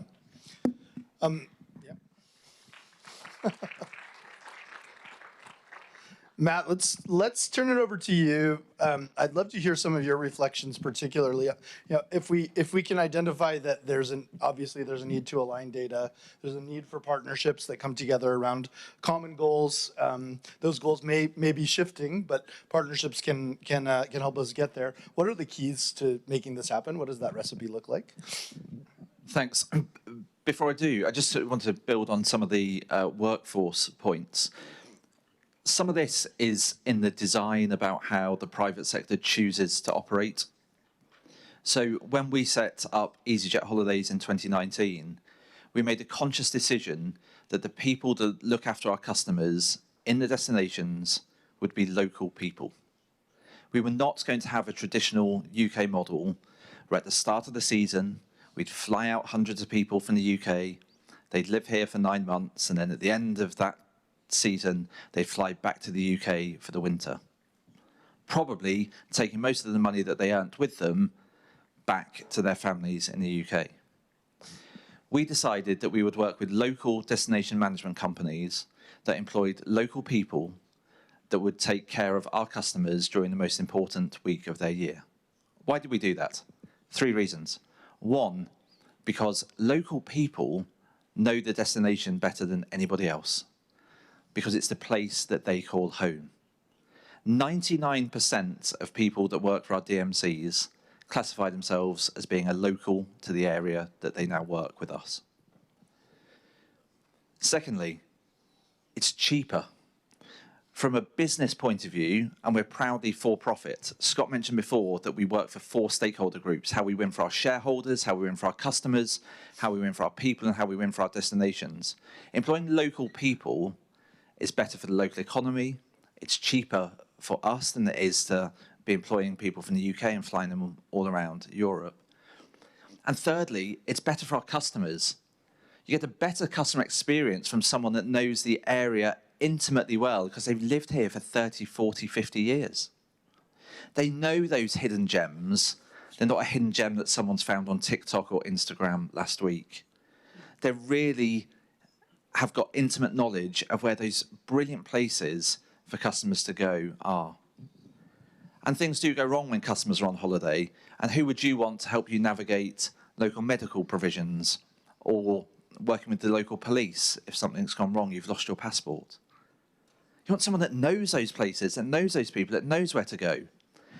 So the reason I highlight this example is it's in the design of our business, but it's a way that making one decision over another can deliver for shareholders because it's cheaper, it can deliver for customers because they get a better customer experience, and it can deliver for the destinations or the local people because it's providing jobs. Another example, our airline operates seasonal bases. So that means for parts of the year or all year round, we have aircraft, cabin crew, pilots that are based overseas. So Palma de Mallorca, an example, where we base cabin crew pilots and aeroplanes. That's providing local jobs for people, but it's also providing greater connectivity for local people. So people can fly on EasyJet for their own holiday, for visiting friends and relatives across Europe.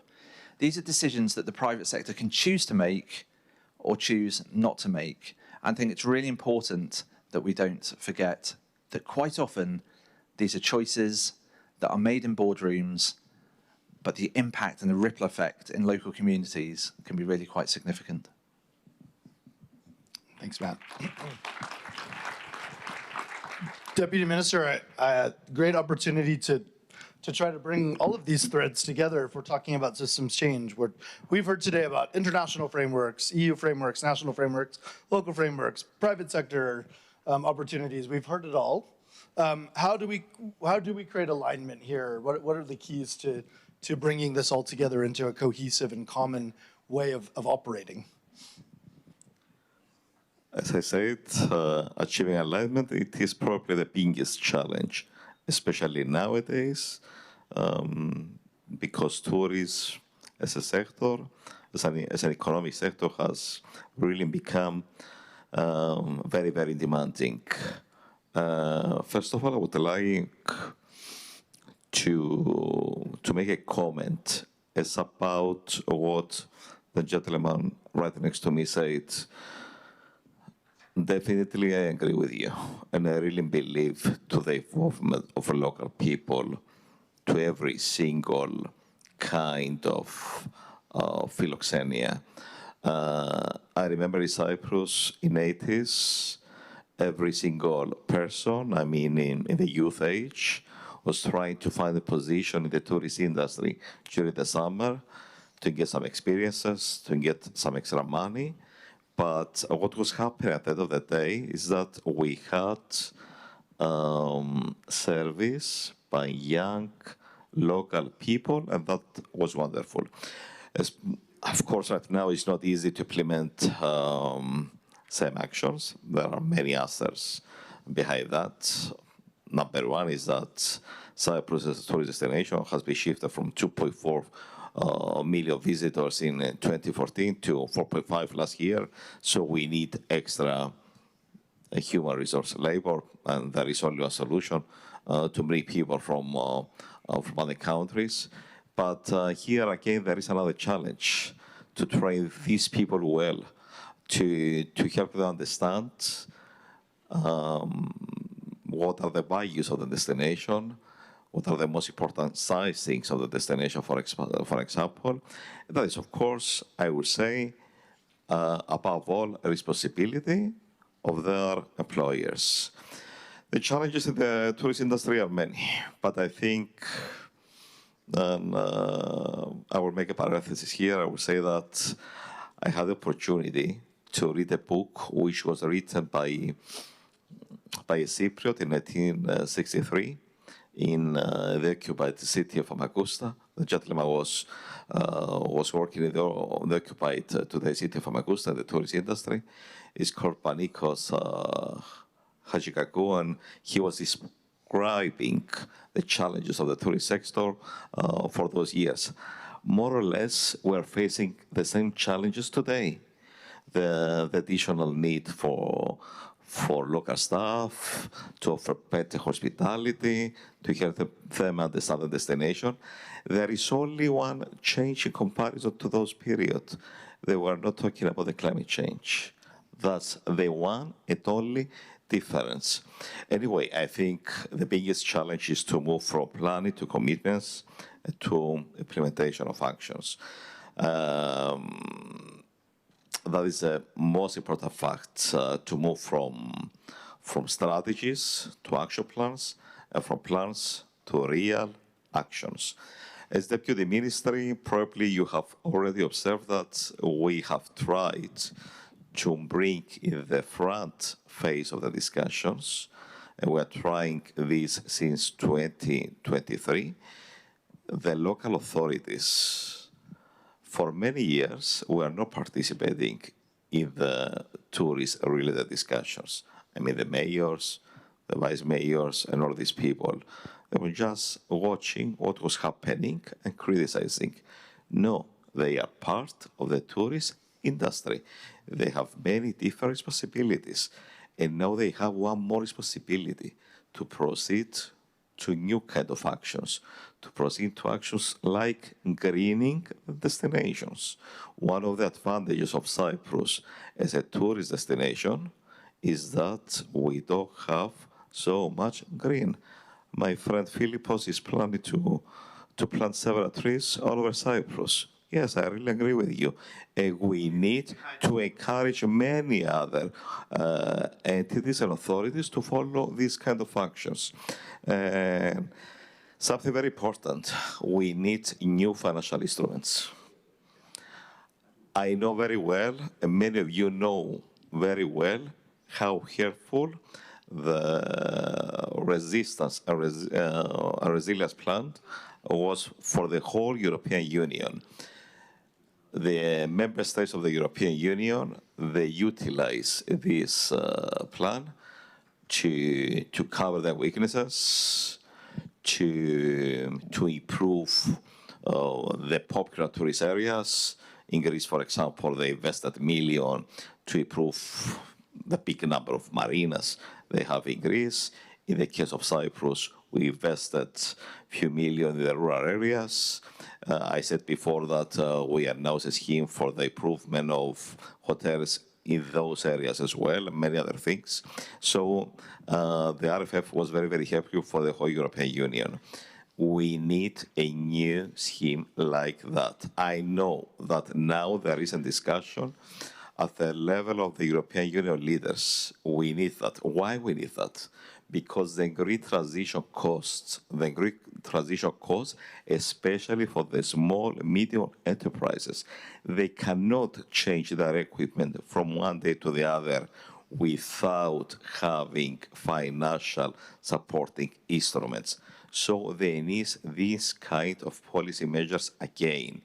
After we have these kind of policy measures, it's going to be much easier for all of us, the political side, the private sector, to move towards this direction. For me, this is probably the most important fact, the most important decision which needs to be taken in order to move towards a pathway of alignment. Thank you so much. Thank you. I couldn't agree more on the financial instrument piece, and I actually find it quite comforting in a way that we're talking about the same issues for many years, even though maybe that could be a bit tiring, and you think, well, why are we talking about the same issues? We're not solving them. It does seem that the context is shifting, and we are having the conversations are about the similar problems, but the solutions are starting to I emerge. think it's important to remember that the last financial instrument came because of COVID. And now it's about time to understand the benefits of this instrument to move once again toward this direction. So I'd like to know, we're going to end with a quick lightning round, that question that I have, for where we'll ask everyone for a very quick intervention. But I'd like to know first if there's any burning questions from the audience. We can probably take one or two. Raise your hand tall, yeah, over there. Nice, two there. Stand up and be loud. Okay.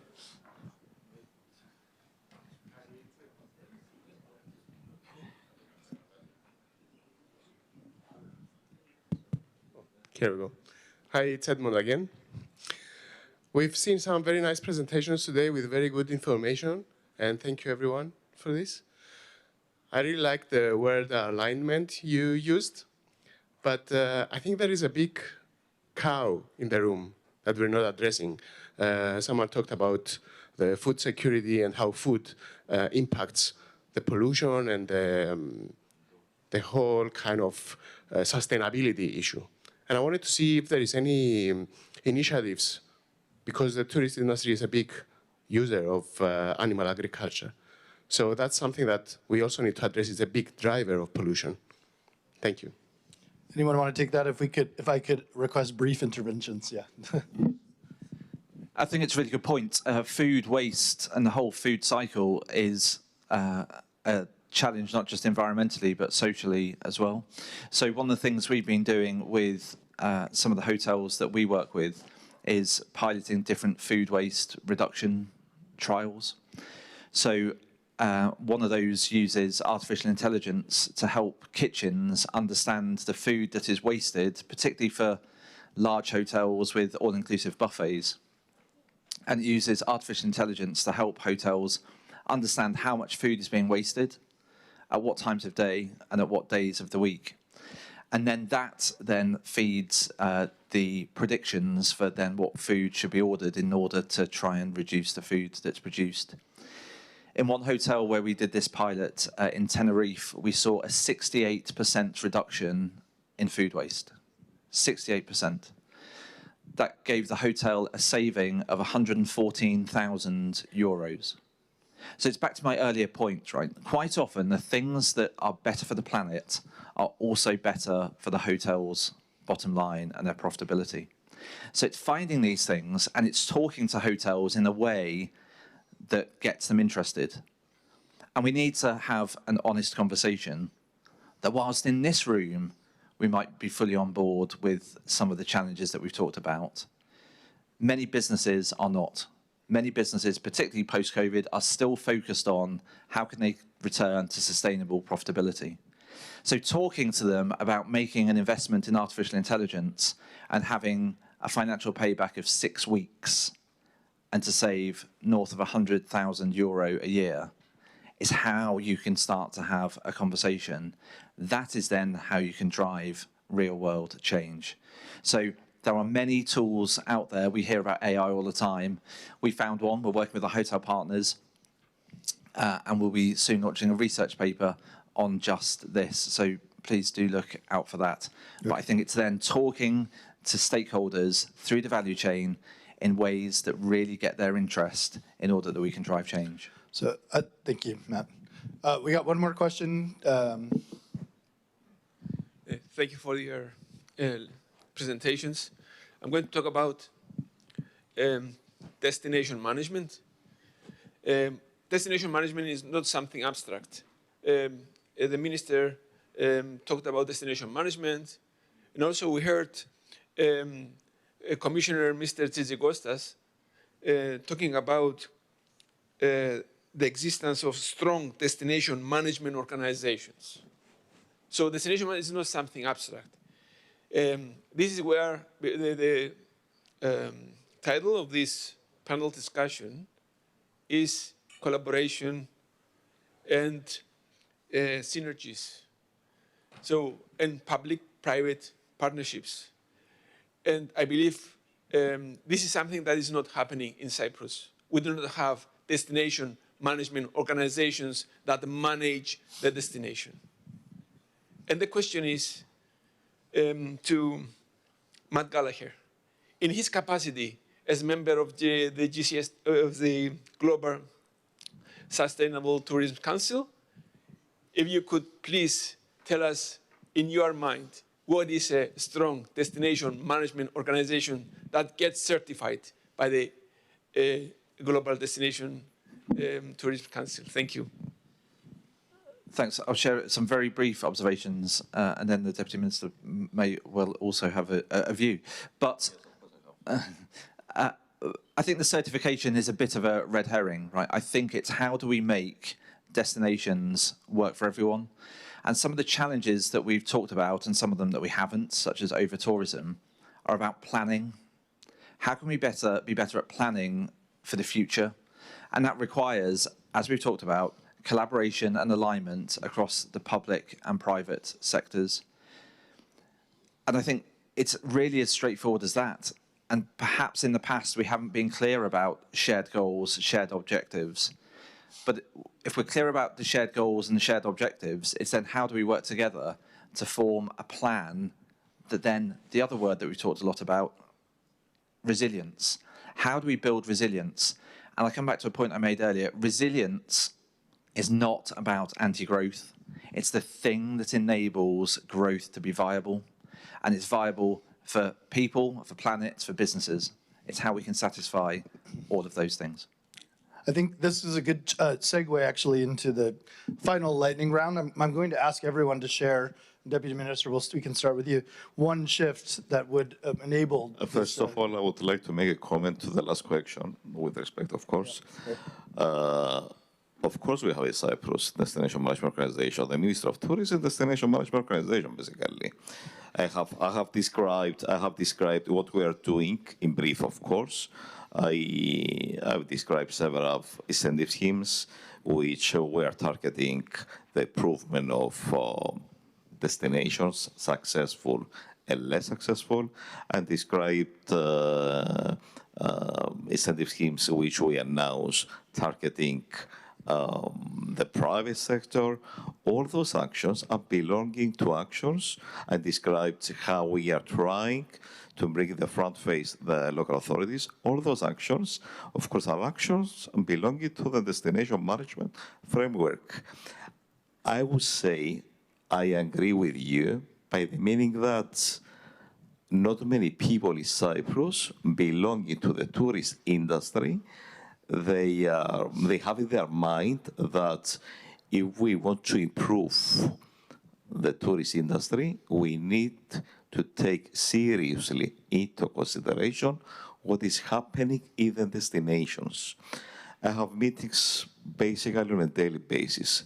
Every single different professional team is demanding something for their group, for themselves.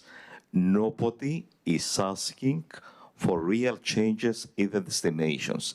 That is the biggest problem in Cyprus. They are not coming to us to tell us, please do something to improve the green conditions in the tourist resort off. Nobody's coming for that.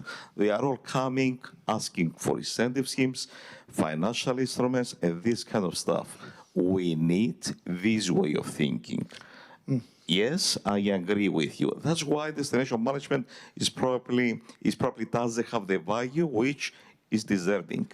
That's why we are trying, I repeat it once again, to bring in the front face the municipal authorities. We want them to understand the destination management principles. And the year before, we're continuing this year as well, we visited all those municipal authorities which more or less are successful in tourist terms, and we explain them the 10 A's of tourism. What are the 10 A's? The very basic principles of destination management. We are trying to improve their knowledge as about the tourist industry. So, As a final note, I would like once again to congratulate my dear friend Philippos and his team. I really believe what I say, that CSTI is synonymous with sustainable tourist development. I don't know how many days you are in Cyprus. We didn't have the opportunity to talk before, probably have the opportunity to talk tonight. But it's about time, Mr. Drushotis, to explain to your guests, our guests, what you have done, for example, in the village of Teresa a few years ago. And what you're planning to do in the near future. I don't know what is the situation right now, but we need again these kind of projects. So I don't wish to answer me now. We can discuss it tonight in the dinner. Once again, I would like to thank you for your initiative and for all those initiatives. And I would like to thank the guests for being here today. Thank you so much. Thank you. I'd like to give everyone just one comment to sum up their discussion today. If we're moving towards a model where resilient growth is the goal, collaboration, what is one shift that can make that come to life? And we'll just 15 seconds each. So I still think we default when we're talking about this to economic indicators and economic metrics. I think we need to factor in impact more holistically and do that measurement in a consistent way. And as Scott mentioned earlier, the framework that we're working with UN Tourism on hopefully will be an enabler for that in the not too distant future. Great. Nina? Thank you. So one thing I think everybody in this room can go back and do right now is speak with your communities, speak with your government, bring together a community organization, talk to schools, talk to younger people, and redefine what success looks like for you collectively, collaboratively.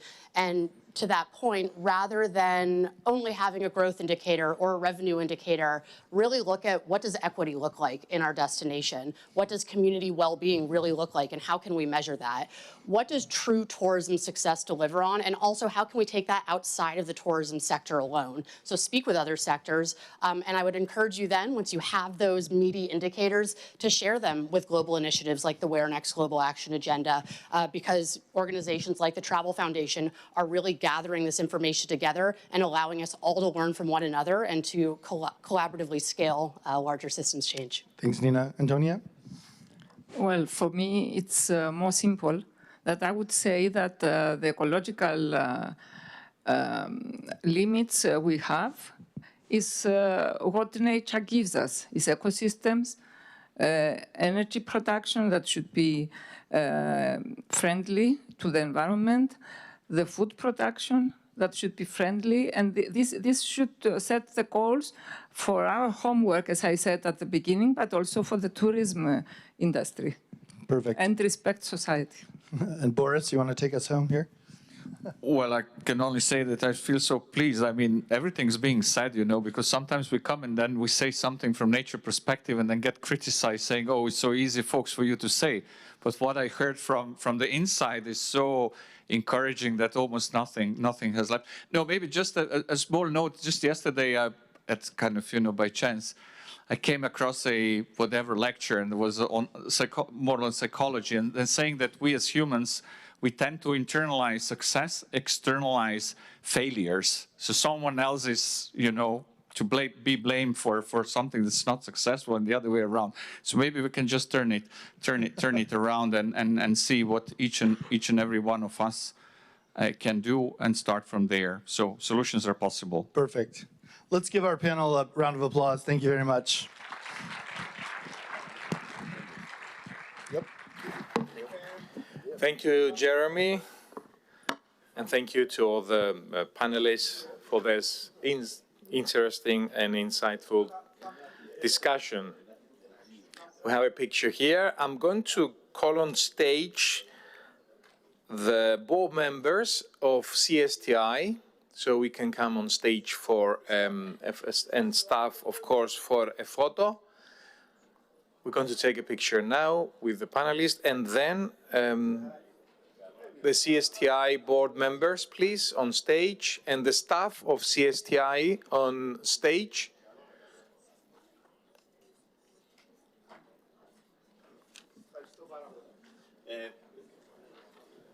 the last thing I will say to thank you, I would like to stay here before you leave. I would like the board members of CSTI to congratulate them and also the staff for a team picture. Thank you very much.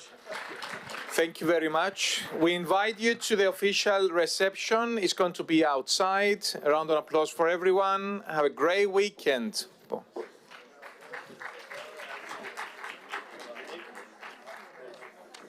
Εδώ.